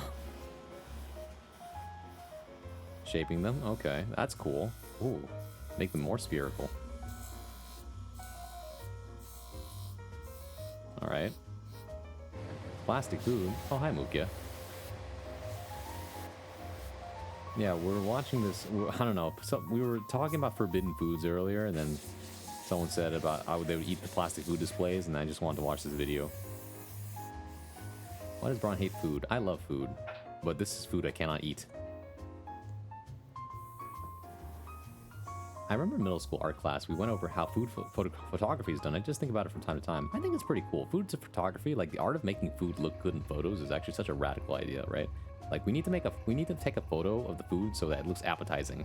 I have no idea what's going on here. It seems like it's forbidden hot chocolate, guys. Forbidden hot chocolate. It's actually supposed to be the barbecue sauce, I think, or whatever it's called. All right, we got to make this look appetizing somehow. All right, we got to get our best painters on this. All right, just get this done here, and then we're going to put that on top of the thing we used to make the mold. And they're just going to cook that real quick so that the barbecue sauce on top solidifies. You know, get it that nice brown texture. This is not how you cook takoyaki, for the record. Please don't. Don't try to make your takoyaki like this. I feel like I need to just make that as a disclaimer. You just know those grindstones are creating a ton of microplastics. They probably are, man. They probably are. But man, does the fake food look good. The fake mayonnaise. Yeah, we gotta pump some fake mayonnaise on this stuff, you know. Japanese mayonnaise is so different. Oh, just the tip. Yep, just the tip. There we go. Now we can pump it like you're making pastries here. Yep, just a little bit there. This is where the craftsmanship comes in. Yes. Do it for every single one. Yeah. Become the artist of your own workshop. You could eat the real food after you make a mold of it. That's fair, but then you'd want to eat it every day. Or maybe not, actually. Maybe you get sick of it. Exposure therapy, question mark? Yummy chocolate, no. Mashed potatoes is ice cream because it doesn't melt under the studio lights. Actually, I remember that as a prank.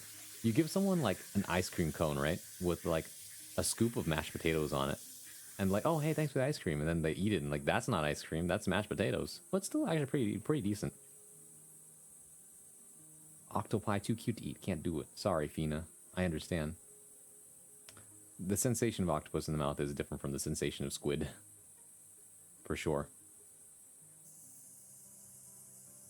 Do you think their skills in display making can translate to actual cooking? I think it's a little different. But I think the carefulness of it means it does translate, right?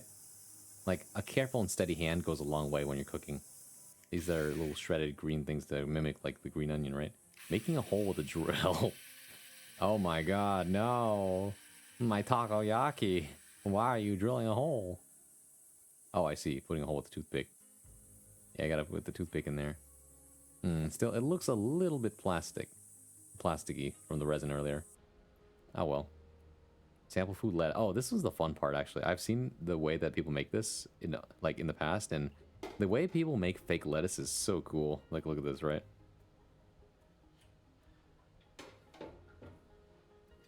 So they've applied this, like, plastic in the water. Or not plastic, but like some kind of like moldable thing, and then they've added like this food coloring. And then ta-da! You have this thing that looks like textured lettuce. But it's not over yet. It's not over yet. Now you must take it and you must fold it. Yes, that's right. Yeah, crinkle it. Yep. All right. So what you're looking at is the base of the lettuce core. The sample food lettuce is completed. Okay, yeah. Okay, in the other version I saw tempura batter. In the other version I saw that lettuce there is actually the core, and then they can fold more pieces of lettuce in it to make a bigger head of cabbage. Or lettuce, you know, cabbage lettuce. You get the idea. They've got a fake shrimp and some fake tempura here. Kind of same method here, I guess. Wrap the shrimp in the fake tempura batter. You know. Cool. Alright. There you go. Damn, I'm kind of hungry again.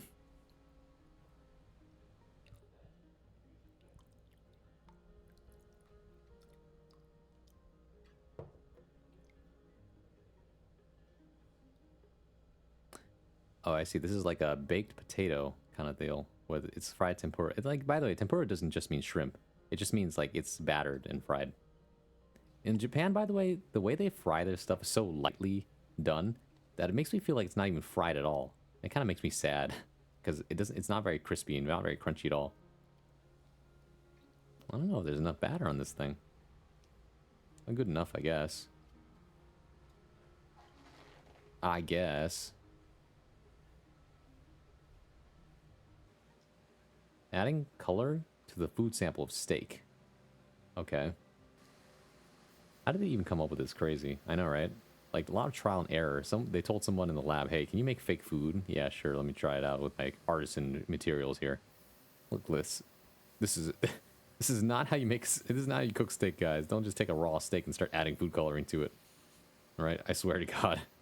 Yeah, I'll make this steak look extra done for you. Holy crap! I know, right? You're telling me a fake shrimp fried this fake rice. Let us begin. Thank you, Ferrum. That's how I eat takoyaki, by drilling a hole in it.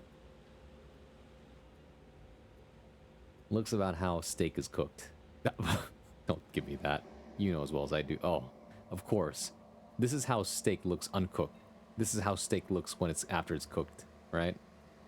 Beautiful. Look at those grill marks. It looks kind of reminds me of a pork chop, I'll be honest. Imagine that, right? Your job, your day job? What is your day job? I paint steak. You what? I paint the steak. Oh, okay. Chef's in the back after you tell them your steak is too well done. We gotta paint to make it look less raw, bro. We gotta make it look more raw. It's too well done. Oh my god. Isn't that crazy? Anyways.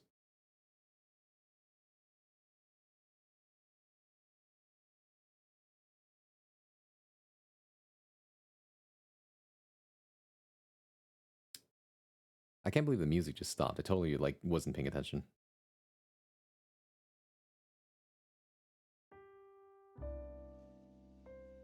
Definitely a job that can only exist in Japan. I mean, they do it in America, too. America has their own version of that. Paint the inside. I don't know if you could do that and put it back together.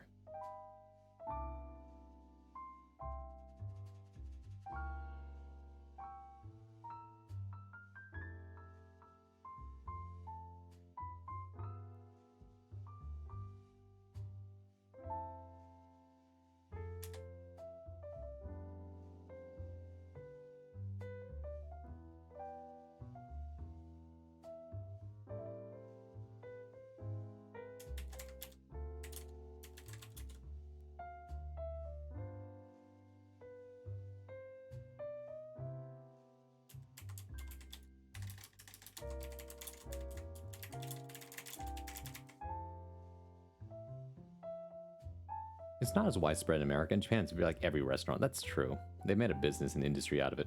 Guy Fieri comes to your restaurant, insults your steak, you say, watch, and whip out your paint set, completely confuse him. As in, like, you do it in front of him, and he doesn't register what's happening, and he says, wow, the steak looks great now. Congratulations. Welcome to Diners, Drives, and Dives. I'm Guy Fieri, your host for today. I've got frosted tips. Did you cook today, sir? Let's find out.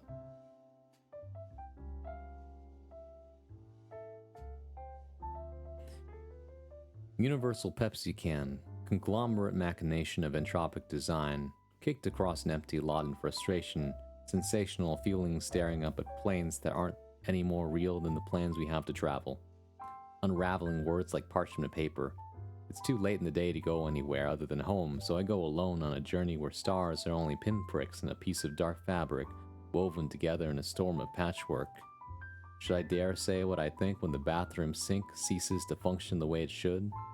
Leaky faucet, filled with grime, wet hair and dripping eyes, too tired to lift a heavy mind, like a knife to the grindstone, the sparks flying unfettered, too far gone to give chase, any more than coins fall away into gutters and grates, reaching underneath machines at night when the light is low and the traffic slows like a pulse. It's gross how easy it is to look away when the billboards are all smiles and the signs go on for miles. Without any sign, it'll be okay. So let the stars guide the way. Let them burn like kindling, the warmth too far to feel, but enough to steel ourselves for the long walk, for the rocky path into darkness, into depth. A small song erupting like a clamor in the night, like cans being kicked out of sight. This is a poem written by Xavier Renegade Angel. Thanks, Ferrum. That show was funny. Like, it's definitely not aged well, but some of the writing in it was, like, extremely clever. But man, it felt that those writers might have definitely been on something, whatever went on the page. Boy. Oh, man. I love Xavier Renegade clips. They're really funny, but also some of them are just really fucked up for sure. I don't think I could recommend it to everybody, but like, if you know, you know. It's super ridiculous. It really is. Like, very quotable show. Alright, everybody, it's like 2 a.m. I gotta get out of here. It's late. So, I think I'm gonna send you over to somebody here. Let me take a look who's still streaming.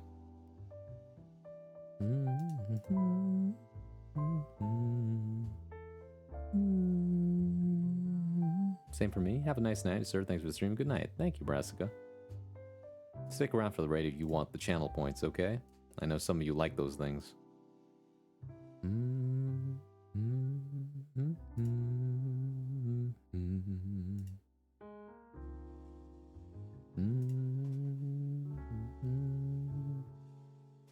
Yeah, Yeah, I'm just gonna set. I think I'll just send you over to here. Well, let me just make sure that they're not ending soon here.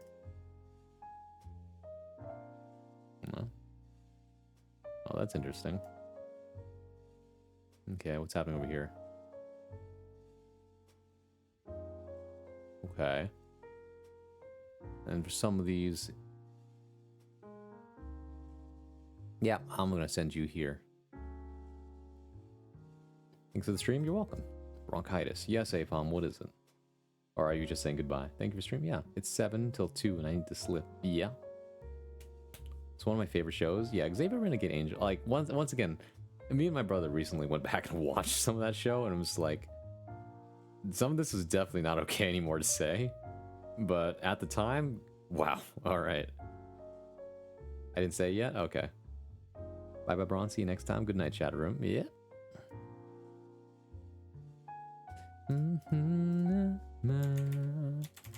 By the way, did you know that my favorite generation Pokemon is Generation 2, Johto? I spent a lot of time in that place. Holds a special meaning to me. Alright, everybody. Alright.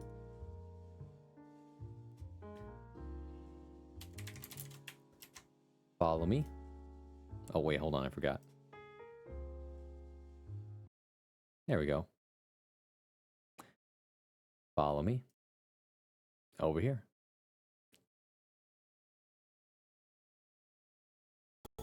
There it is.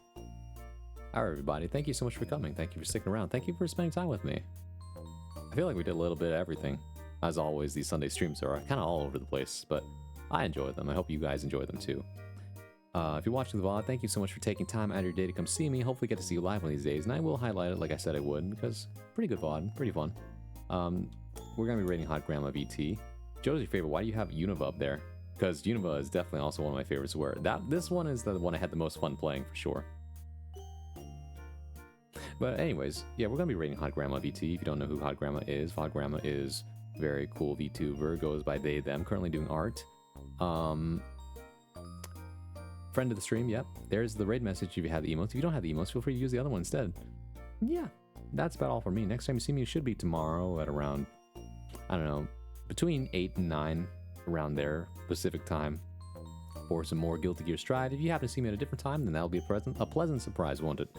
So yeah, we'll see what happens. If I don't start later, I might start earlier. Who knows? It's always up in the air. But yeah, outside of that, look forward to other stuff. Like on Tuesday, I'll be on Hot Dog Bongwater stream for rating music, and then I think on Friday I might be doing another collab with Tayo Devil, playing Content Warning, so who knows? We'll see what happens the rest of the week. But yeah, that's all for me, everybody. My name is Braun Swan. I'll see you in the next one. Bye-bye, everybody. Bye-bye. Take care of yourselves. Bye-bye. See ya. Also, yes, Hot Grandma VT goes by Violette or Vivi. See ya.